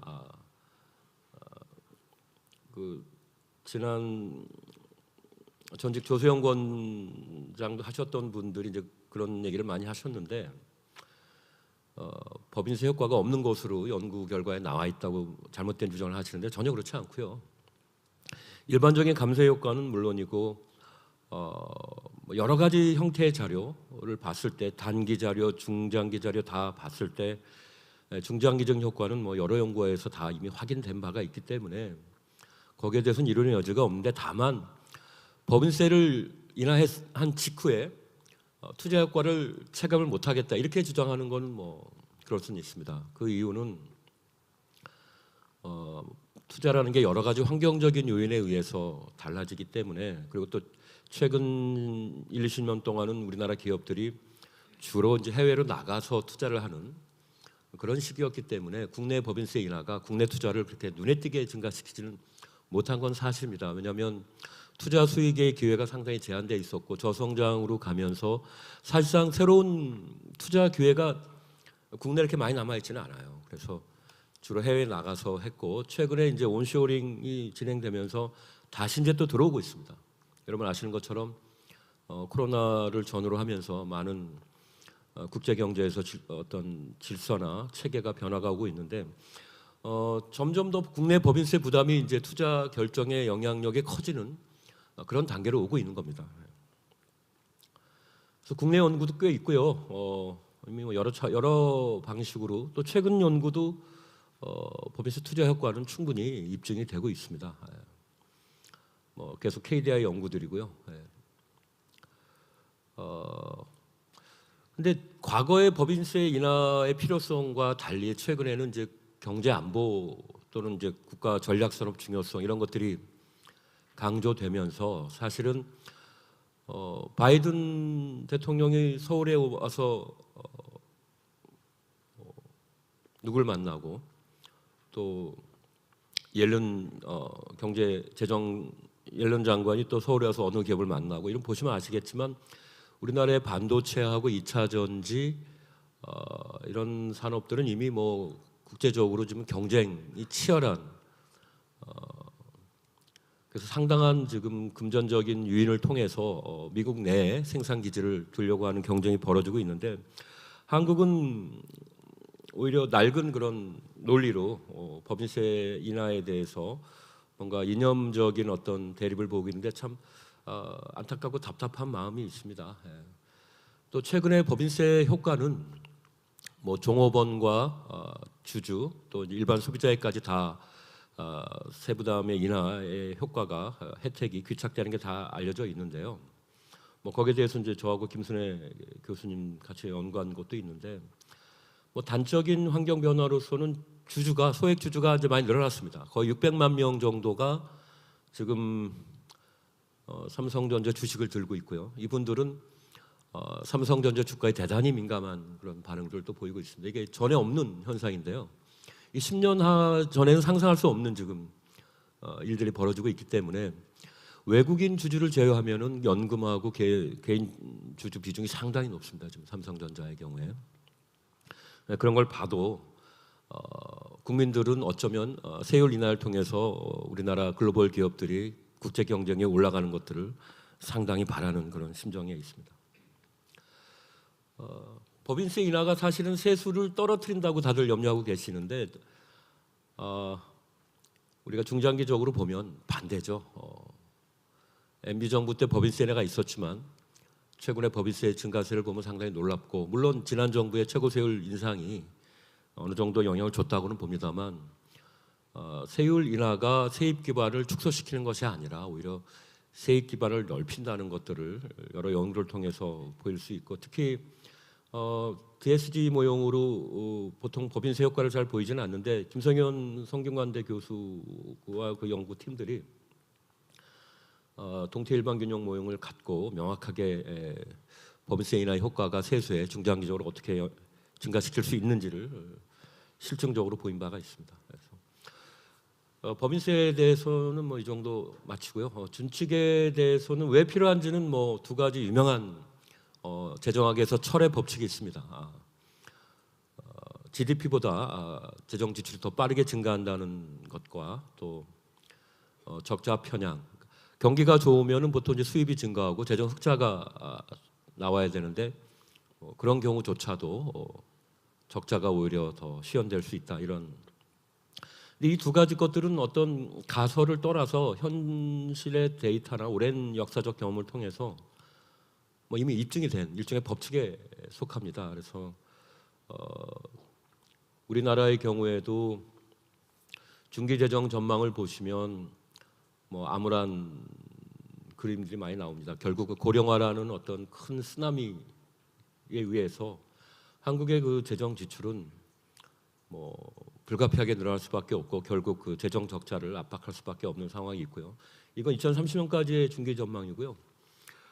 현상 유지를 하는 경우에 부채 비율 지금 제일 위에 나와 있고 지출 통제나 세입 확충을 해도 여의치 않다는 걸 알 수 있는데 두 개를 다 했을 때만 간신히 60% 정도에서 멈출 수 있다 이런 지금 지표가 있는데 중기 재정 전망은 사실은 그 스타팅 포인트에 상당히 민감하기 때문에 매년 이렇게 좀 변화를 지켜볼 필요가 있습니다. 하지만 부채 증가의 속도는 저희들이 거의 유념하지 않으면 안 되는 속도고 장기적으로 봐도 상당히 그 여러 번 뭐 발표가 된 적이 있지만 가장 최근에 나온 장기 재정 전망에 의해서 볼 때도 2060년대에 가면 한국의 부채 비율은 뭐 상당히 높고 이 숫자는 OECD에서도 이 숫자를 한국의 재정 전망에 많이 인용을 합니다. 그러니까 과대한 어떤 부정적인 숫자는 아니고요.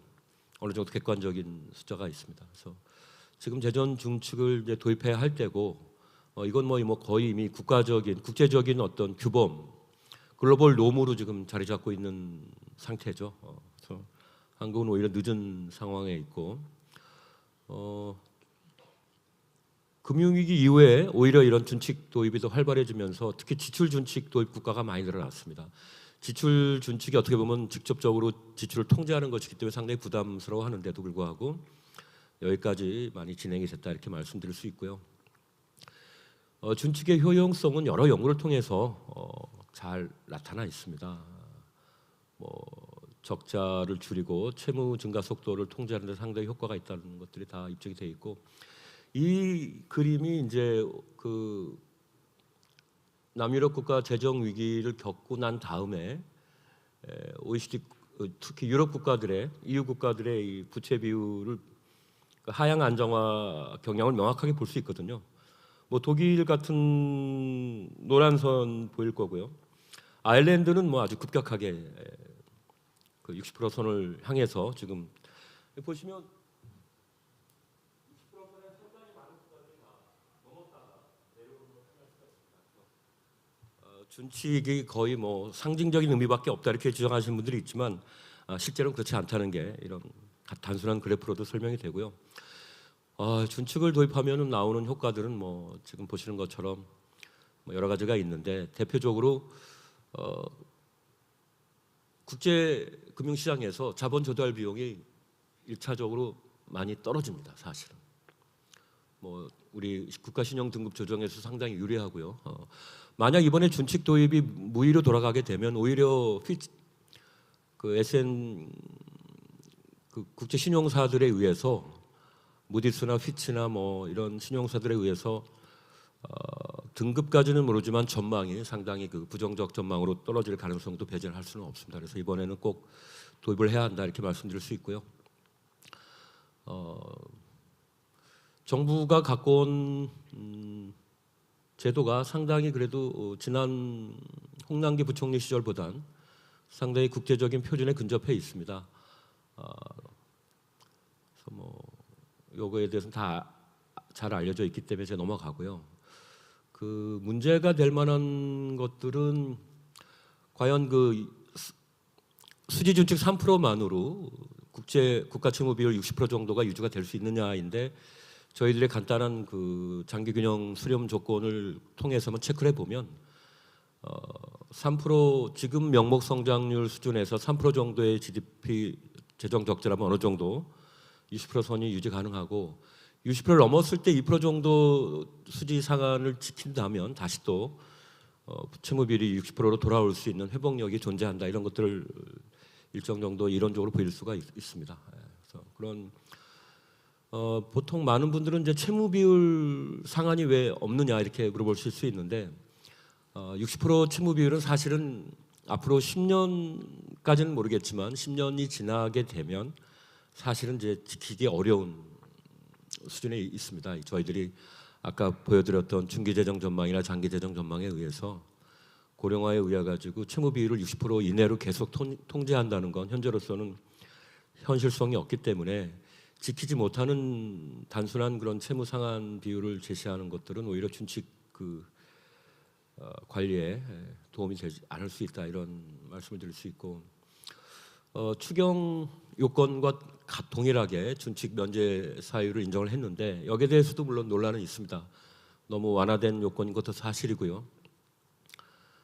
그러나 국회 입법 국회 의정 재정 활동도 어느 정도 인정을 해야 할 부분이 있기 때문에 추경 사유로서는 인정이 되지만 준칙 면제 사유에 해당이 되지 않으면 이제 두 법이 충돌할 수가 있고, 그런 경우에 상위법이 없기 때문에 사실 문제가 될 수 있습니다. 그래서 이 부분에서는 일단 도입 단계에서 좀 약화된 면제 사유로 시작을 하고, 추후에 문제가 되면 추경 요건과 준칙 면제 사유를 동시에 강화하는 쪽으로 가는 것들이 맞지 않겠나.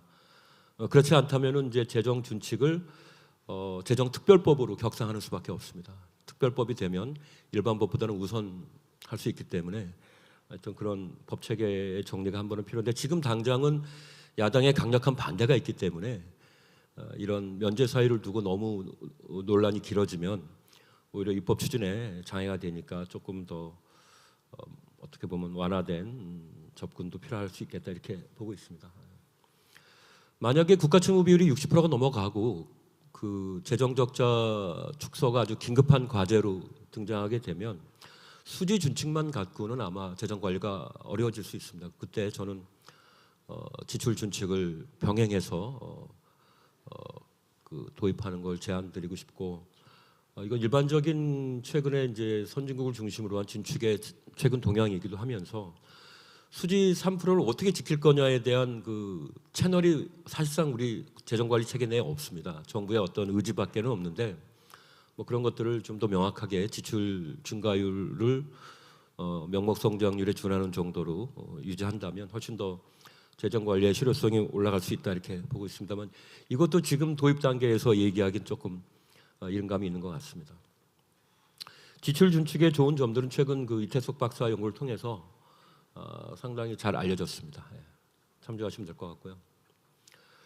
재정 기구가 또 들어와야 보통 재정 거버넌스라고 하면 세 가지를 얘기하거든요. 준칙과 중장 5년짜리 중장기 중기 재정 운용 계획, 중기 재정 운용 계획, 그다음에 이제 재정 기구가 이 세 개가 들어와야 완결적인 재정 기구 지배 기구로서 가능을 하는데 한국은 중기 재정 계획하고 이제 준칙이 도입된다면 두 가지는 성립이 되는데 기구가 좀 빠져 있는 거죠. 이것도 상당히 중요한 문제이긴 한데 일단 도입 단계에서 정부가 중립적인 재정 기구를 적극적으로 추진하기는 쉽지 않은 입장에 있고 또 국회 IMF에서는 한국의 독립적인 재정 기구가 있다고 보고 있습니다. 일단 국회 예산정책처를 IMF에서는 독립적인 재정 기구로 보고 있습니다. 그러니까 나보가 이제 어떤 역할을 통해서 준칙과 관련한 기여를 할 수 있는지를 좀 더 논의는 해야 될 것 같습니다. 그래서 나보를 제외하고 그리고 적극적이지 않은 기재부 입장을 넘어서 처음 법 제정 단계에서부터 독립적인 재정 기구를 뭐 많은 연구자들은 원하고 있습니다만 현실적으로는 좀 기다려야 될 것 같습니다. 그래서 이 문제도 넘어가야 될 좀 산이 있는 것 같습니다. 하지만 이런 재정 기구가 일단은 세입 전망이 제대로 돼 있지 않으면 준칙을 지키려고 해도 내년에 재정 수지 적자 3%를 못 지킬 수가 있겠죠. 세입 결손이 나면은 적자가 늘어나지 않겠습니까? 그러니까 정부가 가지고 오는 세입 전망도 봐야 되고 5년짜리 이 중기재정 운영 계획이 실제 잘 지켜지고 있는지 지금은 이제 암묵적으로 정부는 이제 뭐 중요한 계획으로 얘기하고 있지만 거의 실행력이 상당히 문제가 있어서 중기재정 계획이 좀 더 역할을 해야 한다 이렇게 하는데 사실은 재정 기구가 그런 것들 다 관할하게 됩니다. 사실은 거기에 더해서 여기 나온 것처럼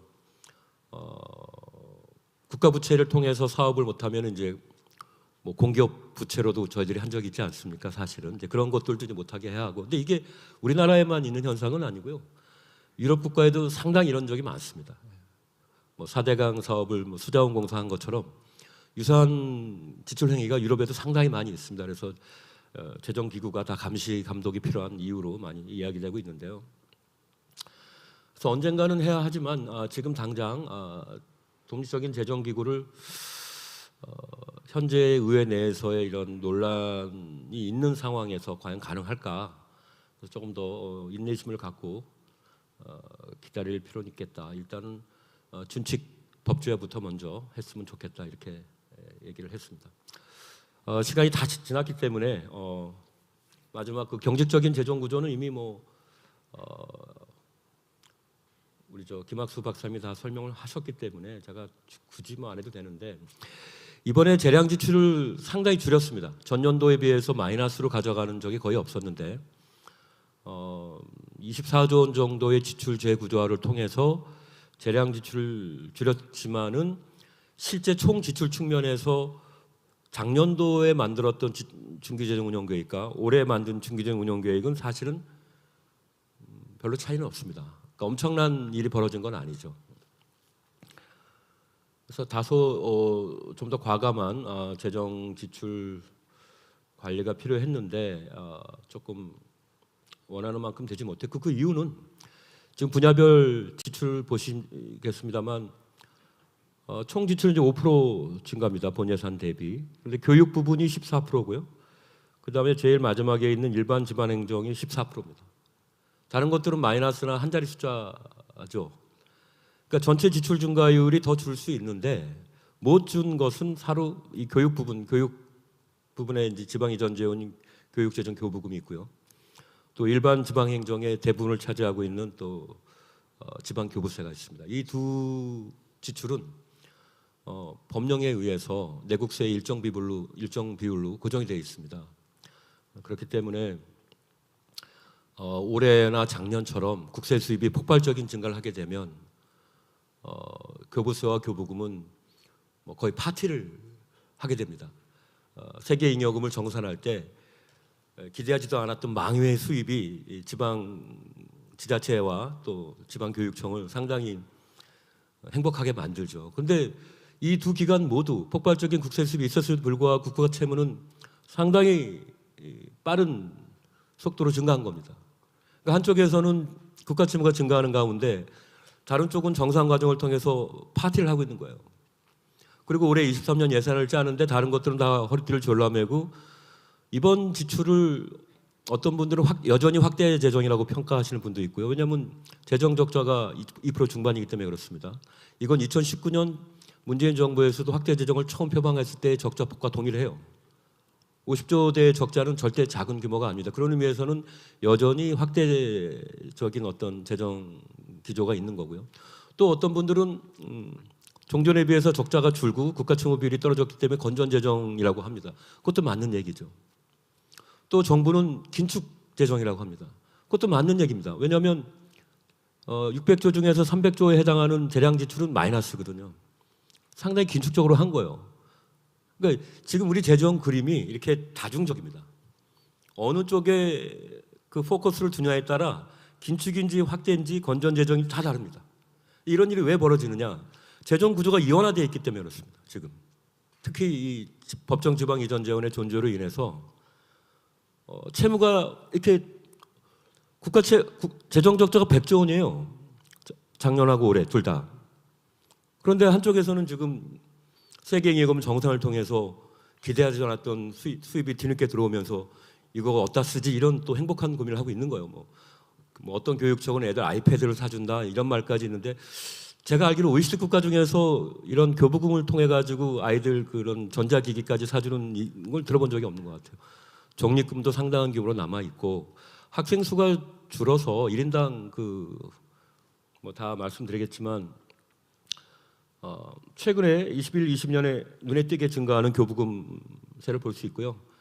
뭐 이거 다 이미 보신 숫자이겠습니다만 1인당 OECD 평균보다 1인당 학생 교부금 그 정부 재정 지원 비율이 저희가 지금 1.5배가 넘었어요. 그리고 반면 이제 대학을 비롯한 고등교육 쪽은 뭐 좀 60% 정도라 어떻게 보면 이제 교육 부문에서의 양극화가 지금 진행되고 있는 겁니다.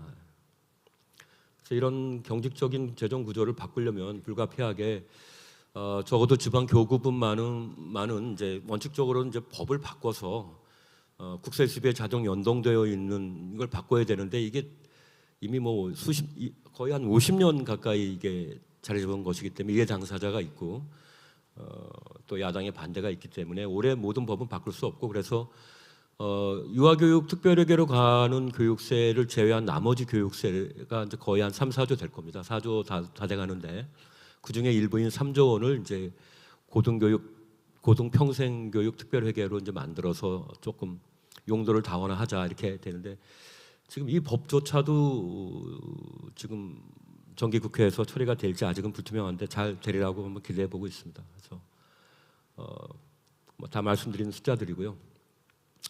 그래서 교부금은 특별회계를 통해서 용도를 일단 1차적으로는 다원화하고 궁극적으로 이제 법 개정을 통해서 자동 연동된 부분을 풀고 재정 수요 산식을 만들어서 충분히 교육 재정은 지원되되 불필요한 낭비를 없애야겠다 이렇게 보고 있고요. 지방 교부세는 더 어려운 문제이긴 한데 교부세도 무조건적으로 국세 수입에 연동돼서 기계적으로 지급되는 것보다는 국가 재정이 좀 어려울 때는 좀 더 신축적으로 관리해서 중앙과 지방 간의 어떤 공동 책임을 좀 지는 협력 체계가 구축돼야 될 것 같습니다. 네, 이상 마치겠습니다. 네, 발표 잘 들었습니다. 마지막 세 번째 김무철 교수님 발제까지 들어봤는데요. 잠시 저희가 토론회로 넘어가기 전에 무대 위 세팅을 하는 동안 앞서 발표하신 내용에 대해서 주요 말씀을 간략히 요약해 드리고자 합니다. 먼저 김학수 선임연구위원님께서는 코로나로 최근 몇 년간 확장적인 재정 지출이 있었던 만큼 재정 지출을 줄이고 건전성을 올려야 한다라는 말씀을 해주셨고요. 또 국가 채무 비율을 관리하기 위해서는 재량 지출이 줄어들고 그리고 국세 수입이 잘 거치는 환경이 마련되는 것이 중요하다라는 말씀도 해주셨습니다. 또 두 번째 발표해 주셨던 안종석 대표님께서는 각각의 세목이 가진 특징 그리고 조세 운영 측면에 대해서 장단점을 짚어주셨고요. 법인세, 부동산세제, 주식 양도세제, 건강보험료, 소득세 등 각각 세목이 나가야 할 방향, 개선점에 대해서도 짚어주셨습니다. 또 세원은 넓게 하되 세율을 낮게 해야지만 조세 저항이 낮다라고 하는 대원칙에 대해서도 확인해 볼 수 있었습니다. 네, 마지막으로 저희 김우철 교수님께서 아주 좋은 말씀 해주셨는데요. 조세 부담률이 2020년 들어서 23.3%로 급증한 만큼 이 부분을 완화해야 된다는 말씀과 함께 저희가 갖고 있었던 법인세에 대한 그런 오해들 풀어주시는 말씀 해주셨고요. 또 재정구조 이원화가 갖고 있는 본질적 문제를 해결하기 위한 내용도 짚어주셨습니다.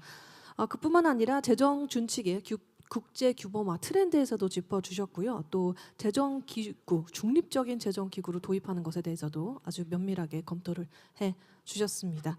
네, 이제 어느 정도 무대 세팅이 정리가 된 것 같습니다.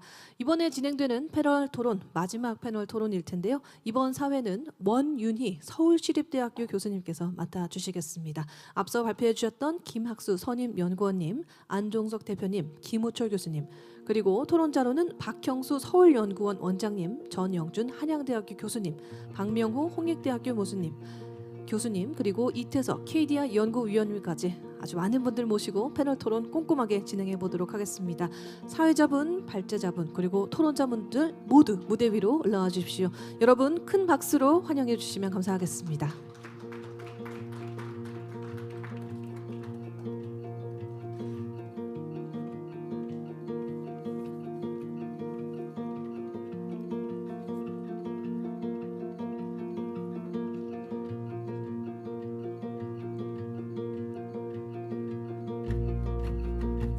모두 속히 무대 위로 착석해 주셨습니다. 그럼 오늘 사회를 맡아주실 원윤희 교수님께 마이크를 넘겨드리겠습니다. 시작해 주시죠. 예, 안녕하십니까. 오늘 사회를 맡은 서울시립대학의 원윤희입니다. 이제 주제 발표 세 분의 주제 발표를 듣고 있으니까요. 그러니까 불과 몇 년 전에 지난 정부에서 국가 채무 비율 40%를 막 넘어설 때 그때 언론에서 굉장히 논란을 했던 그 일이 기억이 납니다. 40%가 절대적인 수치냐 뭐 그렇게 설왕설래했던 것이 엊그제 같은데 벌써 지금 올해 50%가 됐고 아까 또 나보 예측에 따르면 2030년에 거의 80%가 육박하게 됩니다. 그러니까 이런 우리 재정 구조, 재정 상황이 굉장히 이제 엄중한 상황에 있는데 더구나 이제 또 저출산 고령화 문제. 사실 어제 CNN 뉴스를 보니까 우리나라 저출산 문제가 아주 크게 다뤄져 있더라고요. 그러니까 아주 세계에서 가장 최저의 출산율 때문에 그동안 지난 10여 년 동안 $200 빌리언 썼는데도 아무런 효과가 없다. 계속 낮아지고 있다. 그러니까 CNN이 제시한 방안에 따르면 아예 문화 자체가 바뀌어야 된다. 입양이라든가 이런 비혼 가구라든가 많은 사회적인 문화 자체를 바꾸라는 조언까지 하고 있을 정도로 우리나라의 어떤 여러 가지 재정 문제가 굉장히 심각한 것 같습니다. 하여튼 세 분의 발제가 굉장히 좋은 발제를 해주셨고요.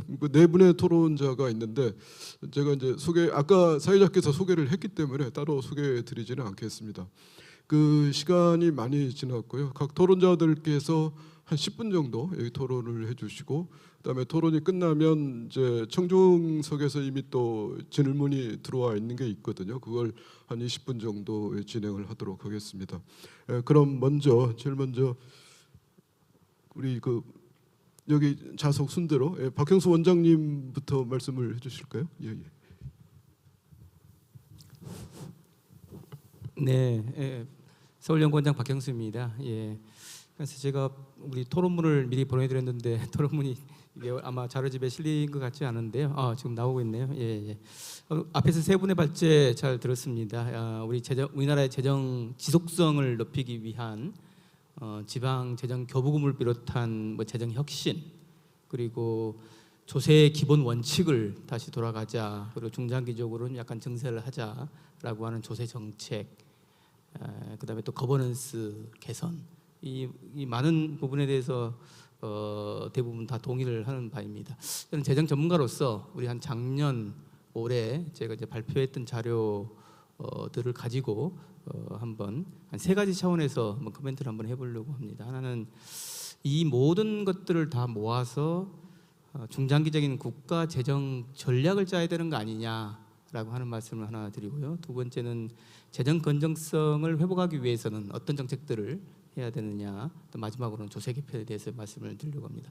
우선 오전에 우리 스페셜 스피치에서 우리 코틀리코프 우리 교수님께서 우리 한국 사회에도 30년이 넘는 좀 초장기의 재정 지표 같은 것을 가지고 재정을 관리해야 되는 거 아니냐, 또 재정 초장기 재정 계획 같은 것을 수립을 하는 게 좋겠다, 이런 제안을 하셨는데요. 저도 이제 첫 번째가 합리적인 복지 지출 재원 조달 등을 포함한 지속 가능한 국가 재정 전략을 조금 수립하는 게 좋겠다, 이렇게 말씀을 드리겠습니다.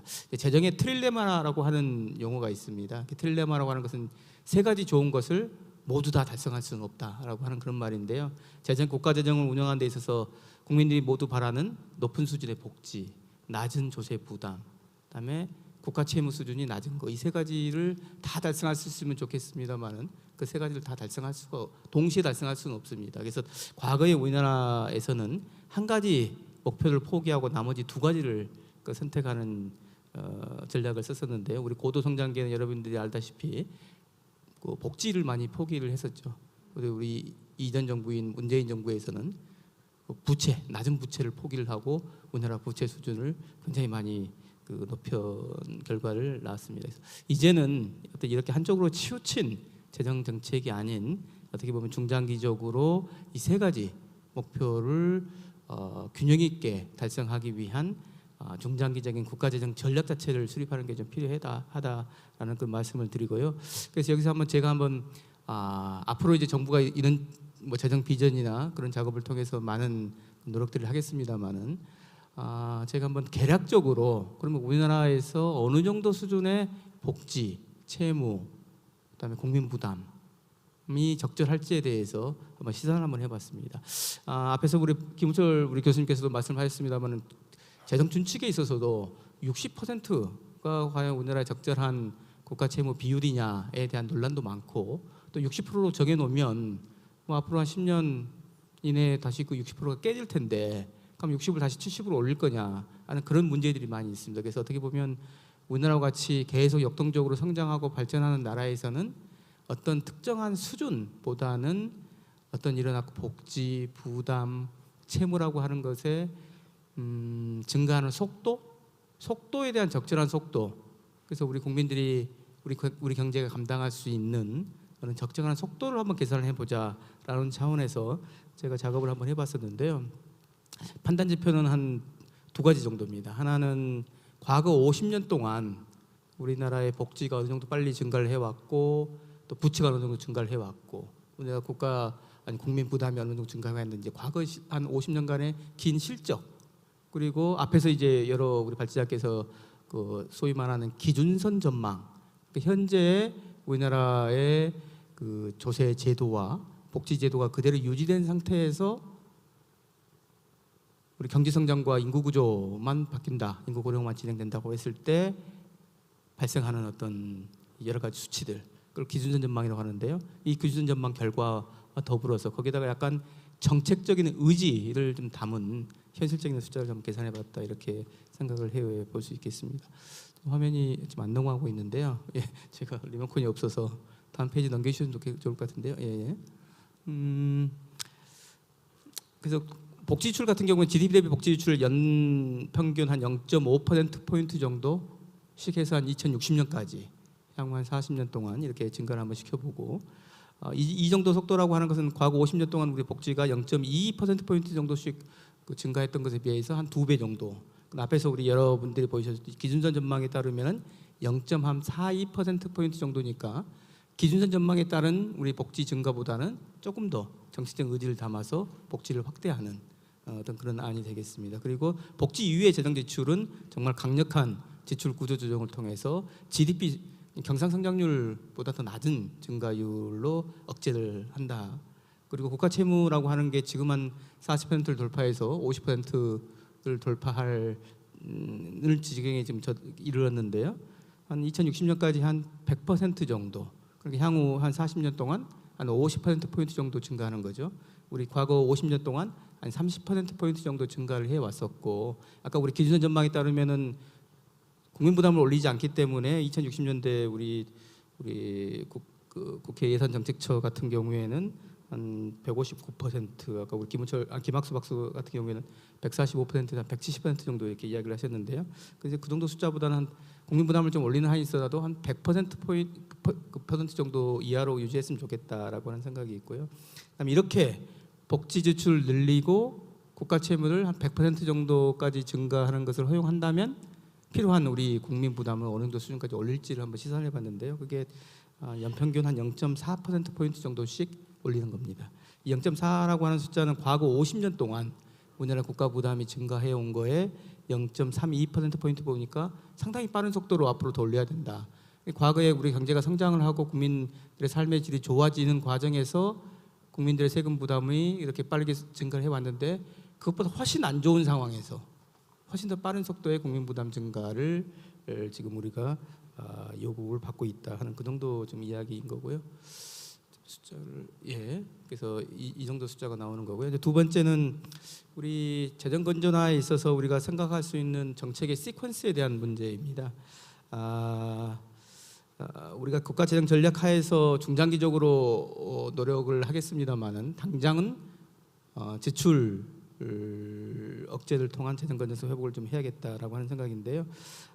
지금 현재 과거에도 우리 외환위기 때나 글로벌 금융위기 때 우리가 재정 위기에 봉착한 적이 있습니다. 근데 그 당시는 일시적으로 경제가 어려워져서 우리가 2, 3년 내에 그걸 다 극복을 해냈습니다만은 재정도 마찬가지였습니다. 재정 수입이 일시적으로 나빠졌다가 또 재정 지출이 일시적으로 높아졌다가 경제가 정상화되면서 재정도 정상화되는 어떤 그런 과정을, 물론 그 중에는 이제 재정적인 노력, 정부 정책 당국의 노력이 있었습니다만은, 근데 이번은 좀 다른 것 같습니다. 앞에서 많이 보았듯이 지출이 재량 지출을 포함한 많은 지출이라고 하는 것 자체가 구조적으로 좀 높아져 있어서 코로나19 이전 수준으로 회복되기가 무척 어려운 그런 상황.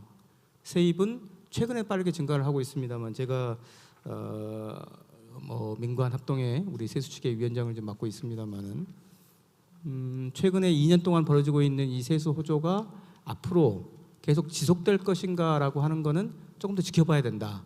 아까 일시적인 요인과 항구적인 요인이 섞여 있기 때문에 앞으로 좀 지켜봐야 된다라는 어떤 그런 생각을 가지고 있고, 그렇다고 한다면은 과거 우리 두 차례 경제 위기 때 우리 재정이 금방 회복이 됐던 것처럼 이번도 그렇게 될 것이다라고 낙관하는 것은 정말 거의 실현 불가능한 우리 꿈이 아닐까 이런 생각을 해보고, 그러면 특단의 어떤 재정 건전화적인 그 재량적인 노력이 필요하다. 그 노력의 그 시퀀스라고 하는 건 앞에서 여러분들이 말씀하셨습니다만은 재정 준칙과 같이 재정 규율을 확보하는 어떤 그런 데서부터 시작을 해야 된다. 정말 느슨해진 검은고의 줄을 다시 팽팽하게 당기는 경장이라고 하는 우리 선조들이 많이 썼던 어떤 그런 말처럼 이제 와서는 재정의 규율 자체를 다시 세우는 어떤 그런 작업을, 재정 준칙을 도입을 하고 이걸 법제화하는 데서부터 시작을 해야 된다라고 생각을 하고요. 그다음에 아까서 많은 분들이 이제 당장은 아니지만 코로나19가 극복이 어느 정도 되면 어느 정도의 증세를 해야 된다고 이렇게 말씀을 많이 하십니다. 그죠? 그렇지만 그 증세 이전에 우리가 해야 될 일은 지출 효율화 작업인 것이다라고 하는 말씀을 드립니다. 그런 이후에 만만하지만 지속적인 증세 정책을 취해야 된다라고 해서 이 세 가지 시퀀스를 이야기를 말씀을 드렸고요. 우리 행정부는 지금 이 세 가지 중에서 앞에 두 가지를 지금 하고 있는 것 같습니다. 그리고 이제 코로나19가 어느 정도 극복이 되면 세 번째를 하게 되겠죠. 이제 문제는 이 정치권으로 넘어간 우리 국회인 것 같습니다. 국회가 이 자체에 대해서 컨펌을 해주고 이걸 법제화를 해주고 한마음 한뜻으로 정치권이 다른 어떤 문제에 비해서 우리 재정의 문제는 우리 경제의 최후의 보루라는 점을 명심을 하고 이렇게 가야 될 것 같습니다. 시간이 많이 지났기 때문에 우리 마지막 조세 개편과 관련해서는 아까 제가 앞으로 일시적인 어떤 좀 세수 호조를 좀 2년간 보이고는 있습니다만은 우리 내년부터는 이게 좀 어느 정도 연착륙이 될 거고 그 이후의 모습을 우리가 좀 지켜봐야 된다 이렇게 말씀을 드렸습니다만은 결국 이것도 단기적인 어떤 전망인 거고 중장기적으로는 어쩔 수 없이 저희가 증설을 해야 되는 어떤 그런 상황에 있습니다. 앞에서 우리 안정수 박사님께서 세부별로 말씀을 많이 해주셨기 때문에 저는 이러한 어떤 선진국과의 비교를 통한 어떤 우리 정책의 방향과 더불어서 한 가지만 더 강조를 드리고 싶은 거는 지금 효율성과 형평성 이야기를 많이 하셨는데 특히 요즘에 시대적인 화두인 정의, 공정 이 차원에서 세부담의 형평성을 무너진 형평성을 회복시키는 방향으로 세제 개편이 되어야 된다. 하여튼 그걸 이제 세 가지 차원인데 하나가 세원간 뭐 노동소득, 근로소득 될 수도 있고요. 그다음에 자본소득 안에서도 아까 우리 금융투자와 같이 굉장히 복잡한 소득들이 있는데 그 소득 종류별 종류 간에 있어서의 세부담 형평성을 회복시켜야 되고 또 물론 소득 계층 간에 우리 세부담의 형평성 자체가 돼야 됩니다. 아까 우리 말씀을 많이 주셨습니다만 법인세나 소득세와 같은 경우는 지나치게 초고소득자, 초대기업에게만 부담을 많이 지우는 어떤 그런 정책들은 좀 지양이 되어야 된다. 또 한 가지는 세대 간의 형평성이 요즘에 이제 굉장히 하던데요. 우리가 세대 간 형평성을 항상 이야기할 때는 지금 현재 우리 일하고 있는 계층, 또 미래의 계층, 소비 계층 은퇴한 이후에 이분들에 대한 세부담을 어느 부분에서 올릴 것인가라고 하는 부분을 정말 잘 살펴야 된다. 지나치게 미래 우리 인구 구조상으로도 굉장히 부담이 많이 가 있는 미래 세대에게 또 우리 경제를 짊어지고 나가는 경제활동 인구에게 지나치게 세부담을 많이 지우는 어떤 정책보다는 복지를 늘리면서 넓은 세원이라고 볼 수가 있는 소비세와 같은 부분 같은 경우에는 이제 소비 계층인 은퇴 계층도 같이 부담하는 세목이기 때문에 증세를 할 때는 항상 이런 밸런스를 유지하는 게 좋지 않을까 그렇게 생각을 하고 있습니다. 예. 예, 다음은 한국재정학회 회장을 맡고 계시는 한양대 전영준 교수께서 말씀하십니다. 예, 안녕하세요. 조금 전에 박형수 원장님께서 말씀하신 세대 간 형평성에 관해서 먼저 말씀드려야 되겠습니다. 제가 말씀드리고자 하는 것은 이제 세제 개편인데요. 우리 안종석 박사님께서 오랜 기간 동안 이제 조세 정책에 관해서 연구를 해오셨고 굉장히 인사이트풀한 그런 발제를 해주셨는데 뭐 대부분에 대해서는 공감합니다. 그런데 하나 제가 좀 덧붙이고자 하는 거는요. 우리가 조세의 세제 개편을 위해서 효율성, 형평성, 뭐 공평성 이런 기준으로 하는데 여기서 말하는 형평성을 이야기할 때 보통 세대 내 소득 계층별 형평성을 주로 많이 합니다. 그런데 이제는 우리 박형수 원장님께서 말씀하셨듯이 세대 간 형평성을 좀 적극 고려할 때가 되지 않았는가. 그러니까 예를 들어서 뭐 소득 계층별 형평성을 갖다가 제고하기 위해서 누진도가 높은 소득세의 기능을 갖다 더 확충하고 이렇게 하면 성장에 영향을 미치겠죠. 근데 성장을 지체하면 그것이 바로 미래 성장이 낮으니까 속도가 줄어들면 미래 세대의 후생복리에 바로 영향을 미치겠죠. 그래서 앞으로는 이런 면에서 그러니까 성장 친화적인 그런 세제를 세대 간 형평성 측면에서 좀 적극적으로 좀 추진할 필요가 있지 않느냐.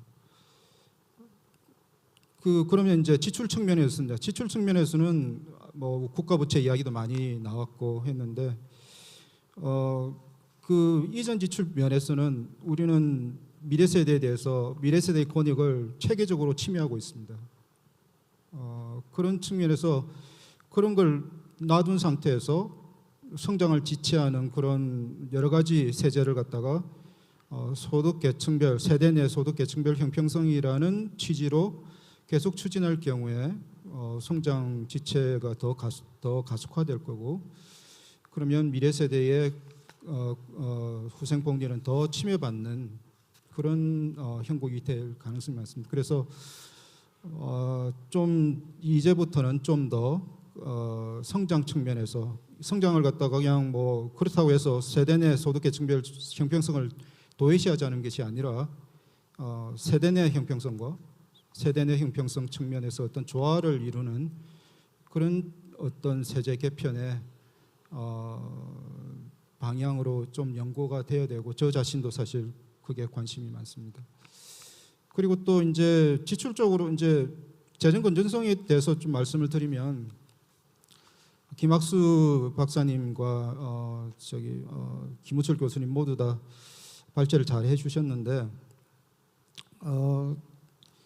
그 빠진 부분이 그러니까 이런 재정 건전성을 갖다 유지하기 위해서 뭐 정책 개편을 갖다 해야 되는데, 주로 지방 재정에 관해서 지방 재정 교부금에서 말씀하셨는데, 좀 더 큰 부분이 있지 않느냐. 그러니까 사회보험입니다. 사회보험. 그러니까 김학수 박사님께서 발제하실 때 그러니까 베이스라인에서 그러니까 국가 부채가 계속 이렇게 늘어나는 형국으로 나오는데, 그거는 사회보험이 이제 그러니까 예를 들어서 국민연금 부채가 이제 암묵적 부채였는데 그것이 이제 명시적 부채로 이렇게 전환되는 거겠죠. 그리고 또 건강보험에서의 어떤 그 지출 요인이 많이 증가하고, 그렇게 해서 이제 그게 재정 부담이 가시화되고, 그리고 재정 수입은 지금 현 상태의 제도를 유지하면 충분한 재원을 갖다 마련하지 못하고, 그런 과정에서 부채가 증가한다는 거죠. 아침에 코프 교수님께서 말씀하신 그 세대 간 회계, 제너레이션 어카운팅의 뭐랄까 취지랄까요? 취지라고까지는 아니지만 이제 좀 더 활용성이 높은 의미를 갖다 좀 찾아보면, 우리 그 재정 지출 중에서 그 엔타이틀먼트, 그러니까 공적연금이라든지 건강보험이라든지 뭐 실업보험이라든지 이런 어떤 수급 자격을 충족하면 지급을 할 수밖에 없는, 해야 되는 그런 엔타이틀먼트 프로그램의 비중이 점점 늘어나고 있다는 거죠. 그래서 그 엔타이틀먼트 프로그램은 현행 제도가 미래의 정부의 수입과 지출의 흐름에 직접 영향을 미치는 거거든요. 그래서 그런 현행의 제도가 향후에 지금은 뭐 국가 부채로 이렇게 실현되어 있지 않지만 시간이 지남에 따라서 그것이 이제 암묵적 부채에서 이제 명시적 부채로 이렇게 전환되는 과정에서 우리 재정에 부담이 된다는 거죠. 그래서 이런 그 사회보험이 개편되지 않고는 뭐 재정 주축을 갖다가 뭐 60% 국가 부채 60%에서 뭐 지킨다 만다 그런 걸 갖다 떠나서 사회보험의 이런 그 구조 개편이 없이는 우리 재정의 유지 가능성, 뭐 건전성을 갖다가 지킬 수 없다는 거죠. 그러면 어떻게 해야 되느냐? 사회보험이 도입되는데 그 도입의 취지가 다 있겠죠. 근데 그 재정 건전성을 추구하되 그 제도의 도입 취지, 필요성에 맞게끔 제도를 갖다가 개편해 나가는 노력이 필요하지 않느냐. 예를 들어서 연금 같은 경우에 그러니까 공적연금 같은 경우에 우리나라 체제에서 취약계층이 가입 비율이 굉장히 낮고, 그리고 또 우리나라의 그 급여 산식의 그 특성상 가입 기간에 연동되어 있기 때문에 급여 수준이, 그러면 이제 고용의 안정성이 높은 계층들, 그런 분들, 그리고 또 뭐 좀 여기 공직자들 많이 와 계시지만 공무원연금, 공무원 같은 경우에는 아무래도 고용의 안정성이 민간보다 더 높죠. 그러니까 지금 현재 체제 하에서는 공적연금이 노후에 궁핍하게 사는 그 위험으로부터 보호하자는 그 취지와 완전히 다른 취지로 이제 제도가 운용되고 있다고 볼 수 있거든요. 그러니까 그런 면에서 재정 안정화를 기하되 그런 취약계층을 갖다 많이 커버하는 그런 제도로 개편해야 되지 않느냐. 그리고 또 그 건강보험 같은 경우에 보장성이 많이 높아진 건 좋죠. 그렇지만 보험의 취지에서 큰 질병, 그러니까 중증에서 아주 큰 경제적 손실을 초래하는 그런 질병에 대해서 후하게 커버를 해주되 경증에 대해서 좀 더 덜 커버하는 그런 방식으로 보험의 취지를 살리면서 재정 건전화를 기하는 그런 방식으로 나가는 그런 그러니까 용기 있는 어렵겠지만 용기 있는 그런 접근이 필요하지 않나 그 생각이 들고요. 그리고 또 뭐 지불보상제도, 건강보험 지불보상제도 하에서 지금 그러니까 입원 진료 같은 경우에도 뭐 다른 것도 마찬가지지만 뭐 행위별 수가제도 이건 뭐 과잉 진료를 갖다가 유발한다고 그러죠. 그리고 또 실제로 데이터에서 나타나는 걸 보면 우리나라 건강보험 지출 증가 속도가 굉장히 빠릅니다. 그래서 이런 지불보상제 제도 같은 것으로 뭐 예를 들어서 뭐 포괄수가제라든지 다른 뭐 방식의 사전적 지불 방식을 통해서 뭐 어떤 과잉 그러니까 그 건강보험 지출 증가 속도를 갖다 통제하지 않으면 이거는 정말 밑빠짐 독에 물 붓기 식의 가 되지 않느냐. 그래서 이런 구조적인 그러니까 제도의 취지를 잘 살리는 그렇지만 동시에 재정 건전성을 갖다 제고할 수 있는 그런 방법을 찾는 그런 지혜를 모아야 되지 않느냐 생각이 듭니다. 아침에도 뭐 잠시 뭐 언급이 됐습니다만 선별적 그러니까 복지제도가 선별적 복지와 그다음에 뭐 보편적 복지하는데 저는 개인적으로 보편적 복지를 논의한다는 건 사실 좀 어리석은 게 아니냐.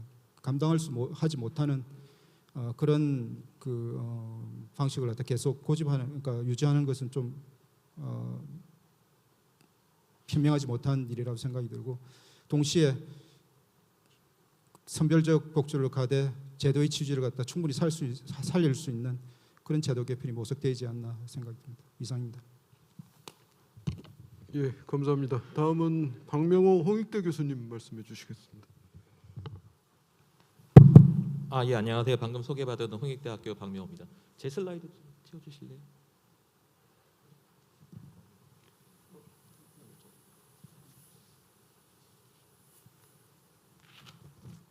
그러니까 제가 오늘 말씀드릴 거는 장단기, 그러니까 단기, 중기, 장기의 관점에서 그러니까 재정 위험이 어떤 상태에 있는지 기존에 알려진 자료를 중심으로 해서 설명을 드리려고 하고 있고요.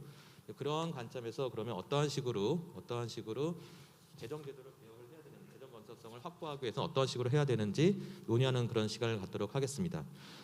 그러니까 단기 재정 상태에 대해서 여러분들도 아마 여기 계신 분 다 아실 거예요. 우리나라 상태가 상당히 좋다라고 얘기를 많이 하고 있고 정부는 그거를 계속 홍보하고 있고 지난 정부에서는 그걸 바탕으로 해가지고 재정 여력이 풍부하기 때문에 그 코로나19라든지 아니면 뭐 저성장 대응하기 위해서 많은 돈을 쓸 수 있다라는 생각을 했는데 그건 사실입니다. 그래서 예를 들어서 OECD, 그러니까 IMF에서 만들고 있는 일반 정부 부채 기준으로 보게 되면 D2입니다. 우리나라 2020년이 48.9%고 OECD 국가들의 단순 평균 같은 경우는 78.4%로 우리나라에 비해서 거의 한 30%포인트 더 높죠. 그렇지만 우리가 다 알고 있는 것처럼 이 OECD 안에 있는 나라들도 국가 간의 특성이 다 다릅니다. 예를 들어서 그 통화 자체가 기축 통화에 해당되는 나라들도 상당히 많고 우리나라처럼 비기축 통화에 되는 나라들도 있고 그래서 이걸 좀 구분해서 보게 되면 비기축 통화국 같은 경우는 53.8%입니다. 평균이. 그래서 우리나라보다도 한 5% 정도 더 높은 그런 상태입니다. 그런데 중기 전망을 보게 되면 IMF에서 똑같은 그 월드 이코노믹 아웃룩 있는 그 중기 전망만 보게 되면 우리나라의 그 21년이 51.3%인데 27년 가면은 57.7%로 우리나라 같은 경우는 꾸준히 증가를 해서 향후 6년간 6.4%포인트 이제 상승할 거로 보고 있는데요. 그 기간 중에 같은 기간 중에 OECD 평균적으로 보게 되면 7.8%포인트 하락을 한다고 합니다. 그리고 이 중 비기축 통화국을 보게 되면 5.5%포인트 하락한다고 합니다. 다시 말하면 OECD 평균하고는 격차가 상당히 줄어들게 되고 비기축 통화국가 보게 되면 우리나라가 그 사이에 다른 나라들보다 더 빠르게 다시 말하면 더 높게 된다는 얘기입니다. 그래서 중기적으로 보게 되면 서서히 우리나라의 재정 악화 속도가 다른 나라에 비해서 더 빠르게 악화되고 있고 재정의 어떤 그 운용의 건전화 같은 그런 측면에서도 다른 나라에 비해서 상당히 팽창적으로 빠르게 가고 있다라는 걸 알 수가 있습니다. 그러니까 관련해 가지고 정부 중기 국가재정 운용계획 이번에 발표된 국가재정 운용계획에 보면, 그러니까 우리 그 김은실 교수님이나 김학수 박사님이 말씀해 주신 것처럼 분명한 건 맞습니다. 이전 정부에 비해서 많은 노력을 해서 국가 채무 비율이 증가하는 속도를 낮춘 것은 사실입니다. 그렇지만 여전히 국가 채무 비율은 상승을 하고 있고요. 예를 들어 2022년에 49.7%에서 26년에 52.2%로 그 4년간 2.5%포인트 상승할 거고, 관리재정 수지 적자 비율은 계속해서 2%대를 기록할 것입니다. 그러니까 김은철 교수님 말씀하신 것처럼 우리나라가 그 외환위기라든지 금융위기라든지 코로나 위기 이전에 2%대의 관리재정 수지 적자를 기록한 거는 2019년이 유일합니다. 그러니까 사실상 위기가 없었던 시절에 그 건전재정 기조를 강조하고 있는 정부의 입장으로서 2%대 관리재정 수지를 계획한다는 것은 상당히 아쉬운 측면이 있다라고 말씀드릴 수밖에 없습니다. 그러니까 장기적인 관점에서 바라보면 우리 김학수 박사님이 방금 말씀해 주신 것처럼 국가 채무 비율이 2040년에 88.2%가 되고 2060년에는 144.8% 수준으로 올라간다고 합니다. 그런데 여기서 여러분들이 주목해야 될 점은 이 안에는 국민연금이나 사학연금, 건보, 노인장기의 적자가 반영 안 된 겁니다. 그러니까 국가 채무 비율 D1이라는 걸 계산을 할 때는 그 건보 재정이나 노인장기 관련된 재정은 재정 외로 간주하고 있기 때문에 국가 채무 범위에 포함되지 않고 있고요. 그러니까 국민연금하고 사학연금 같은 경우도 마찬가지입니다. 거기는 국가 재정이 포함되어 있지만 국가가 지급 보장할 이유가 없기 때문에 아직 법문화되지 않기 때문에 법령화되지 않았기 때문에 국가 채무 비율에서 빠져 있는 상태라는 걸 유념을 하셔야 됩니다. 국가예산정책처가 비슷한 작업을 했었을 때 2060년 161%, 2070년 가면 192.6% 간다고 했습니다. 물론 이 차이는 재량 제출에 대한 가정을 어떻게 하느냐에 따라서 상당 부분 설명이 되는 걸로 제 개인적으로 판단을 하고 있습니다. 그 정부에서 2020년에 장기재정 전망을 했었을 때 정부는 2060년에 81.1%로 간다. 국가 채무 비율이 상당히 안정적으로 유지할 수 있다고 얘기를 했는데 거기서의 주의 깊게 봐야 될 부분은 정부가 총지출 증가율을 경상성장률로 통제할 거라는 가정을 하고 있습니다. 다시 말하면 경상성장률로 총지출을 통제하는 재정 준칙, 총지출 준칙을 강하게 드라이브 건다 그러면 2060년에 81.1%를 유지할 수 있다. 만약에 이런 총지출 증가율을 통제하지 않는 재정 준칙이 없다 그러면 어떻게 될까? 나보 숫자나 김학수 박사님이 말씀하신 숫자하고 유사해지거나 그보다 더 높을 수도 있습니다. 물론 정부가 2020년에 전망한 것 자체는 김학수 박사님이 우려한 것처럼 19년 발표된 통계청의 장래 인구 추기를 쓴 거기 때문에 인구 구조가 더 악화되고 있는 걸 감안한다 그러면 훨씬 더 빠르게 국가 채무 비율이 증가할 수 있음을 알 수 있습니다.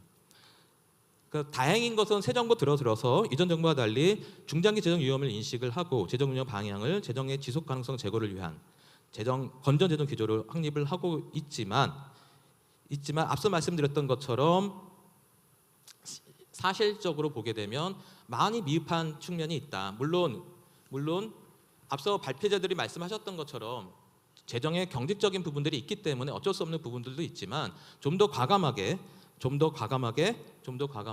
지출 구조 조정을 추진할 필요가 있다. 여기서는 재량 지출만뿐만 아니라 의무 지출도 포함해서 추진을 해야 될 필요가 있고, 그리고 가급적이라고 가능하다 그러면 윤석열 정부에서 내세웠던 국정 과제들도 재점검할 필요도 있다. 그런 과감함이 필요하지 않을까라는 생각이 좀 듭니다. 특히 최근에 인플레이션 문제가 심각해지자 그 시카고 패드에서 나온 페이퍼에 보면 국민들의 재정 신인도, 재정에 대한 국민들의 신뢰가 낮을 경우에 통화당국이 물가 안정 목표를 달성하는데 큰 어려움에 봉착할 수밖에 없다고 강조를 하면서 기준금리 인상 정책이 보다 빨리 물가 안정을 이룩하려고 한다 그러면 국가 채무를 안정적으로 유지하고 재정 불균형을 해소하는 등의 재정정책적 지원이 요구된다고 리포트를 내고 있습니다. 이런 관점에서 최근에 EU하고 미국의 재정정책의 움직임을 참고할 필요가 있다고 보는데요. EU 같은 경우는 에너지 가격이 급등하자 에너지 취약계층에 대해서 선별적인 지원을 하려고 하고 있습니다. 지금 하고 있고요. 그래서 그 재원으로 윈드폴 텍스라고 하는 걸 도입을 해가지고 그 취약계층을 지원을 하고 있습니다. 여러분들 다 아시는 것처럼 미국 같은 경우는 인플레이션 감축법이라고 하는 국내 생산시설 투자를 유치하고 의료비 및 에너지 비용 감축 등 지출 확대 정책을 담고 있는 법안을 발의하면서 법인세 최저한세를 갖다가 기존에는 없었는데 15%로 유지하겠다고 하는 그 다시 말하면 재원 마련 방안들을 같이 마련하고 있습니다. 그러니까 이러한 것들이 시사하고 있는 점은 뭐냐면 고물가 시대에 물가 시대를 안정화시킨다고 했었을 때 국민들의 재정에 대한 신뢰, 재정이 무작정 늘어날 수 없다, 궁극적으로 지속 가능하지 않다 그러면 궁극적으로는 정부가 돈을 찍어내면서 그걸 마련할 수밖에 없는 그런 상황이 도래할 수 있을 거라는 국민들이 믿음이 있다 그러면 물가 안정화시키려는 노력 자체가 헛수로, 그냥 수포로 돌아간다는 그런 관점입니다. 그러다 보니까 가급적이면 재정 지출을 통해서 하더라도 물가 상승 압력을 덜해서 재원을 가지고 지출을 하려고 한다는 걸 알 수 있겠고요. 그래서 이것 자체가 시사하는 바는 새로운 정부가 새로운 국정과제를 추진할 때 반드시 그에 걸맞는 재원 확보 방안을 가지고 추진했으면 좋겠다라는 생각을 합니다. 그리고 또한 적자 편향적인 정치적인 의사결정을 통제할 수 있는 방법들이 필요한데요. 이번에 정부가 추진하고 있는 재정 준칙의 어떤 법 제안은 반드시 통과됐으면 좋겠다는 생각이 들고요. 이것뿐만 아니라 지출 검토 제도를 시행을 통해 가지고 중장기적인 관점에서 범부처 차원에서 기존 지출, 여기서는 의무와 재량, 조세 지출 다 포함됩니다. 필요성, 효과성, 우선순위 관점에서 구조조정을 다시 한번 추진하려는 노력들이 있지 않으면 쉽지 않다는 게 우리의 장기, 중기 재정 전망의 결과들이라는 겁니다. 장기적 재정 지속 가능성 문제에 있어서 국가 재정뿐만 아니라 우리 방금 그 토론을 해주신 전영준 교수님께서 말씀해 주신 것처럼 그 공적연금과 관련해서 상당한 심각한 문제가 있습니다. 그리고 건보나 노인장기 요양도 상당한 장기적으로 재정 위험에 속해 있습니다. 예를 들어서 나보가 2022년 장기재정 전망을 한 거에 따르면 2070년경에 까마득하게 먼 미래처럼 보이지만 50년 후입니다.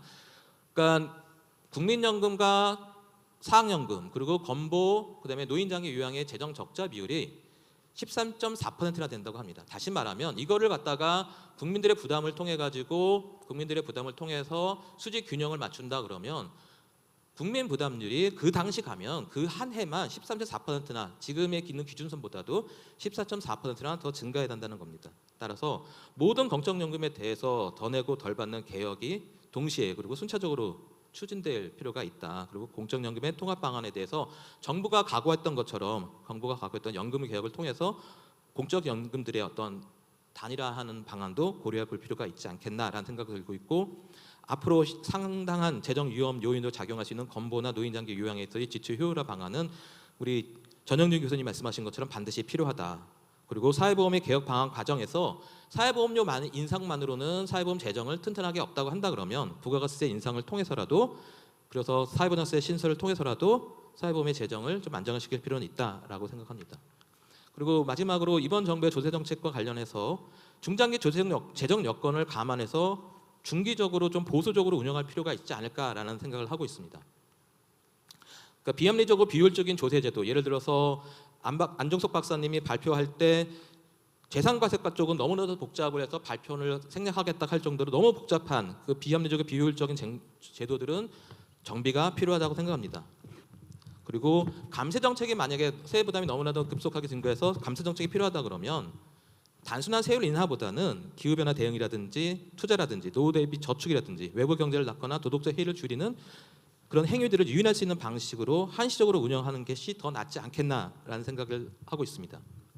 그리고 중장기적으로는 건전 재정의 기초의 틀을 유지하는 데 필요로 하는 최소 재원을 확보할 수 있는 조세정책 방향을 설계를 할 필요가 있다고 생각합니다. 예, 이상입니다.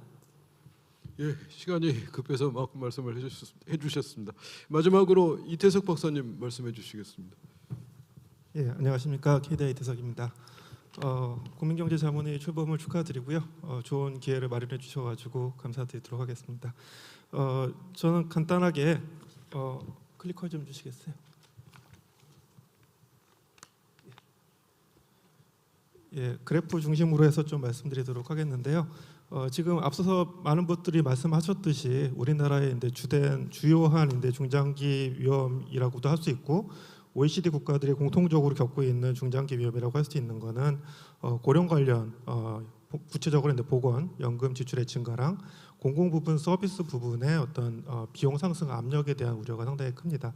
그래서 OECD 최근 2061년까지 비용 상승 압력을 본다 그러면 우리나라뿐만 아니라 주요국에서도 같은 비용 압력이 나타나고요. 우리나라 같은 경우에는 연금 지출, 보건 그리고 그밖에 기타 지출이 거의 3분의 1씩의 비중을 가지고 각각의 지출 압력을 갖고 있고 주요국에 비해서도 좀 빠릅니다. 하지만은 다른 나라 국가들도 마찬가지 문제를 겪고 있다라는 것을 말씀드리고 싶고요. 출산율 반등은 상당히 어려울 것으로 생각이 듭니다. 그래서 김학수 박사님이나 나보나 여러 기관에서 중장기 재정 전망을 하다시피 현재 인구 구조보다 더 악화된 상태 내에서 우리나라의 중장기 재정 지속 가능성은 상당히 우려되는 부분이 있고요. 다만 우리가 할 수 있는 기회의 요인들을 좀 더 많이 고려해야 될 필요가 있을 것으로 봅니다. 고령 관련 지출은 지금 현재의 대조를 유지했을 때 상당히 지속 가능하지 않다라는 것은 모든 분들이 다 인식하는 것 같다라고 볼 수가 있겠고요. 고령 관련 지출을 통제할 수 있는 가장 기본적인 우리가 기회 요인이라고 볼 수 있는 것은 예전보다 더 건강 상태와 그리고 최근에 노동력을 대체하고자 하는 다양한 기술 혁신이 나타나고 있다는 점에 좀 주목할 필요가 있을 것으로 생각이 듭니다. 공적연금이라든지 의료지출 각 분야별로 지금 국민경제자문회의에서도 각각의 개혁 방안들을 마련하고 있을 것으로 생각이 되는데요. 국민연금, 직영연금 구조가 상이하고 있기 때문에 지금 연금 개혁이 상당히 지체되고 있는 상태라고 볼 수가 있겠습니다.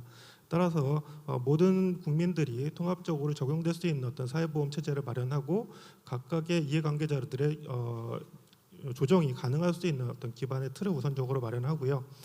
기대 수명 연장이라든지 건강 상태 개선, 노동력의 어떤 저하 속도의 변화들을 감안할 수 있는 노동시장이나 연금 시장 그리고 건강 서비스 시장의 변화를 바탕으로 해서 지속 가능한 각각의 시스템을 마련한다 그러면 각각의 지출 압력은 상당 부분 완화될 수가 있을 것으로 기대가 되겠습니다. 한편인데 공공 부분 관련돼 가지고는 전반적으로 비효율성이 높은 섹터라고 볼 수가 있겠습니다. 지금 김학수 박사님이나 다른 분들이 말씀하셨듯이 재정의 칸막이 어떤 인타이틀먼트가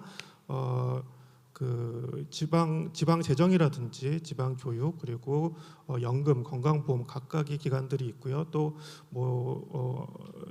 농림이라든지 산업 분야에서도 각각의 분야에서 각각의 기득권이 있습니다. 그런 기득권 내에서의 어떤 비용 효율화를 창출하기 위해서는 우리가 다양한 종합적인 비용 효율화 방안들을 검토할 필요가 있겠는데요. 앞서 섹션에서 빅토르 IMF 디렉터가 말씀하셨듯이 2차 세계대전 이후에 우리가 급격한 물가 상승을 겪었습니다. 그런 물가 상승을 겪었을 때 우리의 전통적인 비용 통제 기제라고 할 수 있는 조직 내 비용 절감이라든지 상방과 하방의 유량 관리를 통한 어떤 규모의 경제를 활용하는 비용 관리를 우리가 전통적으로 활용하였고요. 그리고 금융위기 이후에는 조직 간 비용 절감이라든지 조직 간 업무 조정 그리고 근거 기반 정책 결정이라든지 수요 전환 유도를 통해서 비용 절감에 대한 노력을 했습니다. 그리고 최근 들어서는 기술 혁신을 활용한 가치 중심의 차세대 비용 관리 방식이 강조되고 있는데요. 재정 여건의 악화라든지 고령 관련 급증에 대응해서 주요국에서는 지속 가능한 비용 관리 방안들을 마련하기 위해서 기술 혁신이라든지 급진적인 효율화를 추구하고 있습니다. 급진적인 효율화는 것은 지금 국민경제자문회에서도 규제 개혁 관련돼서는 조금 더 논의가 더 필요할 수 있을 것으로 생각이 되는데요. 기존의 어떤 규모의 경제 활용이라든지 맞춤형 서비스 제공 방식과 관련돼 가지고 새로운 사업 방식의 마련이라든지 규제 완화를 같은 것들을 혁신적으로 도입할 필요가 있다라는 거죠. 그래서 개인 의료 자료라든지 사물 인터넷을 활용한 원격 의료 서비스를 통해서 의료 전반의 비용을 절감할 경우에는 의료 관련 지출이라든지 돌봄 관련 지출들이 상당 부분 줄어들 수 있다라는 가능성을 볼 수가 있겠습니다. 다음으로 인데 중장기 조세 정책 방향 관련돼서는 가장 여러 가지 인데 이슈들이 있겠지만은 가장 중요한 것은 인데 국민들에 대해서 예측 가능성과 여러 가지 대안들의 비용과 편익에 대한 어떤 공감대를 좀 얻는 것들이 필요할 수 있다고 생각이 되고요. 관련돼서는 상당히 다양한 전망들이 존재한다라는 것이 이제 문제점이 될 수가 있겠습니다. 그래서 뭐 기획재정부라든지 뭐 예정처라든지 IMF라든지 OECD, S&P 다양한 기관들이 방향성은 비슷합니다. 의료 지출이라든지 공적연금의 비중이 10년 평균 2% GDP 대비 2% 포인트라든지 3% 포인트 정도 증가될 것으로 전망하고 있는데 이거는 지금 현재 제도를 바탕으로 해서 전망을 한 것이고요. 이러한 어떤 기준 선선 전망을 바탕으로 해서 다양한 제도 개선 방안을 통해서 우리가 줄일 수 있는 만큼의 예산을 절감한다 그랬을 때 우리가 달성할 수 있는 어떤 재원 조달 방안들을 고민할 필요가 있을 것 같고 관련돼서 제가 조금 연관 내용을 소개시켜 드리면은 법인세라든지 소득세, 소비세 그리고 이제 이것들을 조합한 거 그리고 이제 재정 적자를 종합한 방안들을 고민해가지고 연평균 0.15%의 중장기 재원을 마련하기 위해서 여러 가지 시나리오를 검토를 해봤는데요. 가장 거시경제적으로 비용을 적게 초래하는 것은 소비세 인상이라고 볼 수가 있겠습니다. 하지만 소비세 인상을 만으로 재원을 조정할 경우에는 소비세율이 지나치게 높아질 우려가 있는 것이죠. 그래서 제가 종합적으로 볼 때는 소득세와 소비세를 결합하였을 때 소비랑 투자 총생산의 감소 범위가 소비세보다는 조금 늘어나지만 다른 대안들에 비해서는 좀 작다고 볼 수가 있겠고요. 그와 같은 결합을 했을 때 우리나라의 소득세율은 미국의 소득세율 그리고 소비세율은 OECD의 소비세율과 같은 수준으로 점진적으로 인상한다 그러면 소비 투자 생산의 감소는 불가피하지만 다른 대안들에 비해서는 조금 좀 더 효율적인 증세 방안이라고 좀 제안을 드리도록 하겠습니다. 마지막으로 이제 재정 거버넌스 관련돼 가지고는 김우철 박사님이 여러 가지를 이제 다양하게 말씀해 주셨는데 저는 이제 재정 준칙 관련돼 가지고 이제 재정 준칙의 긍정적인 측면도 있지만은 부정적인 측면으로 많이 언급되는 게 재정의 이제 경기의 수능성을 높일 수 있다라는 우려에 대해서 조금 말씀드리고 싶은데요. 이론적으로 봤을 때 룰 베이스된 재정 정책을 운영한다 그러면 경기 대응적인 재정 정책을 운영하기가 상당히 제약이 되는 것이죠. 그렇기 때문에 재정 준칙을 운영을 좀 반대하시는 분들의 입장에서는 준칙이 아니라 재정 당국의 재량에 의해 가지고 경기 대응을 한다 그러면 경기 수능도가 좀 더 낮아질 수 있다라는 긍정적인 기능을 강조하시는데요. 실제로 이제 우리나라와 전 세계적인 어떤 경기 수능도를 다양한 방식으로 평가할 수가 있는데 우리나라는 지금까지 경기 대응적인 재정 정책을 수행해 왔습니다. 그러니까 호황일 때 긴축을 하고요, 불황일 때 확장을 하는 아주 정석적인 플레이를 했다고 볼 수가 있겠고요. 그와 같은 경기 대응을 잘 할 수 있는 근거 중에 하나는 우리나라의 경기 대응 폭은 주요국에 비해서 낮습니다. 즉 상대적으로 안정적인 재정 운영을 하고 있었기 때문에 안정적인 전망을 바탕으로 해서 그에 기반한 경기 대응 운영을 해왔다라고 긍정적으로 평가할 수가 있겠습니다.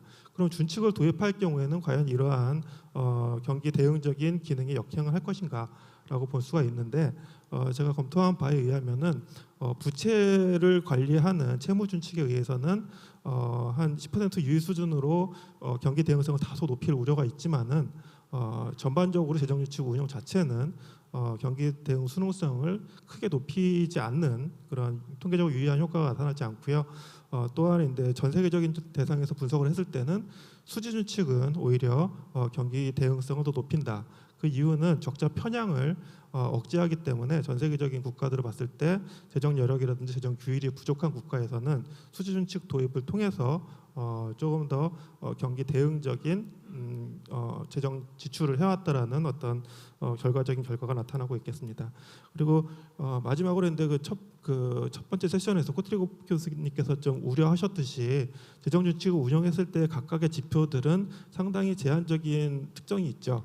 하지만은 최근에 정부 재정 준칙 그 재정 목표로서 채무 준칙을 좀 줄이고 수지 준칙을 통합재정 수지에서 관리재정 수지로 변경한 건 상당히 긍정적인 기능으로 변화로 생각이 됩니다.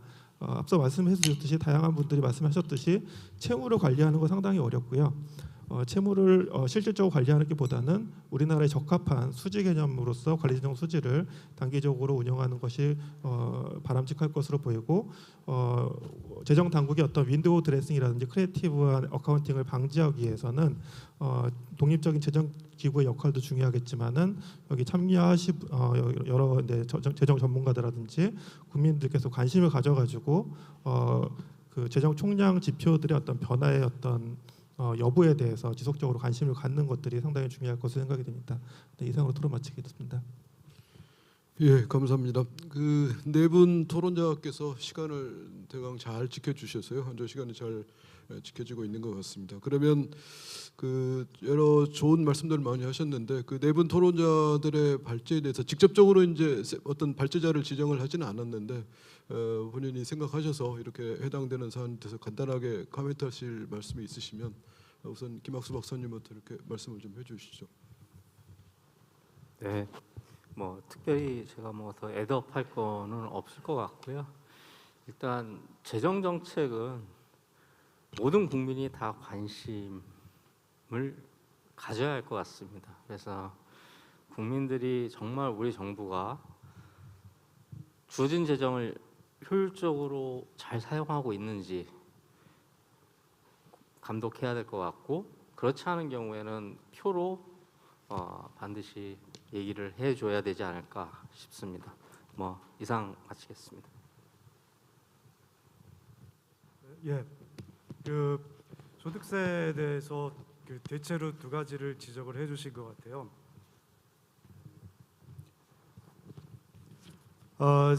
첫 번째 지적은 이제 세대 간 형평성 문제인데 전적으로 동의를 합니다. 그 아까 제가 그 발표할 때 조세 부담률, 국민 부담률 변화 그래프를 보여드렸는데 OECD 국가는 거의 30년 동안 큰 변화 없이 평평하게 유지가 되어 왔습니다. 이런 경우에는 세대 간 형평성 문제가 조세 부담 측에서 크지 않다고 볼 수 있습니다. 근데 한국은 굉장히 빠른 속도로 조세 부담률이 증가를 해왔기 때문에 세대 간 형평성 문제가 굉장히 큽니다. 현 세대를 보면 노년층은 그러니까 정부로부터 받는 혜택이 다 똑같다고 보면 노년층은 과거에 낮은 세율로 부담을 했고 중년층은 현재 높은 세율로 부담을 하고 있죠. 그러면 더 젊은 세대는 미래에 더 높은 세율로 부담을 해야 된다는 겁니다. 그래서 세대 간 형평성 문제가 지금까지는 이렇게 쭉 증가를 해왔어도 우리가 크게 인식하지 않고 크게 불만을 가지지 않고 왔는데 그 중요한 이유가 경제가 계속 팽창하는 과정에 있었고 그래서 그 소득이 빠른 속도로 증가하기 때문에 그것을 감당할 수 있었다 이렇게 저는 생각을 합니다. 그런데 경제가 이제 성장률이 낮아지고 그런데 부담률은 계속 높아져야 되면 이 문제에 대한 사회적인 불만도 굉장히 커질 거고 그거에 대해서 대응을 할 필요가 있다. 그래서 그런 생각이 들고요. 이 조세 측면에서 어쨌든 부담률은 높아져야 되고 세대 간 형평성을 완화할 수 있는 방법은 무엇이냐. 두 번째 말씀인데 대부분 그 코멘트 하시는 분들이 소비세의 중요성을 말씀을 하셨습니다. 소득세는 연령별로 부담률 격차가 큽니다. 소득을 많이 버는 세대 기간에 세금을 많이 내고 퇴직하면 적게 내고 그렇지만 소비세는 살아가면서 누구나 소비를 어느 정도 해야 되기 때문에 소비세는 이제 노년층도 어느 정도 부담을 하는 세금입니다. 그래서 소비세를 증가를 시켜야 되는데 그거에 대한 여론이 굉장히 나쁘기 때문에 우리가 사실 이 문제를 어떻게 드러내놓고 사회적인 토론을 통해서 세대 간 형평성 문제와 함께 합리적인 그 합의를 도출해 나가는가 하는 것이 조세 정책에서 굉장히 중요한 이슈일 것이다 이렇게 생각을 합니다. 이상입니다.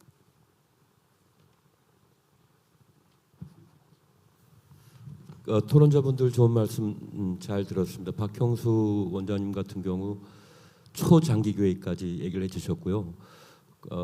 국가 채무의 적정 수준보다 국가 채무 비율의 적정 경로에 대해서 아마 저희들이 더 신경을 써야 된다. 좋은 말씀이신 것 같습니다. 2060년을 기준으로 볼 때, 그러니까 보통 제2차 베이비 부모가 완전 고령화되는 시점이 지금부터 30년 후거든요. 여기 계신 분들이 이제 80대 후반 중반이 돼야 고령화가 다 끝나는데요. 그때의 부채 비율이 100% 미만이면 어느 정도 큰 문제는 없지 않겠는가 이렇게 보고 있습니다. 물론 이상적인 건 얼마든지 더 낮은 부채 비율을 언급할 수 있겠습니다만 대체로 2050년, 60년 시점을 봤을 때 부채 비율 90%대 정도라면 어느 정도 국제금융시장에서 한국의 뭐 자금 조달 능력이나 여러 가지 볼 때 재정의 유지 가능성이 확보되는 게 아닐까 이렇게 보고 있습니다. 그러기 위해서 이제 지금의 비율 증가 속도를 잘 통제해야 하는데 최근에 나온 중기재정 운영 계획 정도라면 뭐 더할 나위가 없죠. 그러나 내년에 경기 침체가 예상되는 가운데 어느 정도 과연 추경을 덜할 것이며 또 세입 기반이 어느 정도 유지될 것인가 이게 사실 어려운 불확실성이 있는 그런 문제입니다. 그래서 좀 더 주의를 기울여야 되고 그런 관점에서 준칙도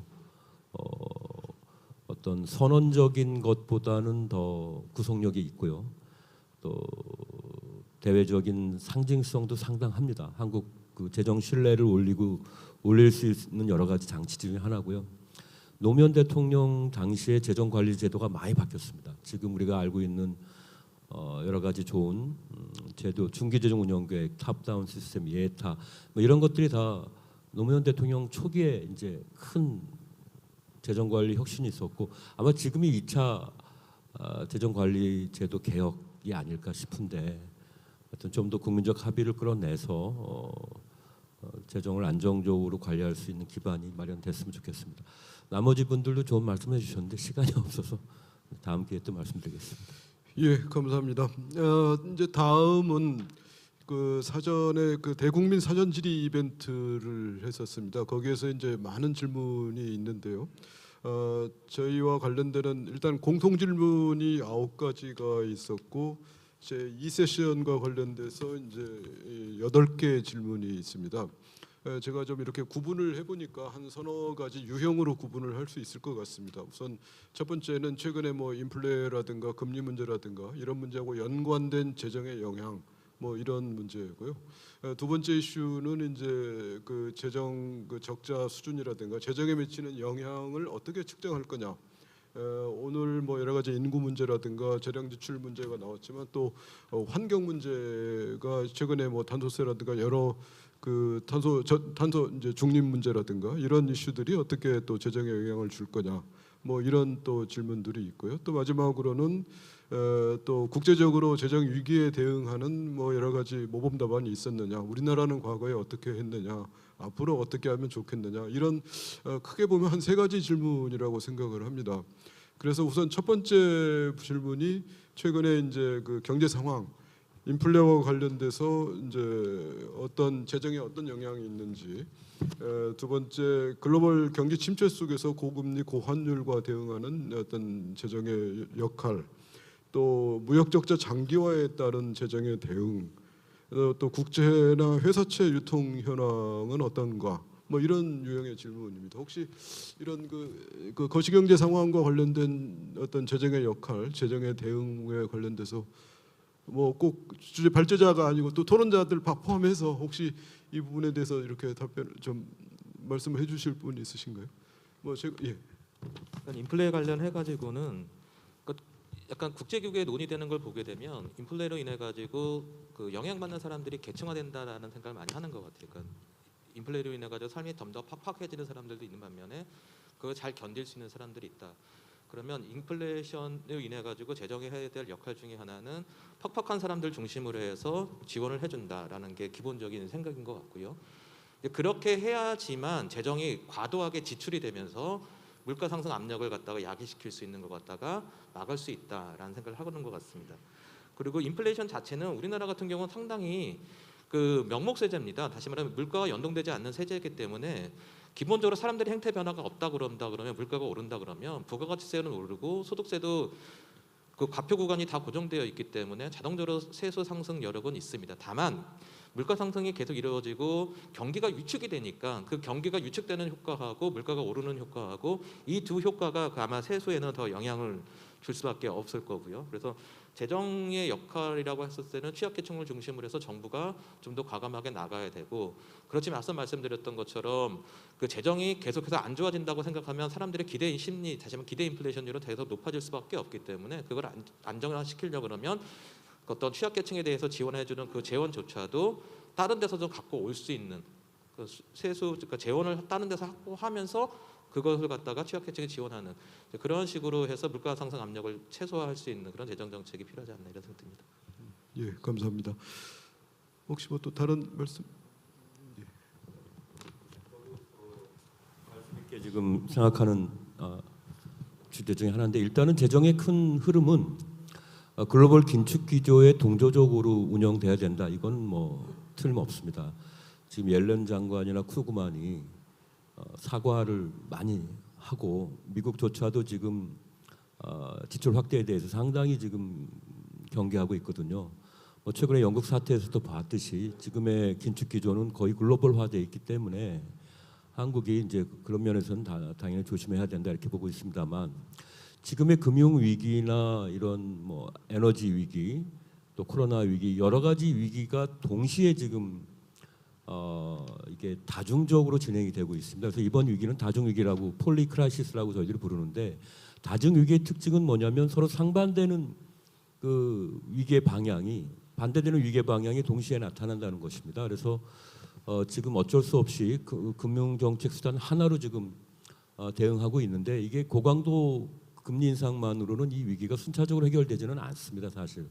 그렇기 때문에 금리 인상은 저희들이 이제 어느 정도 불가피하지만 미국과의 일정한 격차를 단순 추정하는 건 바람직하지 않다고 보고 있고, 재정의 역할도 다소 예외주의적인 개입이 필요할 시점이 있다. 예를 들어서 위기가 확대되는 시점, 금융위기로 전이되는 시점, 이런 경우에는 재정이 할 일이 있습니다. 예를 들어서 변동금리, 취약계층에 변동금리를 고정금리로 바꿔주는데 일정 정도 재정이 기여할 수 있고, 또 이런 유동성 고갈이, 유동성 위기가 이제 금융위기로 크게 번질 때 뭐 재정이 또 할 부분이 있을 것입니다. 그러나 일반적인 경기 부양 목적, 뭐 소비를 진작한다든지 내수를 진작한다는 의미의 추경이나 재정 확대는 뭐 있어서는 안 되고요.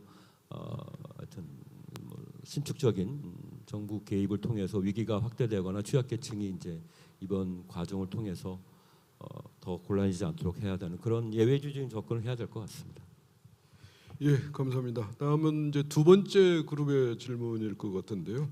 가장 일반적인 질문은 새로운 재정 수요를 예측할 수 있는 보다 정확한 방법이 있을까요? 하는 질문하고, 그 다음에 이제 구체적인 요인들, 아까 말씀드린 것처럼 탄소 중립과 관련돼서 그게 재정에 어떤 영향을 미칠지, 재정 수요에 어떤 영향을 미칠지, 그 다음에 저출산 고령화 대책, 이건 아까 이제 물론 재정 추계에도 이미 어느 정도 반영이 돼 있지만 뭐 또 대책이 있을지요, 뭐 이런 질문이 있습니다. 그래서 혹시 뭐 여러 가지 요인들에 따른 재정 수요의 예측이나 뭐 대책, 뭐 이런 말씀이 질문의 요지인데요. 혹시 뭐 혹시 환경 문제는 지금까지 얘기가 잘 안 됐던 것 같습니다.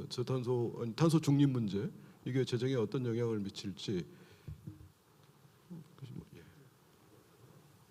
탄소 중립 관련해서 뭐 장기 재정 전망하면서 명시적으로 반영할 수는 없었고요.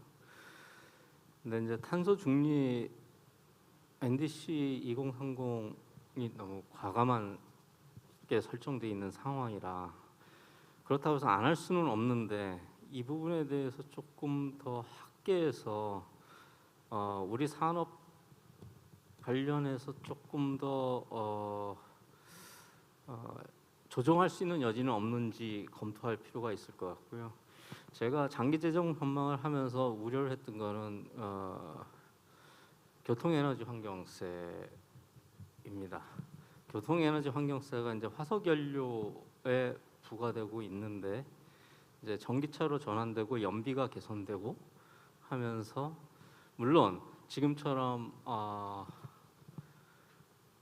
유가가 급등을 하면 또 세수가 막 늘 수도 있는데 환율이 급등을 해도 세수가 늘 수가 있고 그런데 이제 또 그렇게 되면 이제 그 정부에서는 유가 보조금을 또 유류세 감면을 또 지원할 수밖에 없는 그런 상황이에요. 그래서 향후에는 저는 뭐 지금은 이제 교통 에너지 환경세를 주행세 방식으로 해서 좀 전환해 보자라는 논의가 있기도 합니다. 그게 뭐 대다수의 논의인데 저는 그거보다는 어차피 지금 화석연료를 활용하고 있는 차량들이 최소한 뭐 한 3, 40년까지는 40년까지는 유지될 수 있어서 지금 차가 한번 나오면 수명이 15년 정도 되거든요. 그래서 일단은 그 지금 현재의 유류세를 그대로 유지하면서 전기차들이 충전을 할 때 충전 부담금을 조금 부과하는 형태로 해서 좀 보완을 하다가 이제 전기차, 친환경차들이 완전히 보급되는 그 상황에서는 뭐 주행세를 고려를 할 수도 있을 것 같은데 그렇게 되면 전비 개선의 요인이 많이 사라집니다. 그래서 그런 부분을 좀 염두에 두고 세수 측면에서는 그렇게 해야 되고 탄소 중립은 2050 그 10월달에 OECD 회의 가서 이제 여러 델리게이트들한테 물어보기도 했는데 2050은 기술 개발로 어떻게 할 수 있지 않겠는가? 뭐 완전히 달성을 못해도 근접할 수는 있을 수도 있을 것 같다라는 게 대다수 의견이었는데 2030은 각 국가마다 다 걱정을 많이 하고 있습니다. 그래서 2040 부분에 대해서 조금 사회적 논의가 있었으면 좋겠고 우리는 뭐 보급 확대보다는 우선 기술 개발을 좀 열심히 해서 낮은 비용으로 탄소 저감할 수 있는 그런 다양한 방법들을 개발했으면 좋겠다라는 생각입니다. 탄소세 관련해서는 지금 뭐 조세재정연구원이나 국회 나보나 아마 이 관련 연구를 하고 있는 걸로 알고 있는데요. 그 사실 우리가 그 이펙티브 카본 레이트 할 때 관련되는 그 뭐 많은 그 뭐 주행세도 있고 뭐 교통세도 있고 그다음에 각종 또 환경 개선 부담금이라든가 부담금도 있고 실제 현재 자동차 관련 세제도 있고 이게 또 각종 그 정부 부처들이 또 다 기재부, 행자부, 그다음에 각 또 부담금은 또 각 환경부 모든 부처들이 관련이 있는데 실제 그 전체적으로 이 종합적인 그 카본 레이트가 얼마인지 그걸 어떻게 갈지에 대한 정책 조정이 좀 필요한 사안이 아닌가 하는 생각은 듭니다. 박 원장님. 최근에 이제 정부에서 우리 탄소 중립 목표를 달성하기 위해서 우리 재정과 관련해서 큰 제도를 바꾼 게 있습니다. 국가재정법을 바꿔서 우리 기후 예산제라고 하는 제도를 도입을 했습니다. 그게 뭐냐면 기후 예산제라는 게 중앙 정부나 우리 지방 정부가 하고 있는 각종 우리 재정 사업들이 혹시 어떤 사업들은 이제 탄소 저감을 위한 재정 사업 같은 경우에는 그 탄소 저감 효과가 얼마인지를 추정을 하고 그다음에 탄소를 배출을 야기하는 어떤 부분에 있어서 효과를 추정을 해서 정부의 활동, 재정 활동 자체가 얼마나 탄소 중립 정책에 기여를 하는지를 보고 예산을 편성하라라는 차원의 이제 중앙 정부뿐만이 아니라 우리 지방 정부까지 이제 작동이 이제 시작이 돼서 우리 서울시 같은 경우에도 이제 금년부터 내년도 예산부터 이제 그걸 도입을 해서 시작을 해오고 있는데요. 어떻게 보면 한 20여 년 전에 우리 성인지 예산이라고 하는 게 도입이 돼서 어떻게 보면은 양성평등에 어느 정도 기여를 했던 어떤 그런 성과가 있었습니다만 앞으로 이제 우리 탄소 중립 정책에 있어서도 우리 재정에 있어서 우리 이 기후 예산제라고 하는 제도가 잘 정착이 돼서 우리 탄소 중립 정책 그 목표를 달성하는데 좋은 또 수단으로서 잘 정착되길 그렇게 바랍니다. 예, 이제 마지막 그 질문들의 그룹은 이제 대책입니다. 향후 대책이어서 그러니까 재정위험을 어떻게 이제 극복할 건지 뭐 이런 대책인데 그동안 발제를 통해서 뭐 재정 준칙이라든가 각종 또 조세 부담을 어떻게 해야 된다라든가 많은 얘기들이 오고 갔던 것 같습니다. 혹시 뭐 꼭 한 가지 이렇게 시간이 이제 다 됐는데 요 향후 대책과 관련돼서 그 우리나라가 과거에 어떻게 잘 극복했는지 꼭 이건 꼭 해야 되겠다 뭐 이런 말씀하실 수 있는 분이 있으신지. 이제 그러면 덮쳐볼까요? 예. 누가 있으신가요? 예. 지금 오늘 논의에서도 많은 정책적인 제안들이 지금 나오고 있습니다만 문제는 이런 좋은 제안들은 굉장히 많습니다. 제안들은 굉장히 많이 되고 있는데 이걸 어떻게 현실에서 이제 실현해낼 것인가. 의 문제가 가장 중요하거든요. 그런데 이제 자금의 이제 오늘날 우리 사회의 여러 가지 현상들 중에 또 키워드가 하나가 정치화라고 하는 키워드가 있지 않습니까, 그죠?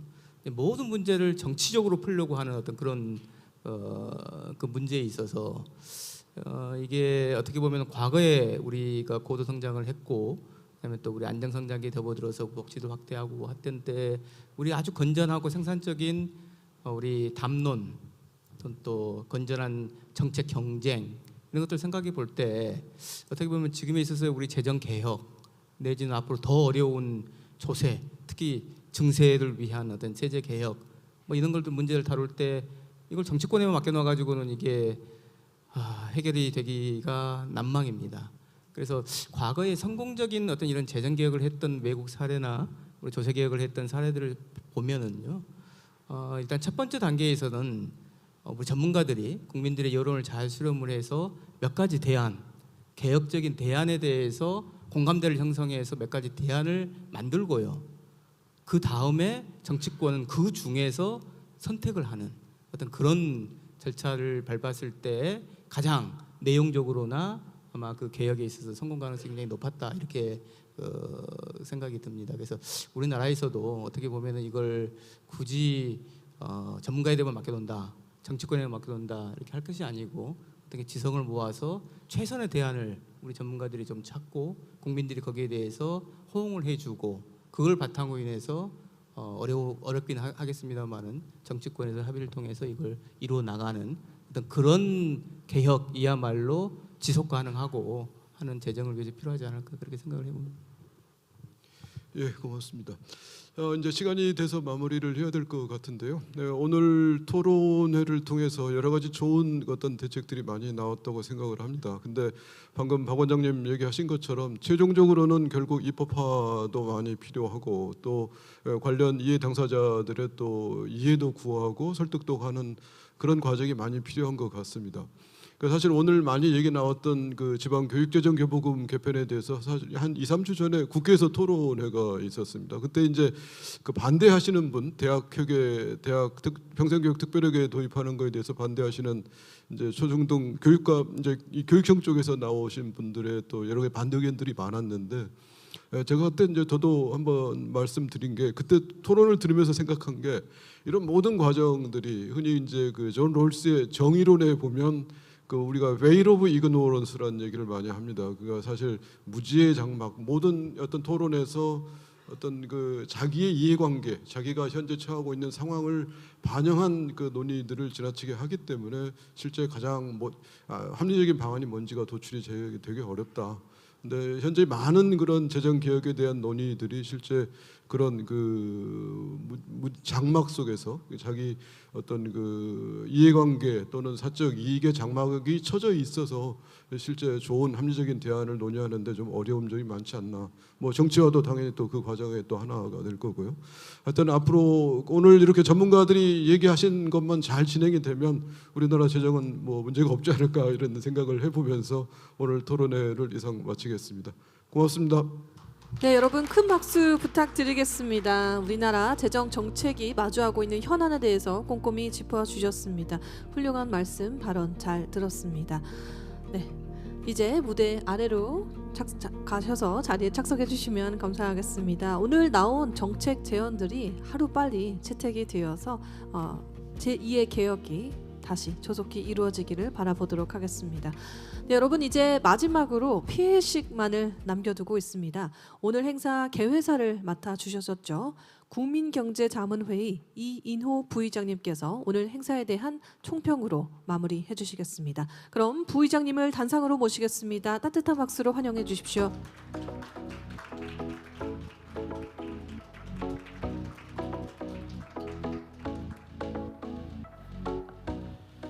예, 여러분들 오늘 긴 시간 수고 많이 하셨고 제가 그 청중석에 앉아가지고 처음부터 끝까지 쭉 들었습니다. 그래서 참 대단히 많은 걸 배울 수 있었고 우리 오늘 행사가 참 잘 구성이 되었고 좋은 결과가 나왔다고 생각합니다. 그래서 여기 사실 아침에는 말씀을 안 드렸었는데 이 오늘 행사 만드는데 이제 가장 중요한 역할을 하신 두 분이 김우철 교수님하고 이태석 박사님 두 분 참 감사드립니다. 그리고 우리 자문회의 내에서 특히나 다 모든 팀들이 다 열심히 일했지만 또 경제안보 쪽에서 맡아가지고 잘 해주셔가지고 좋은 결과가 나왔던 것 같습니다. 그리고 제가 들으면서 제일 마지막에 우리 원윤희 교수께서도 말씀을 하셨었는데 상당히 많은 것이 이미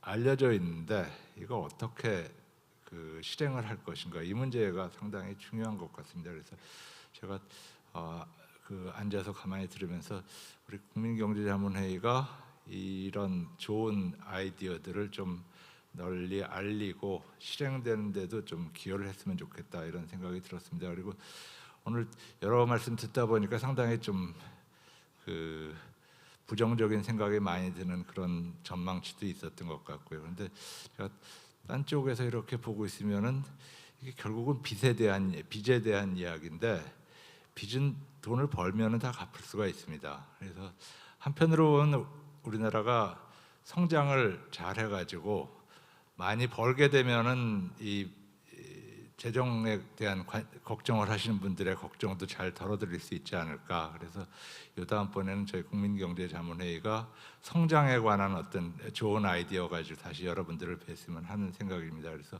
오늘 좀 그 부정적인 이야기가 나왔던 것도 사실이고 그리고 우리가 우리의 그 처지를 잘 알아야지 그 다음에 대책을 세울 수 있으니까 그런 거에 대한 어떤 대비를 한다는 생각에서 좋은 이야기가 있었던 것 같습니다. 그래서 오늘 그 많은 전문가분들께서 해주신 말씀 반드시 기억을 하고 우리가 앞으로 나아가는 길에서 이 지속 가능한 어떤 성장 패스를 만들어내는데 반드시 성공했으면 하는 바람입니다. 여러분들께서도 이런 그 노력에 같이 동참해 주셨으면 바람입니다. 감사합니다.